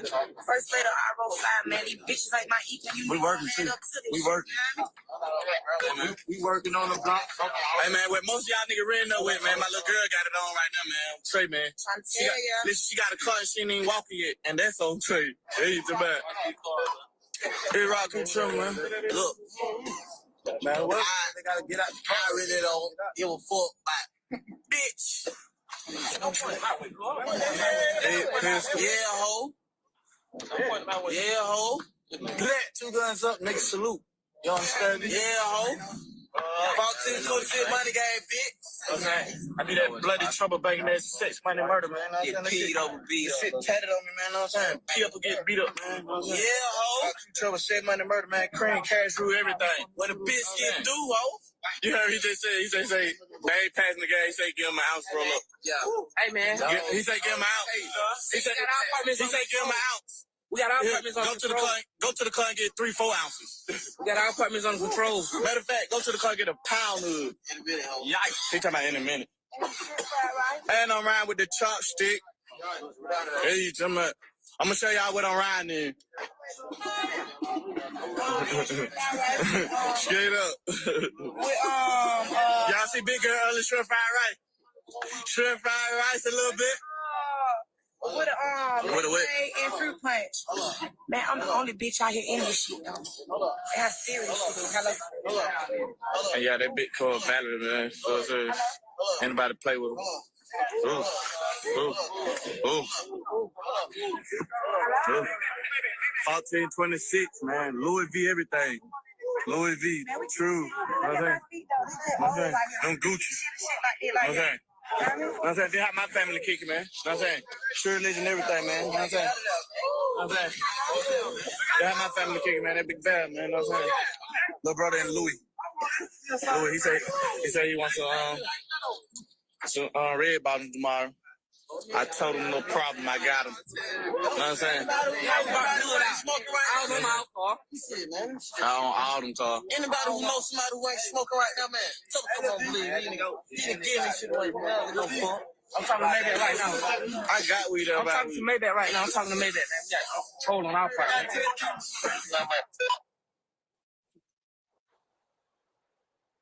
You know what I'm saying, man? We got cameras and shit out here, man. So anybody think they coming through, think they catching them, man? We ain't never slipping, man. We got niggas on walking talking, man. You know what I'm saying? We got the can lady working.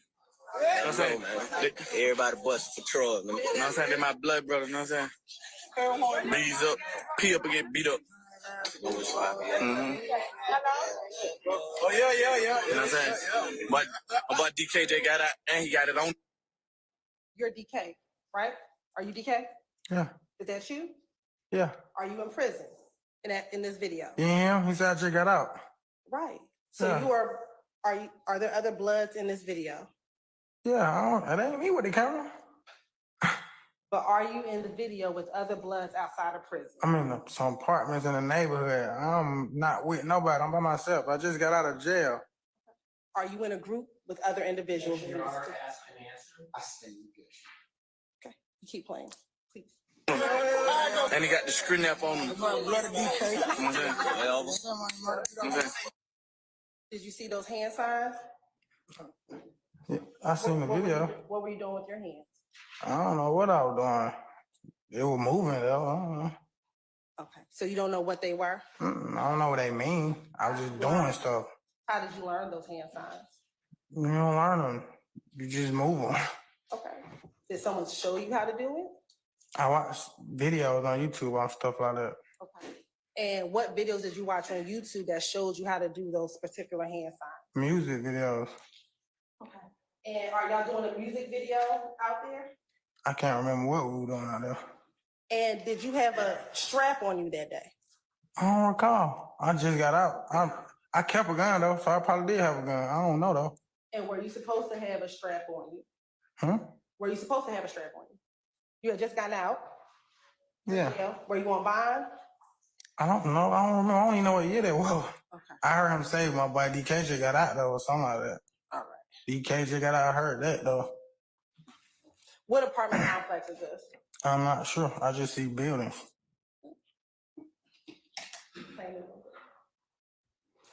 Let me ask you this. Did you see Trontavious Stevens in that video? Yeah. All right. Who else did you recognize in that video? Jeff? Okay. Anybody else? No.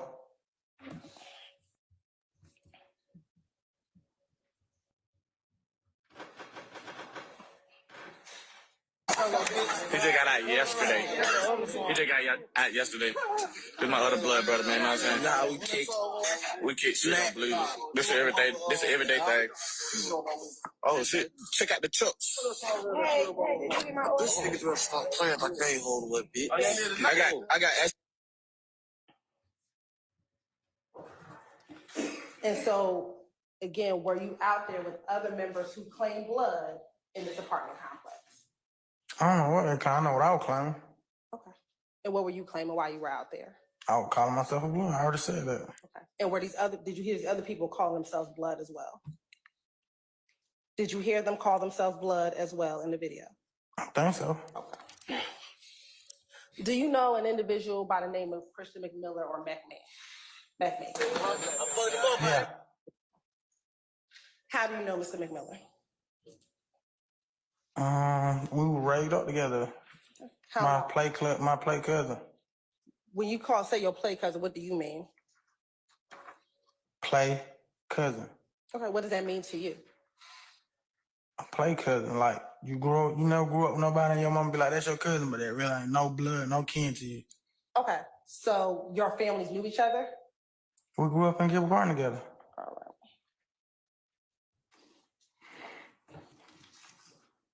Permission to approach? You may, as long as you show it to defense counsel. Yes. I'm gonna show you what's been marked as State Exhibit 7, Charlie. Do you recognize any individuals inside of State Exhibit 7, Charlie?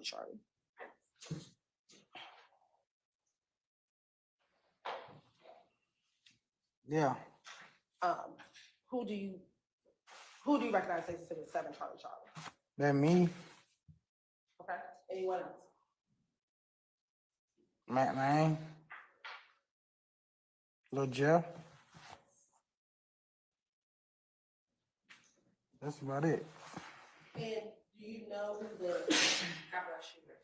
And is that a fair, accurate depiction of those individuals within that picture? God bless you. I don't know about it. I don't know them other people though. I don't know who I said I know though, who I seen. And do you remember when you took that picture though?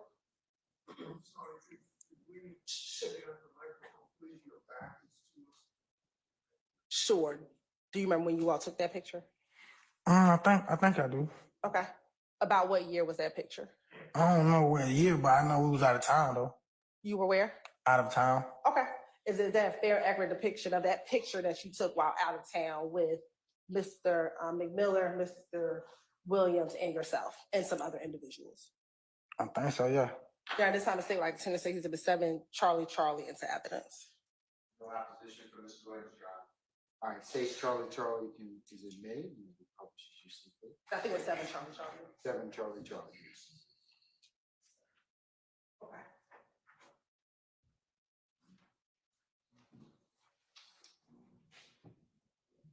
The same objection to the writing was not. Okay. Let me take it. Did you know the Instagram account that picture is? Huh? You know whose Instagram that is?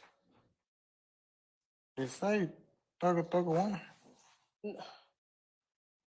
The 05 E Oh no, I don't know. Robinson. Do you know whose No man. Instagram that account was? No man. You got permission to publish after the bottom redaction. I will redact it and show that to, or even just redact it just to show the picture. Yes, Sean. All right, then. I'll authorize to the publish states Charlie.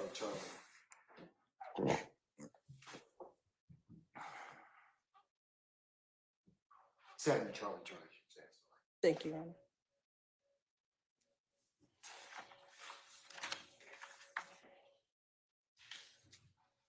And while we're waiting for this, I know I asked you about Trontavia Stevens. When did you first meet Trontavia Stevens? I don't remember how I first encountered him. I know he's younger than me though, so we probably like one in the same grade or school and then.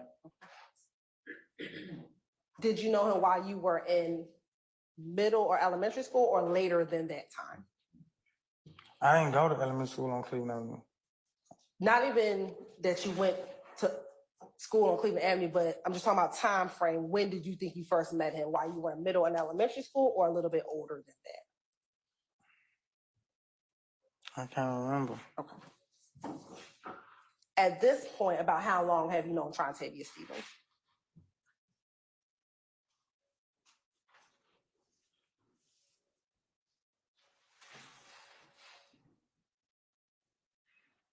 It's been a minute. I can't like put a time on it. All right. And what, if anything, did you call strike that? Did Trontavia Stevens have any nicknames? Little Tip. Little Tip? Huh? Is that the only thing you called him? That's what I call him. That's what you call him? Okay.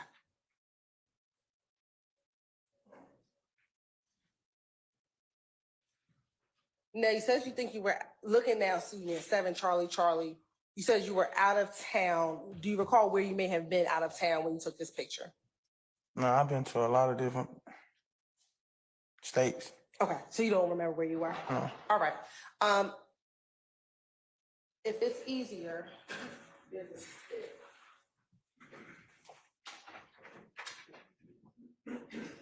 Permission for Mr. Murphy to stand, Your Honor? You may.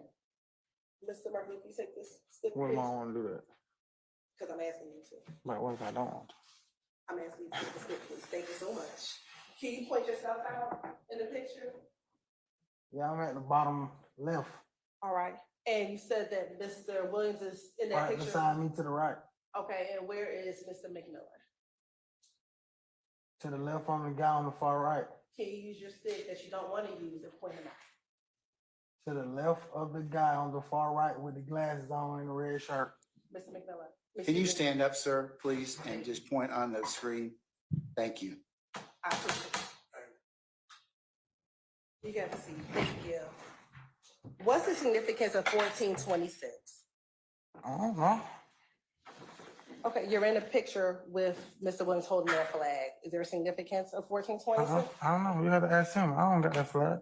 Okay. And what color are you wearing inside of that picture? A red shirt. And are these individuals members of Rock Crew or Red Cartel? Rock Crew or Red Cartel? I don't know. I know I was a member of Red Cartel. I don't know what they mean more.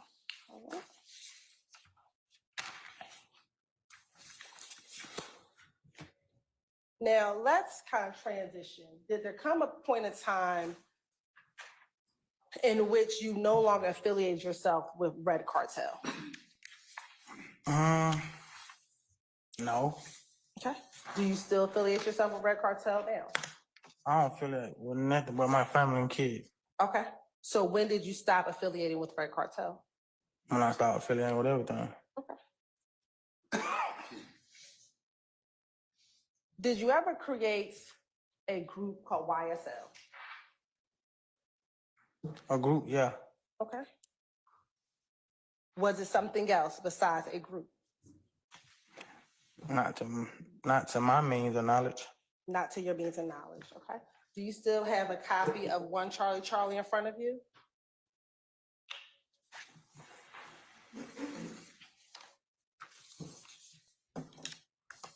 Yeah. Okay. I want to direct your attention to number 1 on page 2. And let me actually go above that. Where it says 4, what does it say on 4? On page 2, are you looking on page 2?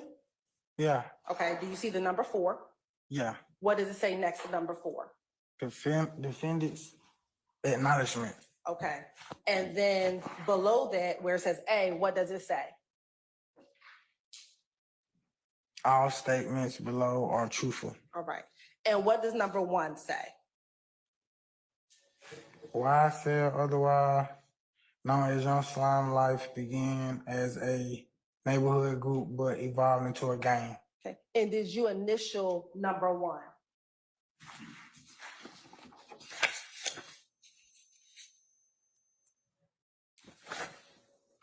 Yeah. Those are your initials, right? Yeah. Okay, so when I just asked you, was YSL a gang? Why did you tell me you don't know? Did you not acknowledge that in this document? Yeah, but it say evolve. I don't know when it evolved into a gang. I know when we made it, it was a neighborhood group. It was a group of guys from the neighborhood made a music group. And in this acknowledgement that you initialed, you said it evolved into a gang. That's what you initialed. Yeah. Okay, so I don't know YSL, when it evolved into a gang though. I didn't ask you when. I just asked you, did YSL become a gang? Yeah. All right.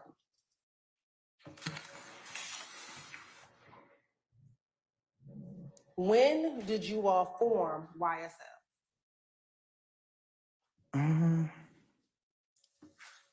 I can't remember the year. Who were the individuals who founded or formed YSL?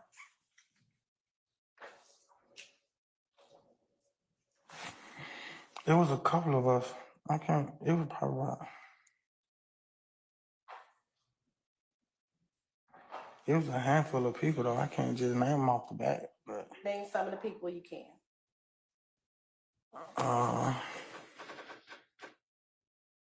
myself, Lil Tig, and Lil Jeff. We made YSL music group. And I know you're saying YSL, the music group, but when you all first started, was it a music group? Yeah.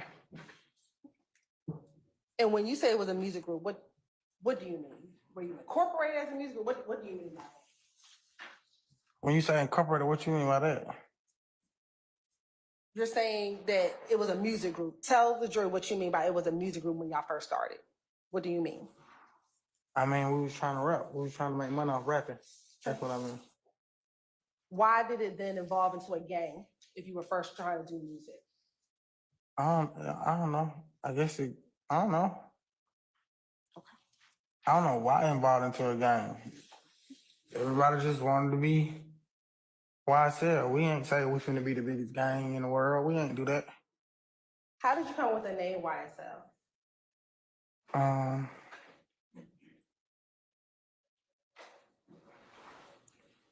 think it came from the designer clothes YSL, if I'm not mistaken.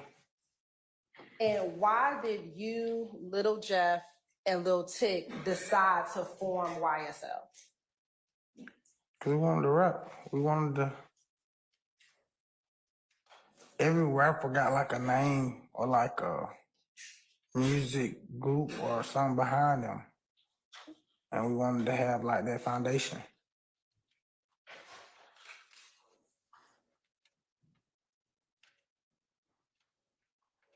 I want to direct your attention back to page 2 of State's Exhibit 1, Charlie. Mm-hmm. What does it say under number 2?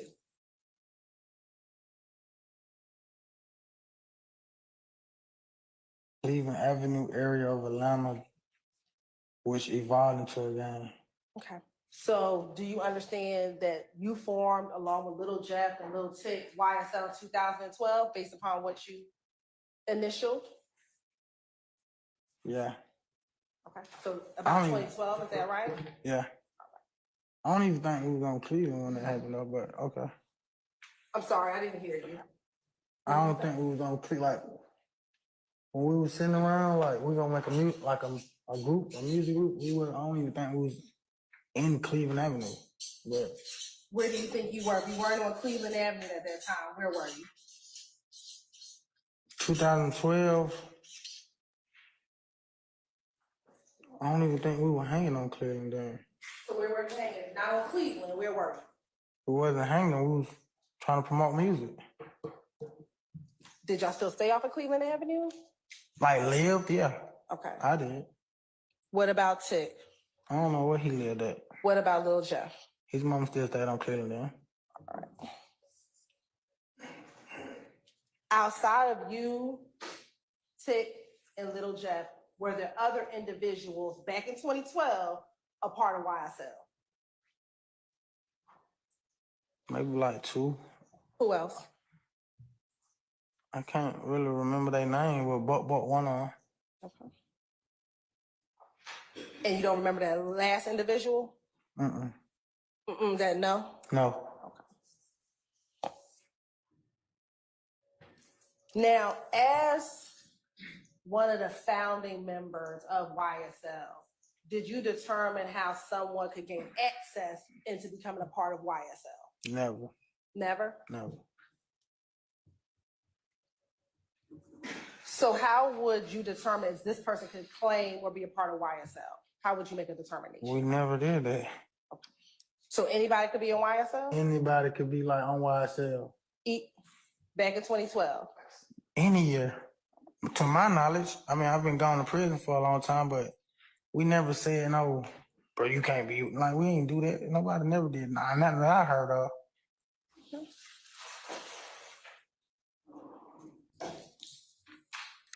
Do you recall back in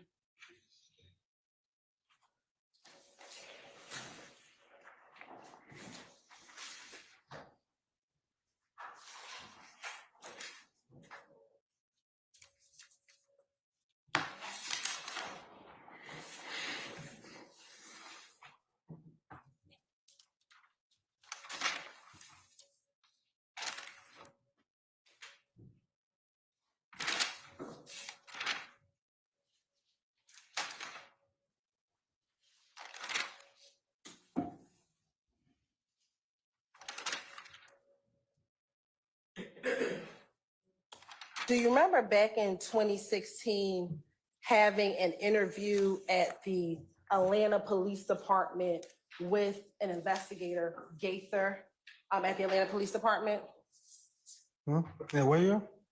in 2015?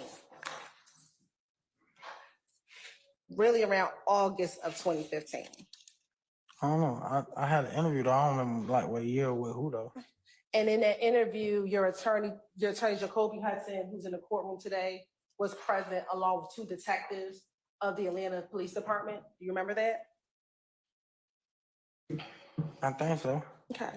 And do you remember in that interview speaking to the detectives about the founding of YSL and who founded YSL? Do you recall that? No. Okay. Do you recall within that interview stating that it was you, Tick, Mondo that founded YSL?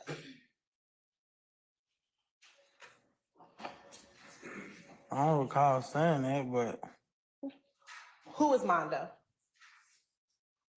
a friend. Is Mondo a founder of YSL? I wouldn't say. You would not say? Okay, let me ask you this, Mr. Murphy. Since you got out of jail for this case, have you been on interviews with the person named Mondo when he was claiming to be a founder of YSL? Have I been on an interview with him? Like he interviewed me? Not he interviews you, but you, him, and Buck being interviewed and him talking about him being a founder of YSL. Do you remember that? Me being interviewed? You, Mondo, and Buck. I think I went with him to an interview. I don't think I was interviewed though. Okay. And in that interview, are you sitting on the couch next to him in the interview? I think I'm sitting next to Buck, but we on the couch. Y'all on the couch.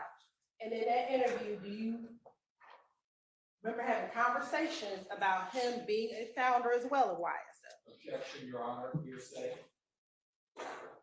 Confrontation.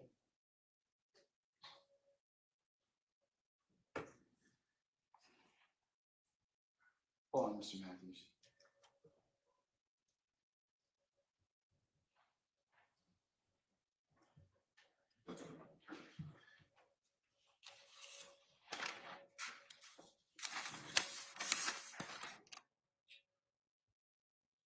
I'll sustain the objection as to form. Maybe you need to rephrase it as to who he's having a conversation with. We'll get back to that interview from 2023. Let's go back to your 2016 interview, your 2015 August interview.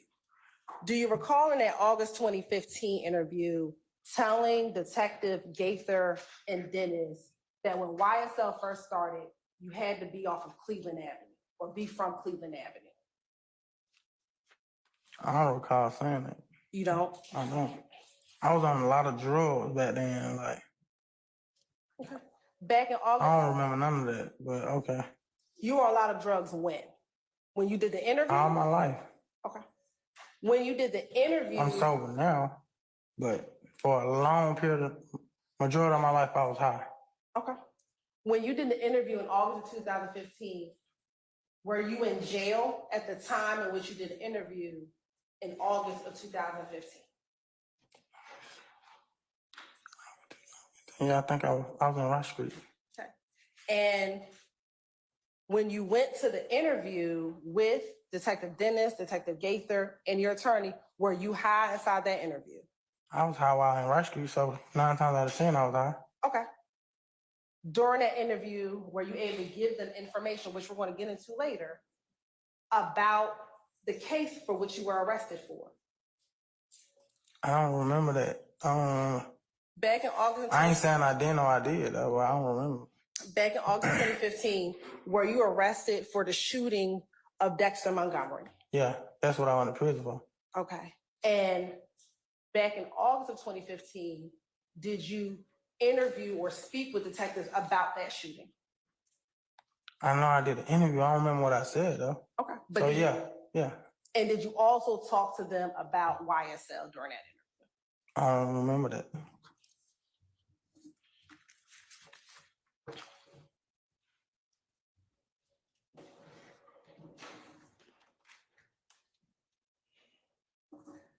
Now, I know you said earlier that anyone could join YSL.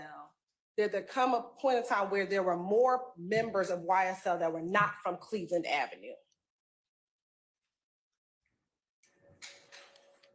Can you repeat that? Sure. When YSL first started, were most of the members of YSL from the Cleveland Avenue area? When we started, we was living on Cleveland Avenue, but I'm not from Cleveland Avenue. At some point in time, did you move over to the Cleveland Avenue area? Yeah. Okay, so although you're not, let me back up. When you say you're not from Cleveland Avenue, what do you mean? That's not where I'm from. If you ask me where I'm from, I'm gonna say Gilbert Gardens. Okay. How far is Gilbert Gardens from Cleveland Avenue? A minute. It's at the borderline of Forest Park. Okay. In 2005, when you moved over to Cleveland Avenue. In 2012, when you formed YSL, had you been living in the Cleveland Avenue area for about 7 years at that point? Yeah, I would say. Okay. And so initially, although you were not born on Cleveland Avenue, at this point in time in 2012, had you been over on Cleveland Avenue for a good amount of years? Yeah. All right. And the other individuals, Little Jeff, Tick, Buck Mondo, were they from the Cleveland Avenue area? No. Did they live in the Cleveland Avenue area? No, not all of them. Who did not live off of Cleveland Avenue? Mondo or Buck. Okay. Where did Mondo or Buck? Where was Mondo from? The west side. I don't know exactly where, but he's from the west side. Okay. And what about Buck? The west side. Both from the west side? And when you say the west side, what do you mean? The west side, I don't know how to... What neighborhood is it? It ain't a neighborhood, it's a part of the city. Do you know what streets are over in the west side of Atlanta? Zone 3. Do you know what zone is the west side of Atlanta? Zone 1. Zone 1.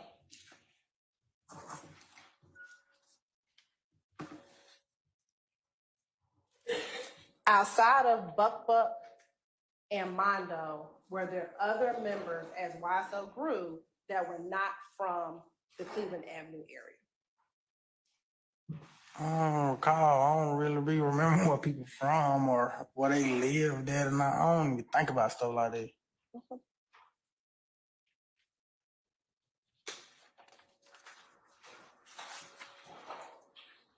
Do you recall in that same interview that I was just referencing, in August 2015 interview, that you told Investigator Gaither and Investigator Dennis that as Mr. Williams got bigger, things with YSL kind of changed and more people started coming into YSL? Do you recall telling Investigator and Investigator Dennis that? Basis? This is. I'm gonna overrule the objection, sir.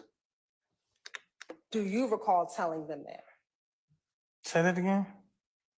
In your interview with Investigator Gaither and Investigator Dennis, do you recall telling them that as Mr. Williams got bigger, more people started joining YSL who were not from the Cleveland Avenue area?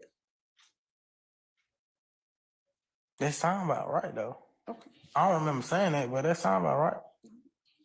And how did you feel about that? Huh? How did you feel about these other individuals now joining YSL? I don't care.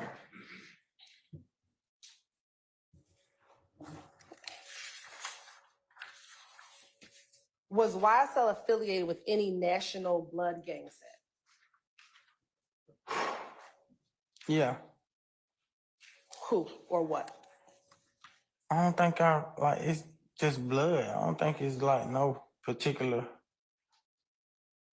individual, you know what I mean? So you said it was just blood? It was blood, Crips. You could be anything to be wise. You could be Muslim, Christian.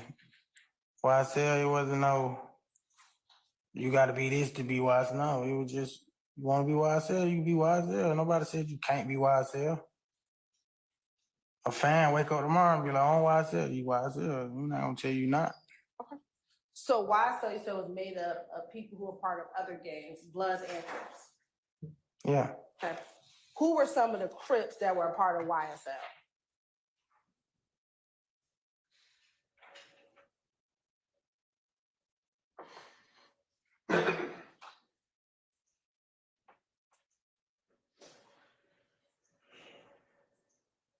Some of the Crips. I don't know one. I don't know. Which one do you know? Duke. Do you know Duke's real name? Nah, I don't remember his real name. I don't remember his real name. Do you recall in that same August 2015 interview stating that Pee Wee Roscoe was a Crip who was a part of YSL? No, I don't remember saying that, but that's about right though. I guess. Do you know who Pee Wee Roscoe is? I know who Roscoe is. All right. Is he a Crip? Yeah. And From my knowledge, I don't know if he a real Crip, but he could just be saying he Crip. I don't know. And was he a part of YSL? Yeah, he worked for Lil Joe. Prior to him working for Lil Jeff, was he a part of YSL? I ain't never seen him until he started working for Lil Joe. And what did he do for Lil Jeff? I think he was his manager or something like that. I don't know. What kind of manager? I ain't sure what kind. I just know he answered a lot of calls. When did you first meet Pee Wee Roscoe? I can't really recall when I met him. He always been around though. Like I always seen him out. I knew about him. Say that. Okay. When you say he's always been around, are you talking about from 2005, 2012? When you say he's always been around, give me a time frame. I seen him on TV before I even seen him in person. Yeah. Before seeing him on TV, so talking about in person. When do you first recall encountering Pee Wee Roscoe? At the studio where he worked for Lil Jeff. Okay. And around what year? That's the first time I spoke to him. But I seen him before that, like in person. Okay. What years are we talking about? I can't remember what year it was though. Let's go back to our timeline. I mean, if he was working for Lil Jeff, it had to be like around 2015. Around 2015. Yeah. Right before I went to prison or something.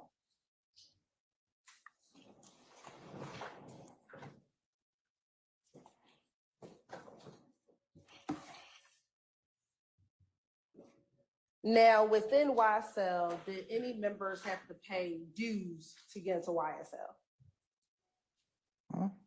Did anyone have to pay dues? Pay money? Pay money? Yeah. No. Okay. Did anyone have to commit any crimes to be a part of YSL? No, not to my knowledge. All right. Did members of YSL have to assist with payments of bond or putting money on people's commissary if they were in jail or in prison? You wouldn't have to do that, but I mean, if you mess with a dude and he messed up like that, then everybody probably would expect you to. Okay. I'm gonna go back to that interview in August of 2016. Do you recall, not August 2015, in February 2016, do you recall being here in the Fulton County Jail, giving a statement to Investigator Gaither again, Investigator Dennis, your attorney was present, and a prosecutor with the Fulton County District Attorney's Office, Suri Chadahem? Yes, sir.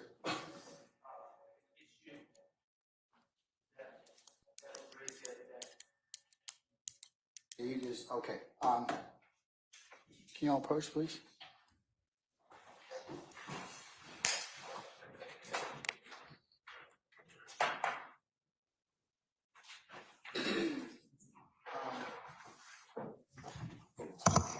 Ladies and gentlemen, can I ask your indulgence to, I'm going to let you recess here for just a little bit, and then we'll see where the rest of the day leads us, okay? All right, thank you.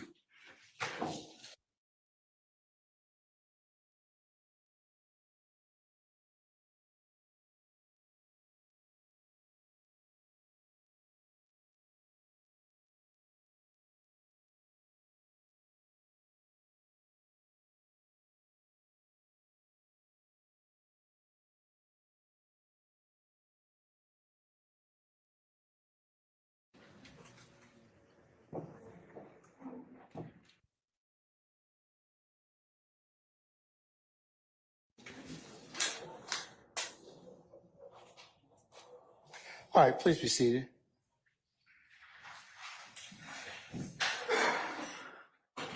All right.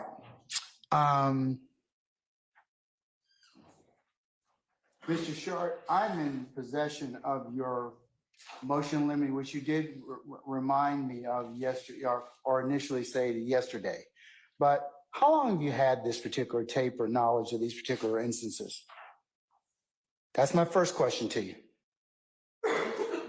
You got them in discovery, correct? Sir, Did you get them in discovery? yes, the prior. Okay, then why are you just now, yesterday, telling me orally and not doing what you did in your motion so I could kind of take it up?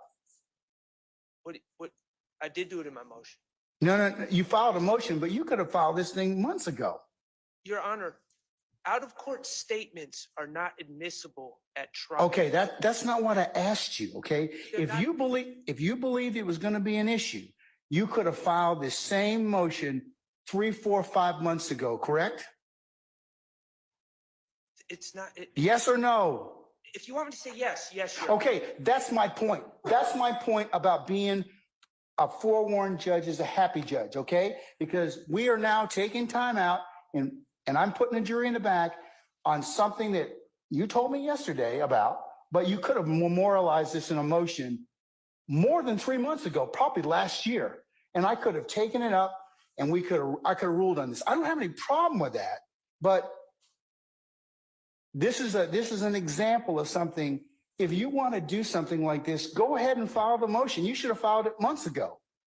That's what I'm annoyed with. Okay, in Your Honor, the state. And that's what it means to be prepared as an advocate. Okay. The state's giving you this, okay? You knew about these. Honor, the state. You knew about this issue, right?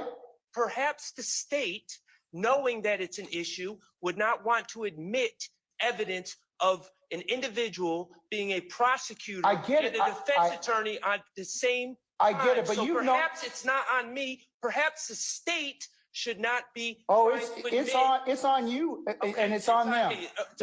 It's on me. You know why? It's on you because you could have filed this thing months and months ago. And you could have also had a conversation with the state. I have. Okay, and are they going to use this particular information? You'd have to ask them. Well, that's not what I asked you. Are they going to use Your that Honor. particular information? I cannot speak for the state, Your Honor.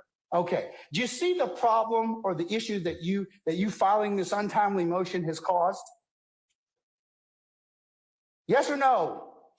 You're not going to like my answer, so I'm just going to remain silent.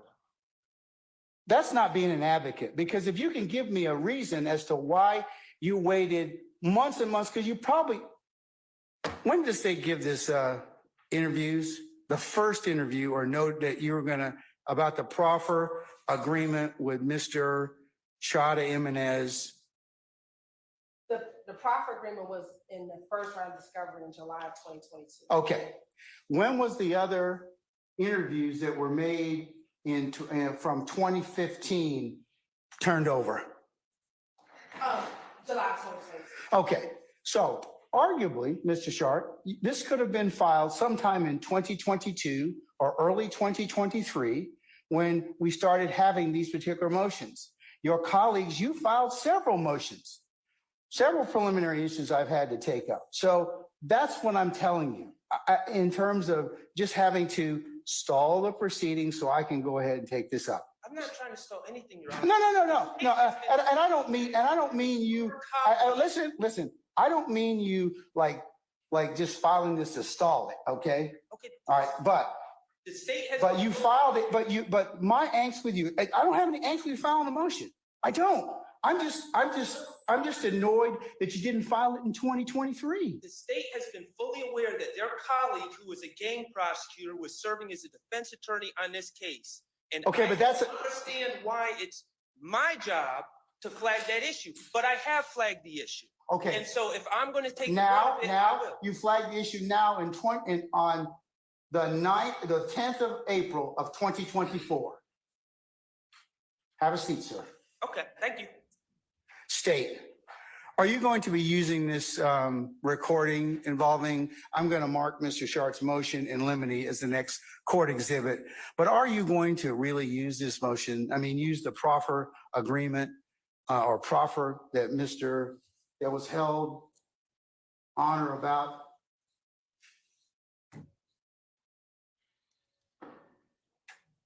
February 16th of 2016, February 16th, 2016? Yes, and Mr. Murphy continues to go down this line of questioning. And I'm gonna tell you, that's a very ethical, problematic thing for you all. Your Honor, and this is what I'll say. Mr. Suri Chata Jimenez waived his conflict and decided to take a defense attorney in this case when he knew he was a prosecutor in 2016. No, but it's you all's use of that. I think that waiving is another separate issue, okay? Which we didn't have to get into because of that particular issue. But utilizing his particular proffer that he was involved in might be a problem. But it's a proper of the state of it's a prior inconsistent statement. But he's a counsel that was involved in this case. Right, but Your Honor, there's no legal basis, there's no ethical basis for this ruling. He was a state's attorney, like anyone else can get jobs and move on and do whatever they want. I know that, and but there's a prior inconsistent statement. Whoever the state's representative is doesn't matter. The fact of the matter is it's a prior inconsistent statement. Well, I think it may confuse the jury because the jury's seen Mr. Jimenez as a defense counsel for another prior accused who is now no longer in this case. So yes, there is the possibility and the probability that they are going to be confused about that. So can we not just instruct the jury that he was previously with the state of Georgia and left and got a new job? Like what?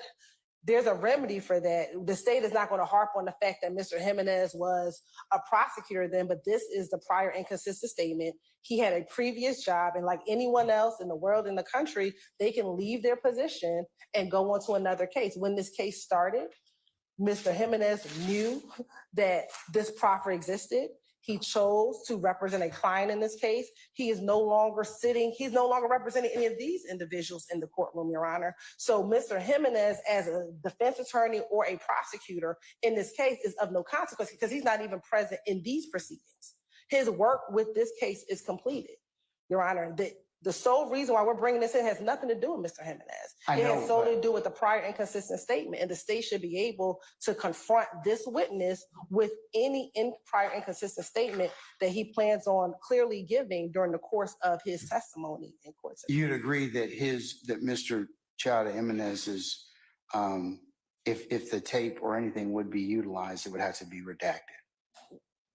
I don't agree with that, Your Honor, because he does not, and a few things about the proffer, Your Honor. But you see, here's the problem, and here's what I'm going to get on you all about. You all knew this was going to be an issue. We did not. And you put this in discovery. But we did not put one of your former colleagues who took a proffer, who then you made it as part of your discovery. So how could you know it wasn't an issue? Because, Your Honor, we put the proffer because that's the prior consistent statement. It had nothing to do with Mr. I know, but we did not think this was going to be an issue. But the employment issue may be something that the court wanted to take up. Your Honor, but the state did not believe it to be an issue until Mr. Sharp brought it to our attention yesterday. The state did not believe it to be an issue because. All right, I guess you all will be working this weekend then, because this is exactly what I told you was going to be a problem. You bring this stuff up, I got a jury sitting in the box, and you got a witness that you're probably going to have days of examination with.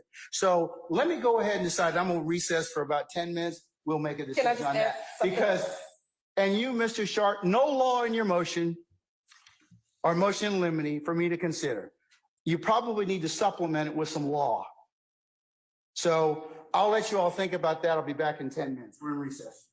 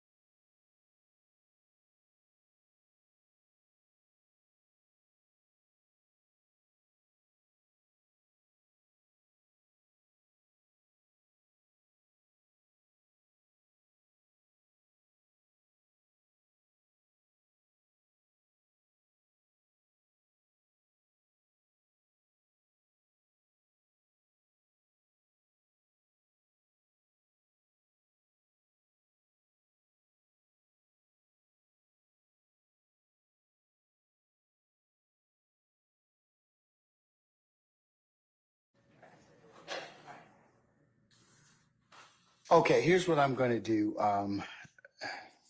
After reading and considering Mr. Stillwell's motion limiting regarding redaction of out-of-court statements of Walter Murphy. You know, we actually have an agreement. I think we talked while the court was on recess. So we can Okay. tell you what we've come up with. All right, and what is your agreement? This all council have had an opportunity to consider this? Mr. Sharp? Okay, all right. So What's that agreement? Or what have you proffered? we're just going to redact the initial portion of the proffer agreement in which Mr. Shirley Child gives some instruction about this being a proffer and what proffer is. And then we'll just redact that portion and we'll start if we have to play it, we'll start it once they start the interview process. If it becomes an issue.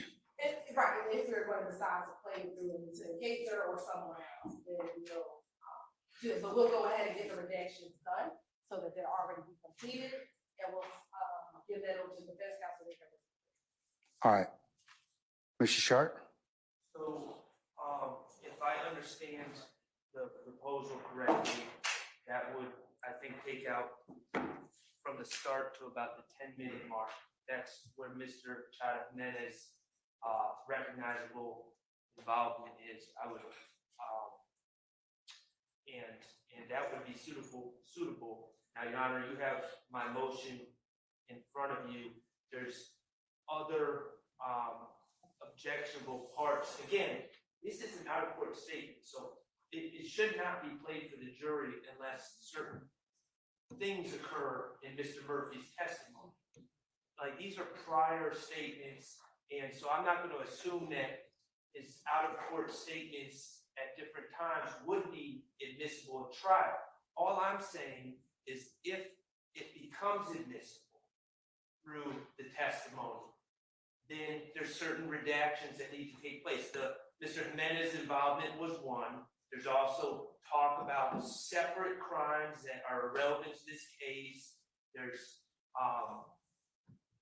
confrontation clause issues with certain things that the detectives say, certain things that they say they've learned through their investigation, through other witnesses that are hearsay. This is basic stuff, and I assume that the state is going to adhere to the rules of evidence. But Okay. my whole point was just to identify some of those issues. I don't have any issue with that. I'm more irritated that you didn't do it a year ago. Have no issue with you identifying those things. Certainly the things you've mentioned would have some merit, and you could have identified them a little bit more timely than now.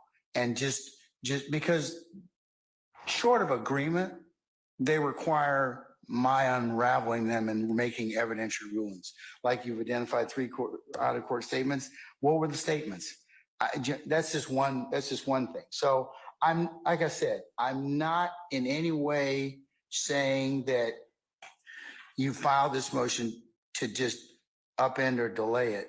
I'm more annoyed with the timing of it because you had it over a year ago. And your assertion to me, the state was, you don't know that they should be not presenting certain things or evidence that you believe should not come in. That's why you file a motion. And that's what, just to make it the obvious and go, hey, listen, y'all are not going to be getting into these particular statements.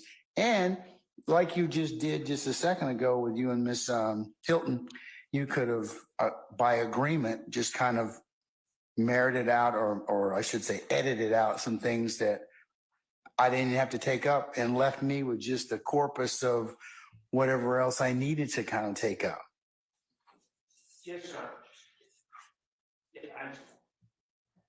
So I'm just telling you that there may be other statements and everything else, and that's where I still don't know, and I still am going to have to take those up, short of agreement. And those are the. There's three trial statements that Mr. Murphy made. One on I believe it's July of 2015. One on August 18th, 2015, and one on February 16th of 2016. Well, I would suggest you put them in writing. Those are my motion. No, I mean, in terms of what specifically in terms of state, oh, yes. It's in the motion.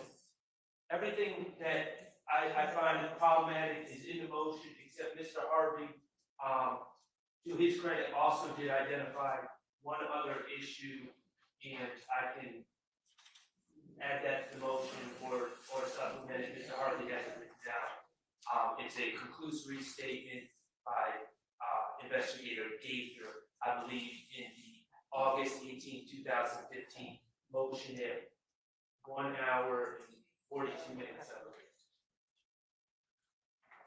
So, but I flagged all of them with timestamps that are within 15 1, seconds. 2, 3, 4, 5, 6, 7, 8, 9, 10, 11, 12, 13, possibly 14 statements. But, Your Honor, some of these things are, there's discussion about a corrupt Atlanta police officer. All right. I wouldn't know why the state would never want to admit that, but I would just put him in as an abundance of caution. There's discussion about a separate murder that's not charged, that has nothing to do with this case. I was just flagging that. I don't know why the state would want to present that. There's conclusory statements by an investigator saying, for instance, I know it was YSL that committed this crime. That based on nothing other than her just saying she knows. That's the type of thing that obviously would not be admissible at trial, and I would think that the state would not. Okay, but you still have to file the motion and flag it like you did now, Okay. because we could have done this a year ago. We really could have done this a year ago. We really could have. I understand. But again, I don't think that based on the testimony so far, I see no reason why these statements would even play.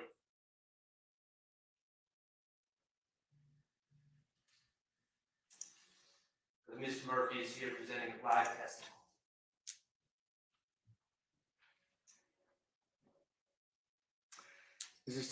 What's the state's position on the other statements? Your Honor, we have not had the opportunity to look at the other statements yet. I believe it was filed while we've been in court, Your Honor. And the state's intention is only to play these statements if we have to impeach Mr. Murphy. So what we're doing is asking him questions. If he answers them the way that he's answered them previously, we won't have to impeach him. We don't intend to just play the statement just to play the statement. It would be solely for impeachment purposes. And so what we're doing is we're asking him the question here in court. Depending on his answer, we're confronting him with his prior inconsistent statement in order to set up Investigator Gaither or Investigator Dennis coming in and playing those portions in which he has denied. And so that's what we're doing. The state does not intend to, at this moment, to just play his statement. We know that is improper. However, But Mr. Shard has identified these particular 9 statements or whatever else. Like, for example, on the July 15th. Your Honor, he just filed it today while we've been in court. So I haven't had the opportunity to review them to be able to adequately, we could maybe have a consent. I just haven't seen them to be able to process and read it and to know which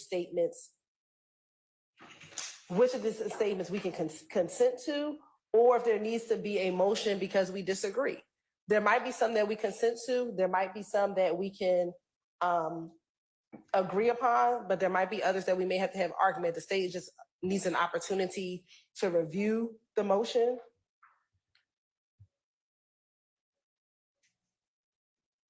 To be able to adequately make an argument to the court, Your Honor.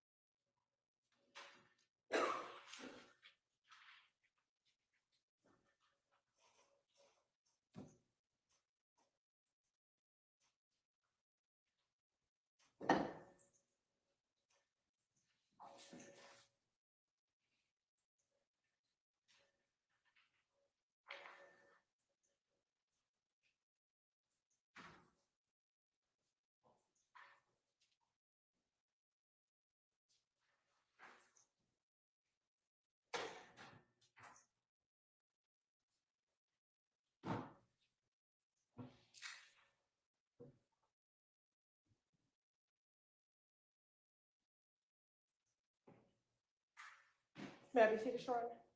Oh, you can have a seat. Yes, ma'am. I'm sorry.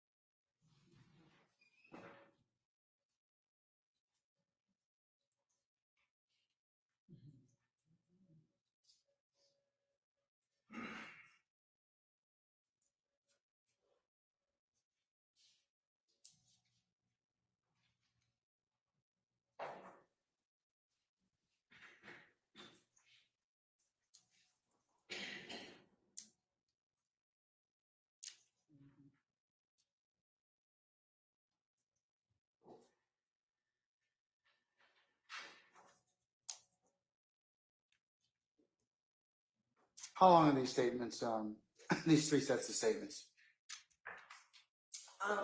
Let's start out with, all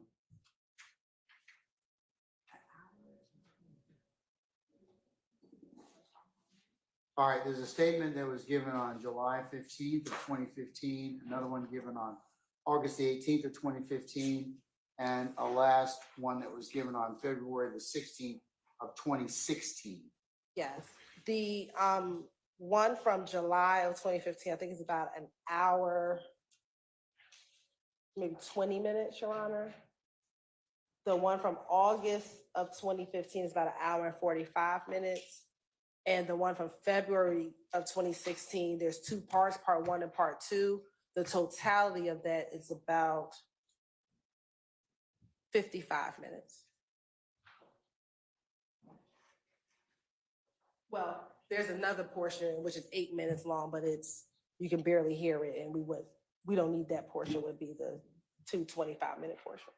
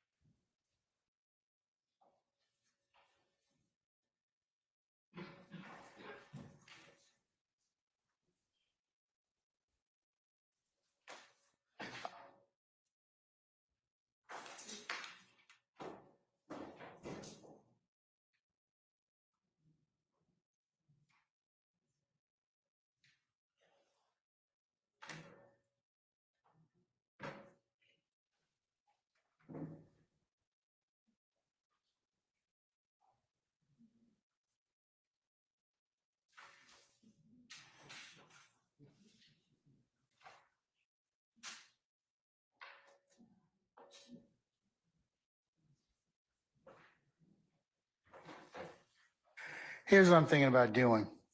How many is there, Wes? How many statements? How many statements?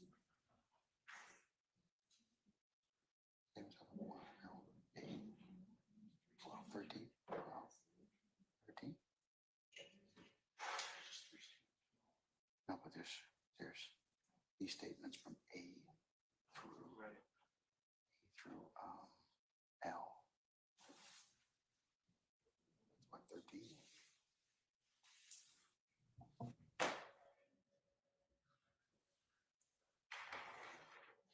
And Your Honor, just to let the court know, this isn't an issue that would be right anytime soon, because we haven't finished confronting Mr. Murphy. So he may say everything that he said before, and we would not be playing the statements through Mr. Murphy. We would be playing them through Investigator Gaither, which could be either our next witness or, depending on Mr. Montgomery's status, two more witnesses. So just to let the court.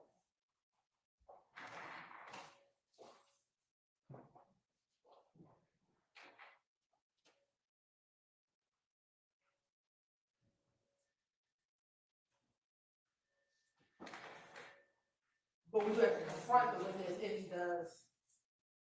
I do want to be clear. We do have to confront Mr. Murphy with this prior inconsistent statement before we would actually play the statement. So I would have had to ask some questions about it. But we would not be playing the actual recording.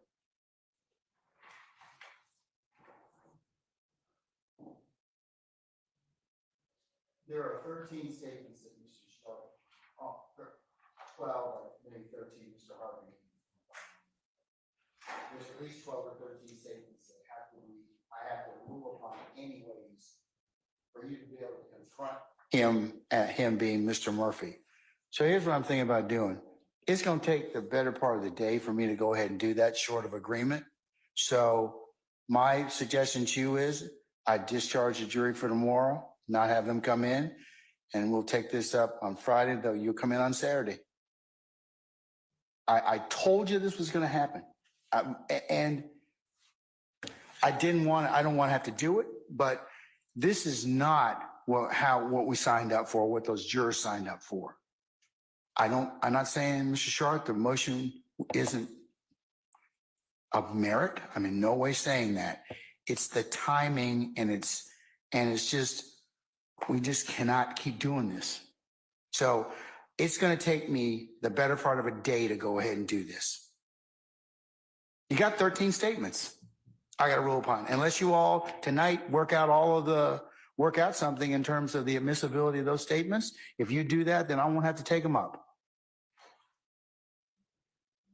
That's my offer to you. But short of that, I'm going to excuse the jury and go ahead and do that. So do you all want to have a couple minutes to chat? Yes, Your Honor. All right. Ms. Harning, I'm telling our jurors another 15 minutes, okay? All right, I'll give you 15 minutes. You let me know what you want to do. All right, we're in recess.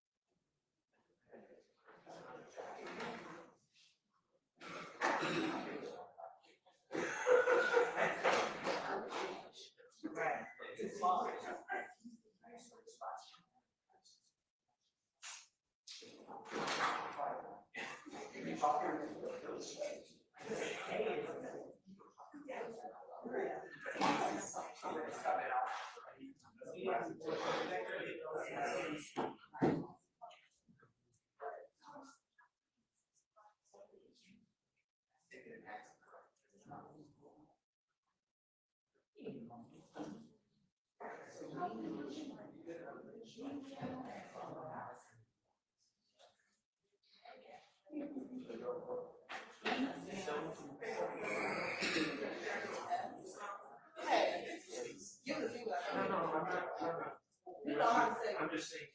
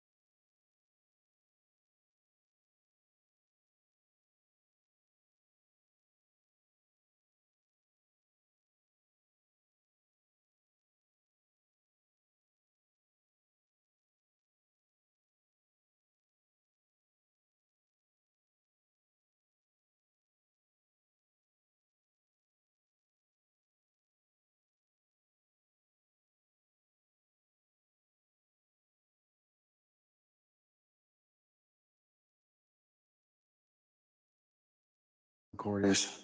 Yes, Your Honor. We've had an opportunity to go over the motion, Your Honor, and there are a few of the particular statements that the state and the defense have agreed that the state would not be getting into.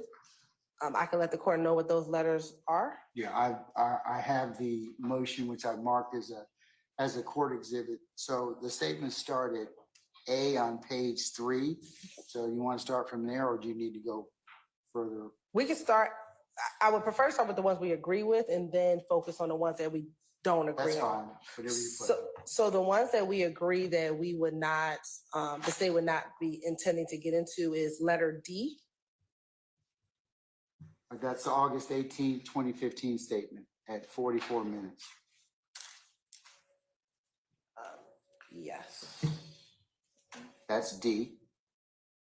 The next one, Your Honor, is letter E. That's the same date at 49 minutes. The next one is G, but we do have to clarify something with That's G. G at 1:03 and 00.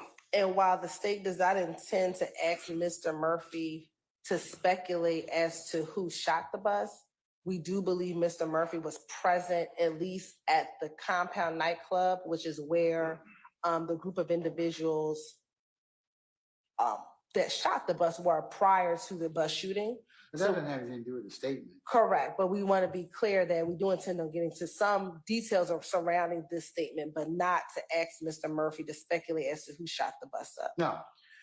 The next statement that the state and defense agree upon is H with a caveat. That H is the one, August 18th, 2015 statement at 1:07. Yes, we do not intend to go into the murder that Mr. Murphy discusses. However, there are some individuals that he speaks about, and we will ask him if he knows certain people, but not to go into the facts of that unrelated murder. All right, I. Oh, no, what's the next one? I'm sorry. So the next one is I, Your Honor. The Okay. state does not intend to get into I. And I is the August 18, 2015 statement at 1:17:50. Yes, Your Honor. And then last is L, which is what we've already discussed, Your Honor. And that is the February 16th, 2016 proffer from basically the start of the tape to 12 minutes. Yes, and we just need to look at the 16-minute portion of it, but I think that we can agree upon that. But we just need to, we know definitely about the 12 minutes, because that's the early part in which Mr. Jimenez is going over the proffer. We just need to look at the 16-minute mark, but I don't think that'll be an issue.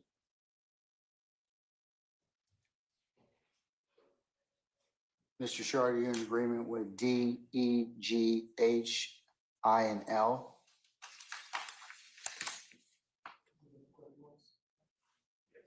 Yes, Your Honor.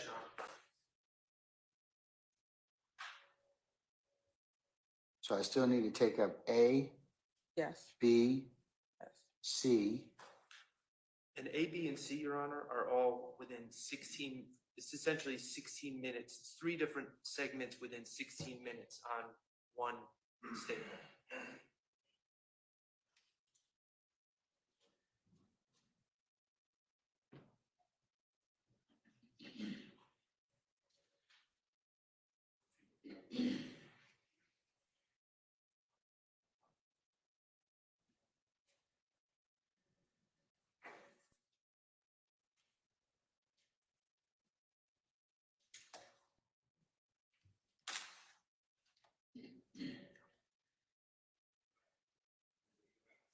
F is also what I have to take up, is that correct?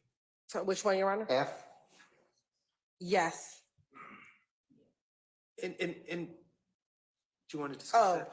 F, Your Honor. We discussed F. F is, my concern about F, Your Honor, is That's the statement on August the 18th, 2015, at 58:20. And Investigator Dennis is basically telling Mr. Hudson, Attorney Hudson, and Walter Murphy what he saw that night at Compound. Now, if Investigator Dennis takes the stand, my I get it. He's going to be subject to cross-examination. I anticipate his statements will be similar to this, so that wouldn't be an issue.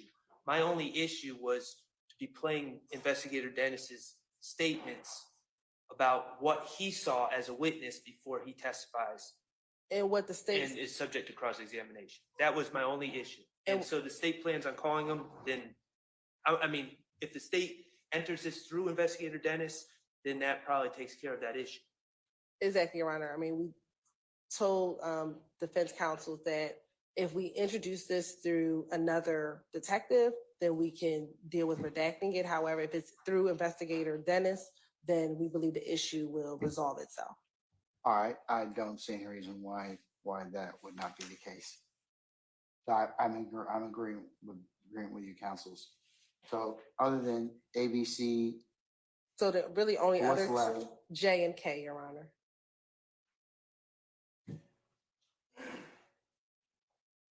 J involves, there's allegations throughout this case that an APD officer who's still on the force, I'll point out, to my understanding, is corrupt and on the take. I wasn't planning on turning that into a mini trial, corrupt police officers, not really relevant to our case, so but why would it be admissible? Your Honor, there might be some parts that are relevant, so we would just ask to hear. Such as, I need to look. Your Honor, the officer, there are certain things that happen within the Dexter Montgomery investigation that pertain to that person. That's why we're asking to allow us to argue it tomorrow. The Dexter Montgomery investigation was conducted by the particular person that they're talking about. So a cop on the take. Picture that. Wow. oh,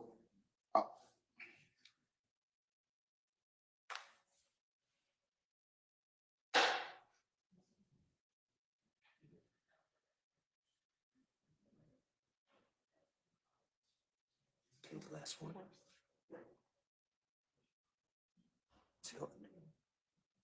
If we just have a moment, that's how we are asking, if we do have to have the motion tomorrow, Your Honor, we don't believe this is going to take all day.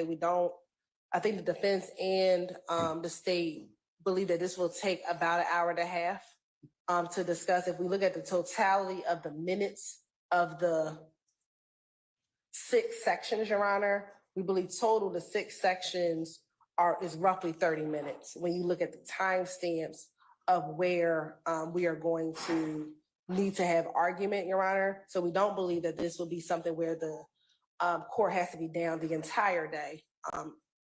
Unless it was already going to be a half a day, guys, that's a different conversation. But if it was going to be a full day, Your Honor, the state believes that even if we came in, and I believe tomorrow's one of our 8:45 days, that if we came in at 8:45, I do believe we could be done arguing this, if not by lunch, if not before lunch, definitely by lunch. And Your Honor, lest I forget, Attorney Harvey's contribution, which is 8:18:15 at 1 hour and 42 minutes. And that is, according to my notes, there's no transcript that's been prepared, but my notes is Investigator Gaither opining that YSL killed Donovan Thomas. And in a conclusive statement, of course, she's not a witness to anything, and we would object to that as well. that wouldn't be relevant anyways, would it? I mean, We just need to see what if any, Mr. Murphy's response. We just need to look at that portion one more time, at least to go back to our, to actually watch the video again, just to hone in on that particular section. So this is on the August 18, 2015 video at 1 hour and 42 minutes in the video.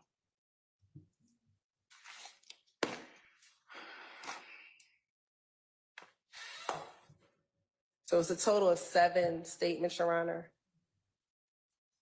And again, we believe if we come in at 8:45, we would definitely conclude, if not before lunch, by lunch.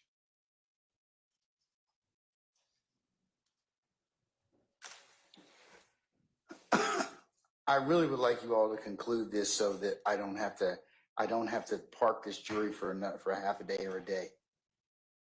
Now, I appreciate you all working together, and this is kind of what you should have done all along. I mean, this is what I told you all.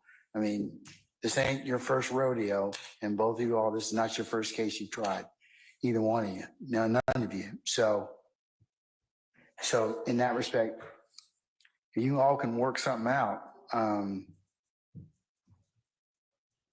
So it sounds like you all been working pretty well in terms of your agreement as to these statements.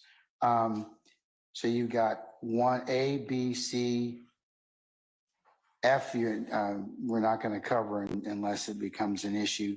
J and K, correct? Correct. And if I hear you, Ms. Hilton, you're saying that you all need to listen to those statements. Is that correct? Particularly, yes, all of them. Yes, we need to re-listen to all of them again this evening once court concludes. If we have any more concessions, we can definitely reach out to defense this evening. But we do believe at least A through C, we're going to have to argue. I don't think we're going to concede on A through C. For sure. We won't be conceding on A, B, and C.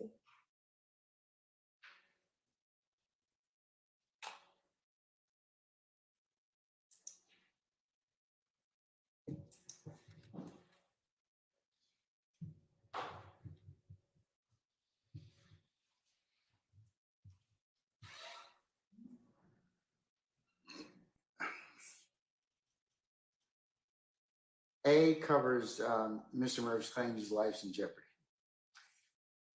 B covers the same day, July 15th, at about 35 minutes, repeats statements. His statement's going to get him killed. And he repeats this at 48:30 and 1 minute and 20 seconds. And then July 15th, 47, he complains of investigating officers are jeopardizing his safety by telling Mr. Williams Sr. that Mr. Murphy was involved or brought down to speak to the detectives. Mr. Sharp, the statements may be admissible depending upon what circumstances they're being offered for. It's a little bit. Like it depends on what's asked of Mr. Murphy. It really does. Well, and I understand that some of this has to play out to give Your Honor context. I'll point out that when you watch the statement, you're left with the impression initially that it's a little bit misleading because you're left with the impression that Mr. Murphy fears Jeffrey Williams or people associated with him. Later on, he clarifies, I'm not going to say anyone's name respectfully, but he identifies other people that he's scared of, that he's really scared of. And it's not Mr. Williams, it's not anyone associated, or it's not any family members of Mr. Williams, and it's not anyone charged in this case.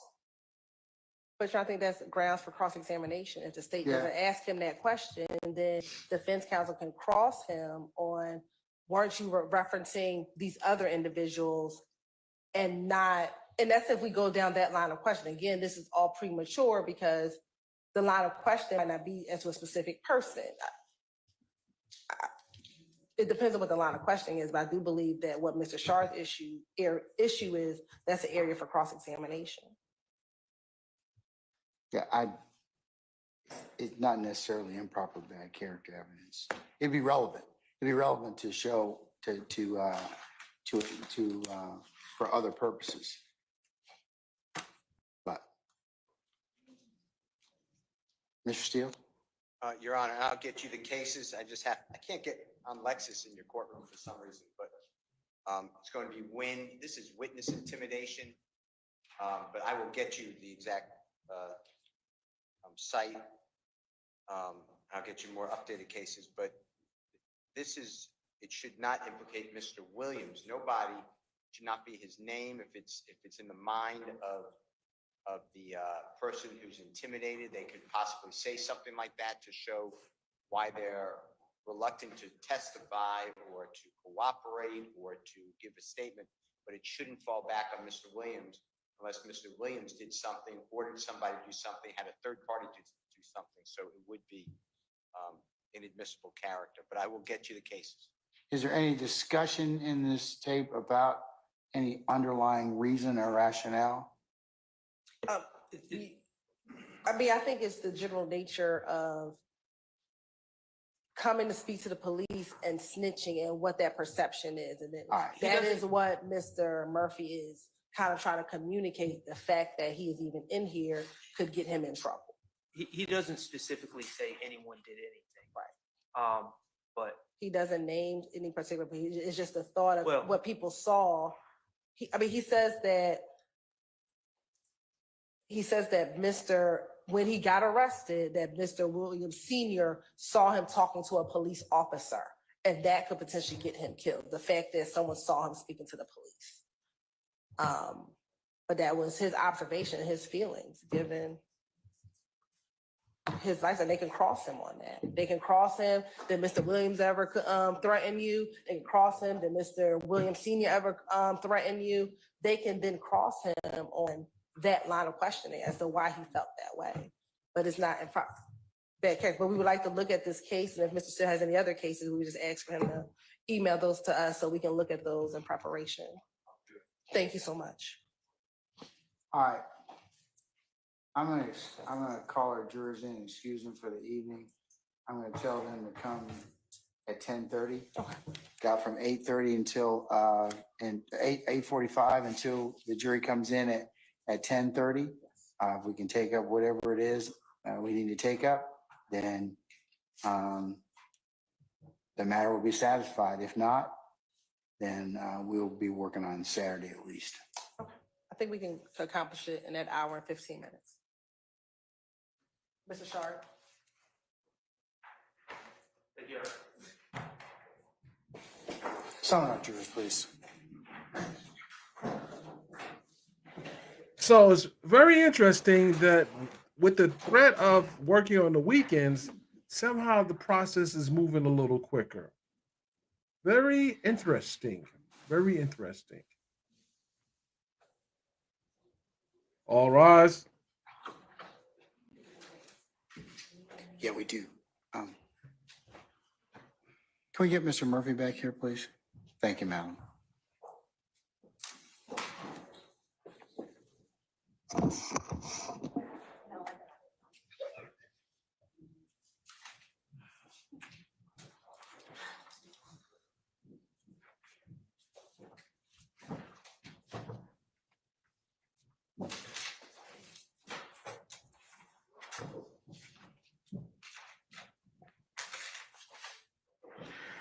All right, ladies and gentlemen, please be seated. All right, thank you, Sergeant Ingram.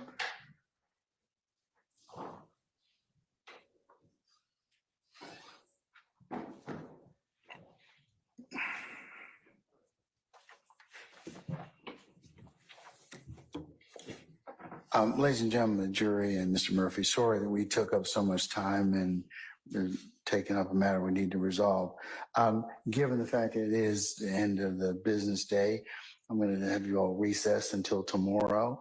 And if I could ask you all to come in for 1000 hours tomorrow for an anticipated 10:30 start time, and then we'll go ahead and see where the day leads us at that point in time. I am going to tell you that we'll probably work until almost 1 o'clock, and then we'll take an hour or so for lunch at that point, come back, and then we'll see where the afternoon leads us at that point. Friday morning, we will have a 1 o'clock start time. Okay, and then what I'll do on Friday is I'll handicap the rest of the month for you at that point. Again, we'll just go through that in maybe the first part of May. All right. Mr. Murphy, I'll excuse you till tomorrow morning. If you could be here for 10 o'clock, okay? And then we'll call you when we start up again, okay? Okay. All right, don't discuss your testimony with anybody except the attorneys and your counsel, all right? Okay.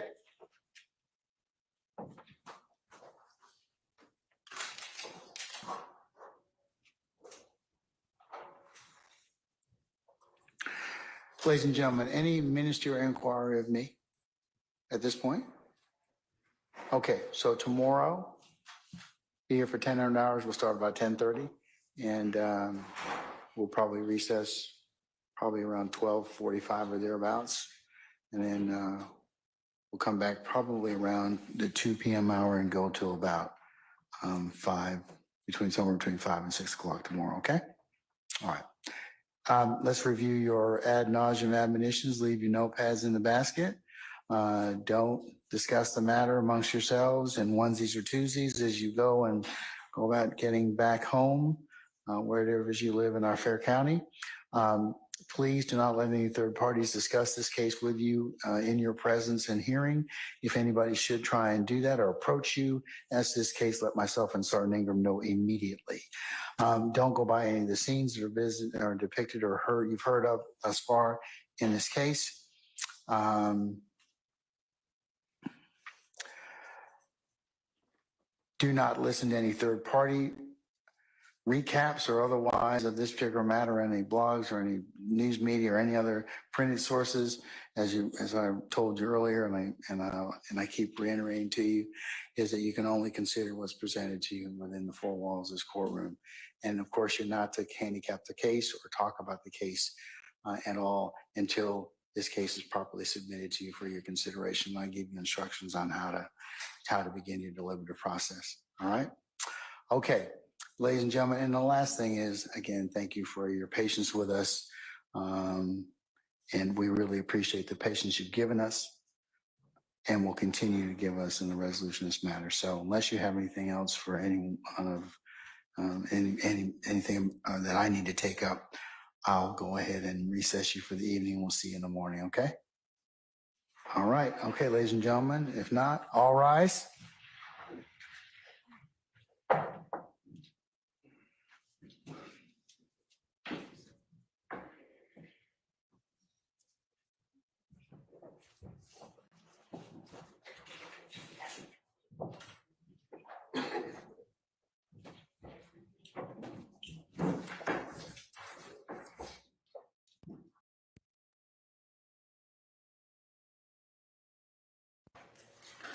All right, ladies and gentlemen, our jury has left us. Unless there's anything I need to cover with you all, I'll see you all tomorrow morning, 8:45.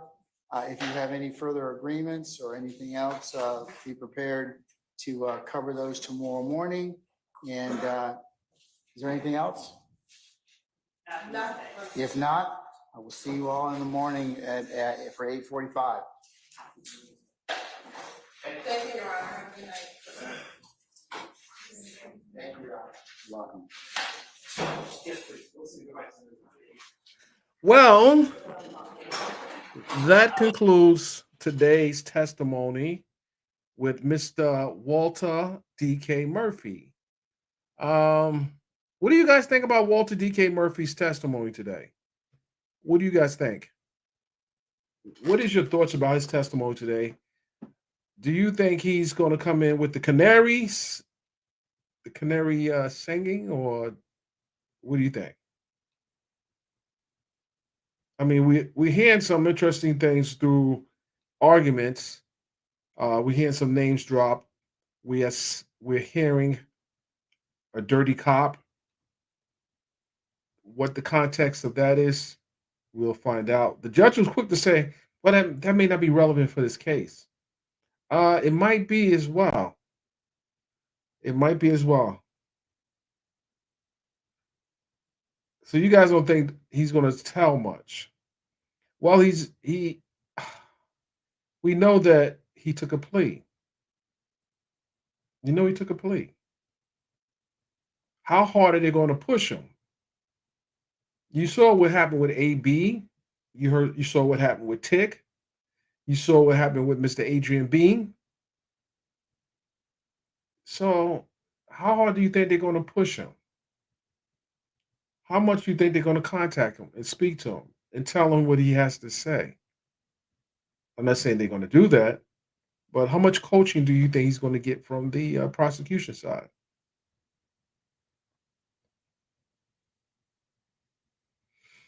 Yeah, I don't know.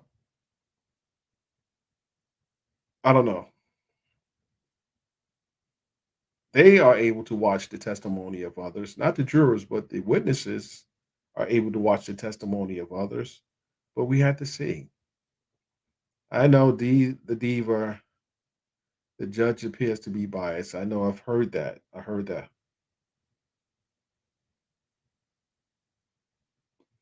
Yeah, but if you wear that part, if you wear this jury down, you may get a holdout. You may get a few holdouts. The goal is to get some holdouts for the defense.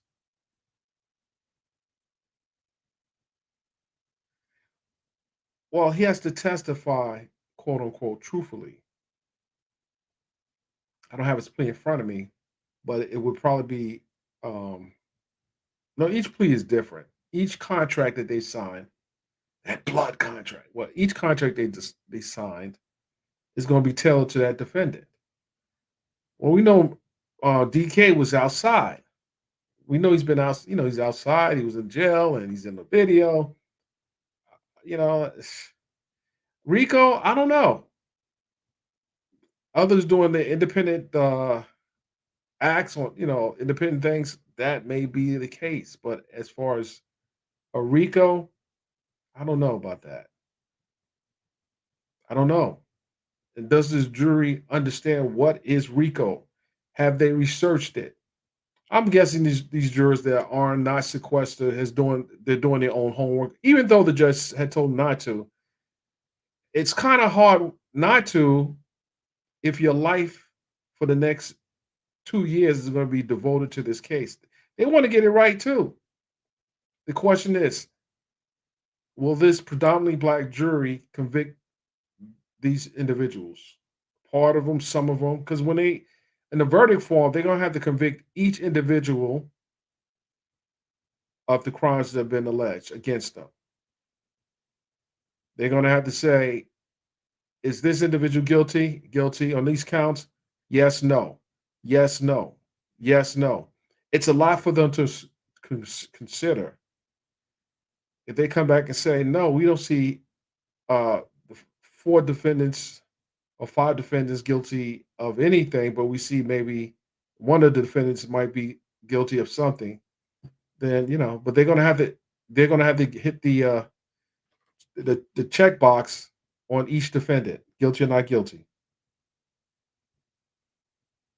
He said, I'll go back to work. What do you mean you go back to work? Hold on. Listen to how much these prosecutors making. Okay. Okay. All right. All right. Okay. I'm listening. I'm listening. Uh let's have a conversation. Let's talk about the case. I'm going to drop the link. If anyone wants to come up and let's discuss some of the the testimony of today and your point of view, this is your time to click on the link and come up. Let's have a brief conversation. Um, so the link is posted there. I do have another live to do for those who are concerned, but at this point, what do you guys think? What do you guys think? So I'll go back to work. Not if you're a juror. You're gonna have to do your part. You're gonna have to not guilty if you feel they're not guilty. But it's also a lot for these jurors to retain.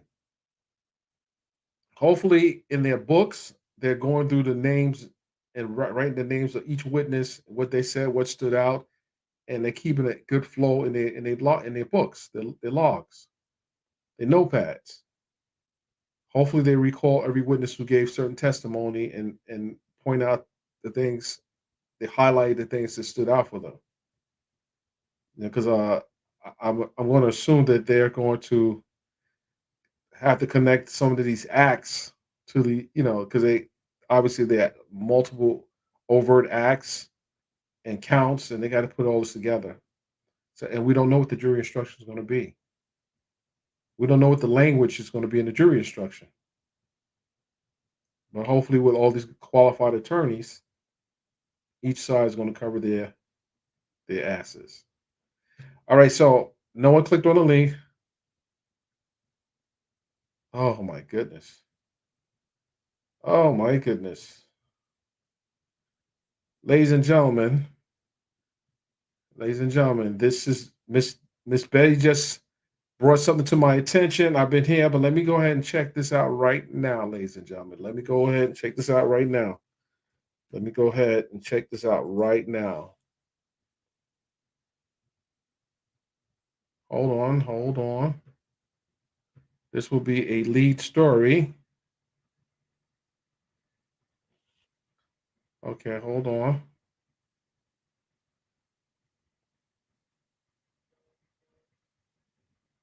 Let's see here. Okay, let me verify this. Let me verify this. Okay.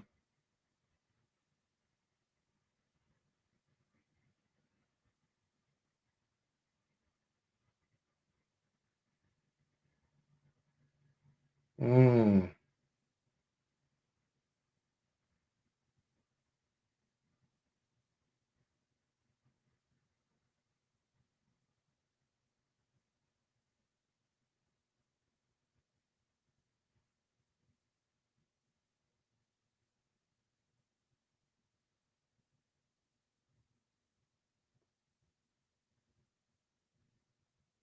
Okay.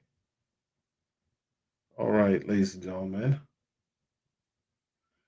Okay, hold on, hold on. Okay. Yes.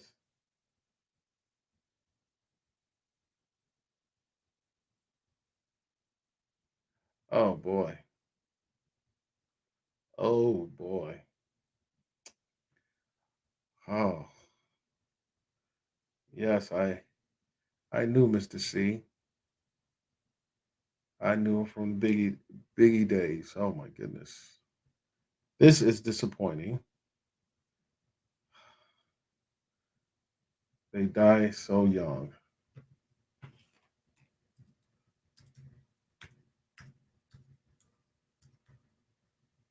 Hold on. Hold on. Hold on. Let's see. Hold on. Yeah.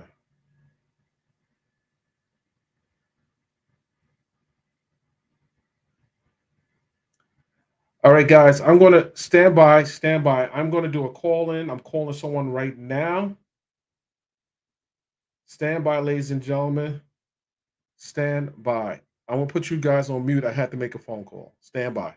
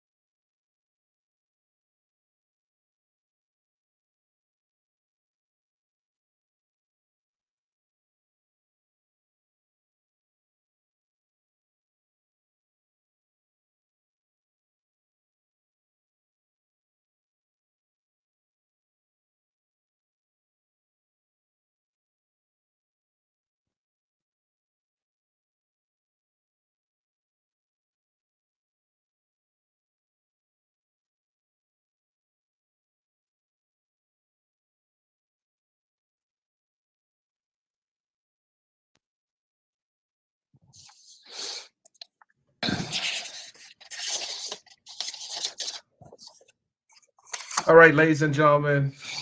I'm on the phone with a veteran of hip hop, uh, one of the most respected guys I know in hip hop. My good brother, Mr. Chuck Creekmore of allhiphop.com. Good afternoon, Chuck. How are you? I'm good, bro. Not so good, actually. We've lost a legend today, but I'm alive and I'm here talking to you. Yes, sir. Yes, sir. Mr. C. Let's again. I want to just talk about his legacy and what he contributed to hip hop. I want people to know his history as it relates to, being with obviously Biggie and, his contribution to hip hop. When you think about Mr. C, what are some of the most memorable things that you would like to say about his brother? I mean, he was legendary, no question. I mean, without Mr. C, the landscape of hip hop changes completely, without question.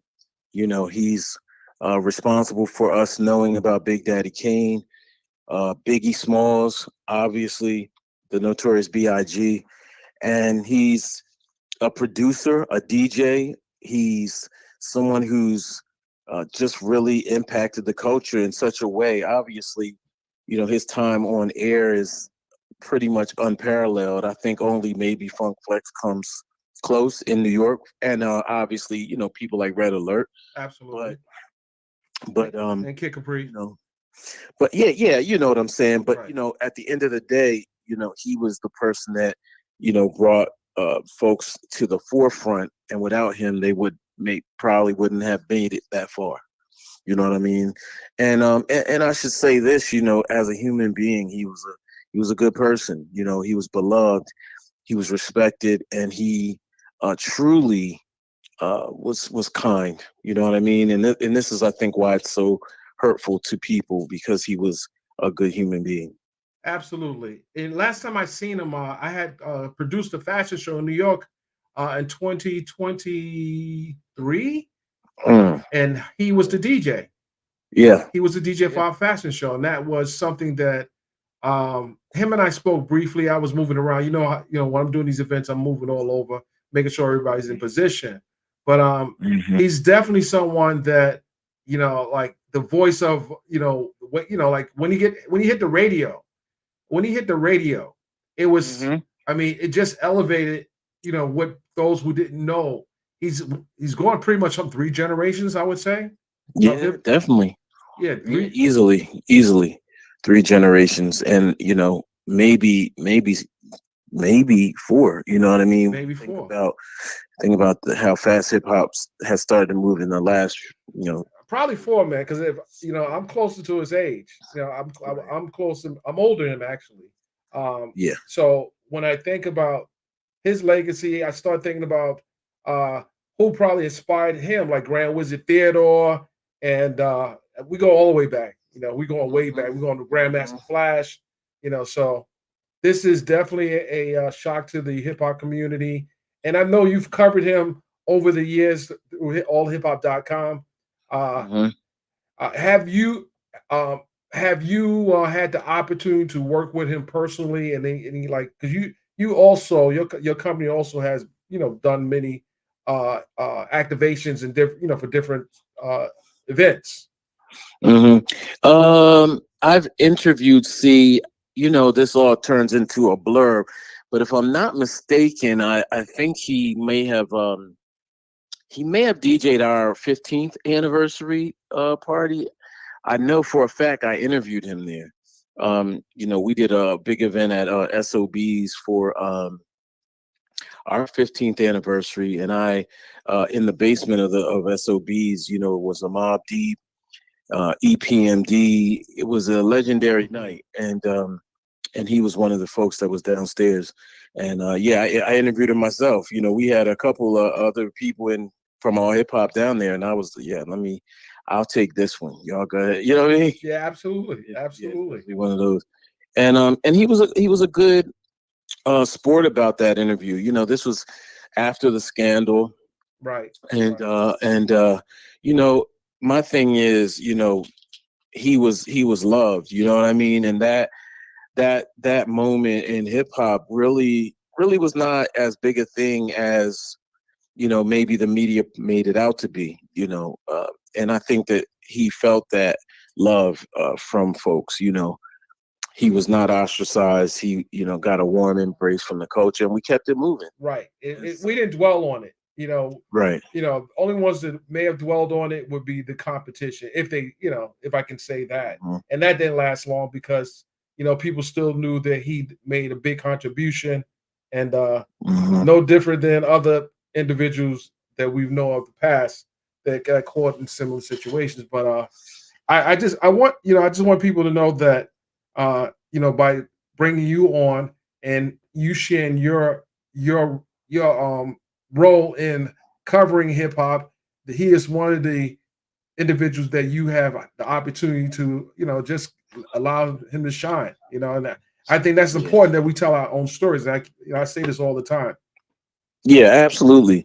It is important, and we have to remember tomorrow is not promised, and we are all getting older by each day.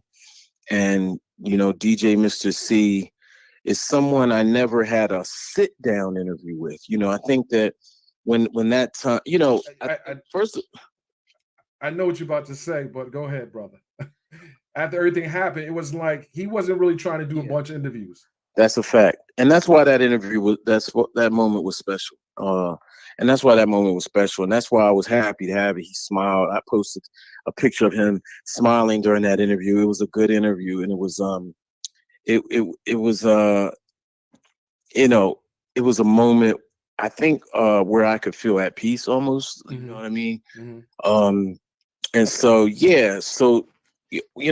hip hop is way, way, way, way too focused on rappers. Way too focused on rappers. There's people from all walks of life who contribute to this culture, who change this culture, who shape and mold this culture. DJ Mr. C was one of them.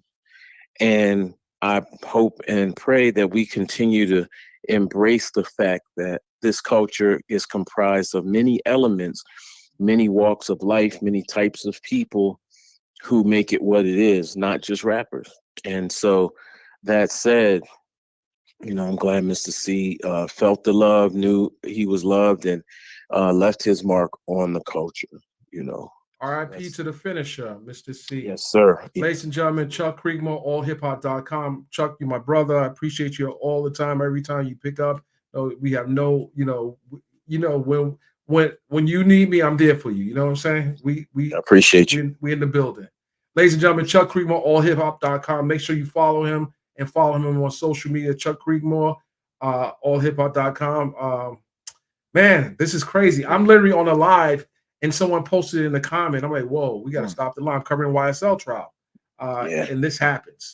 But this. All right. We got to circle back on some other stuff, my brother. Thank you very much. Brother. All right. Peace. All right, peace.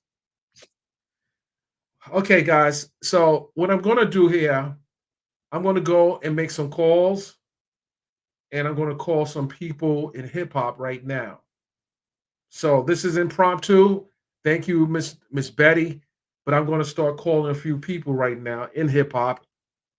And we're going to just talk about what Mr. C meant to some other people. Stand by.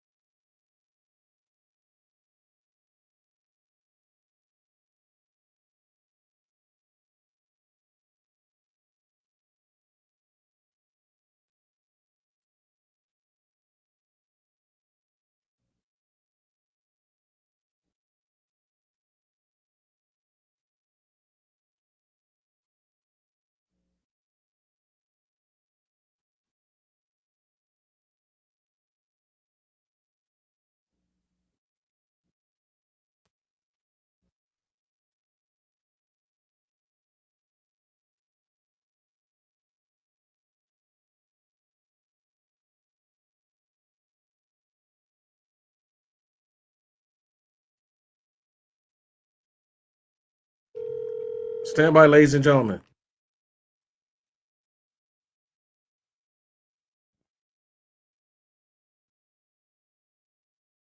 Yes, I think that's a good idea.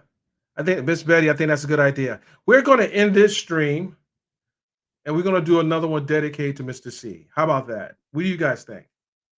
Let me call some hip hop heads and let's restart this stream. I appreciate you. I really do.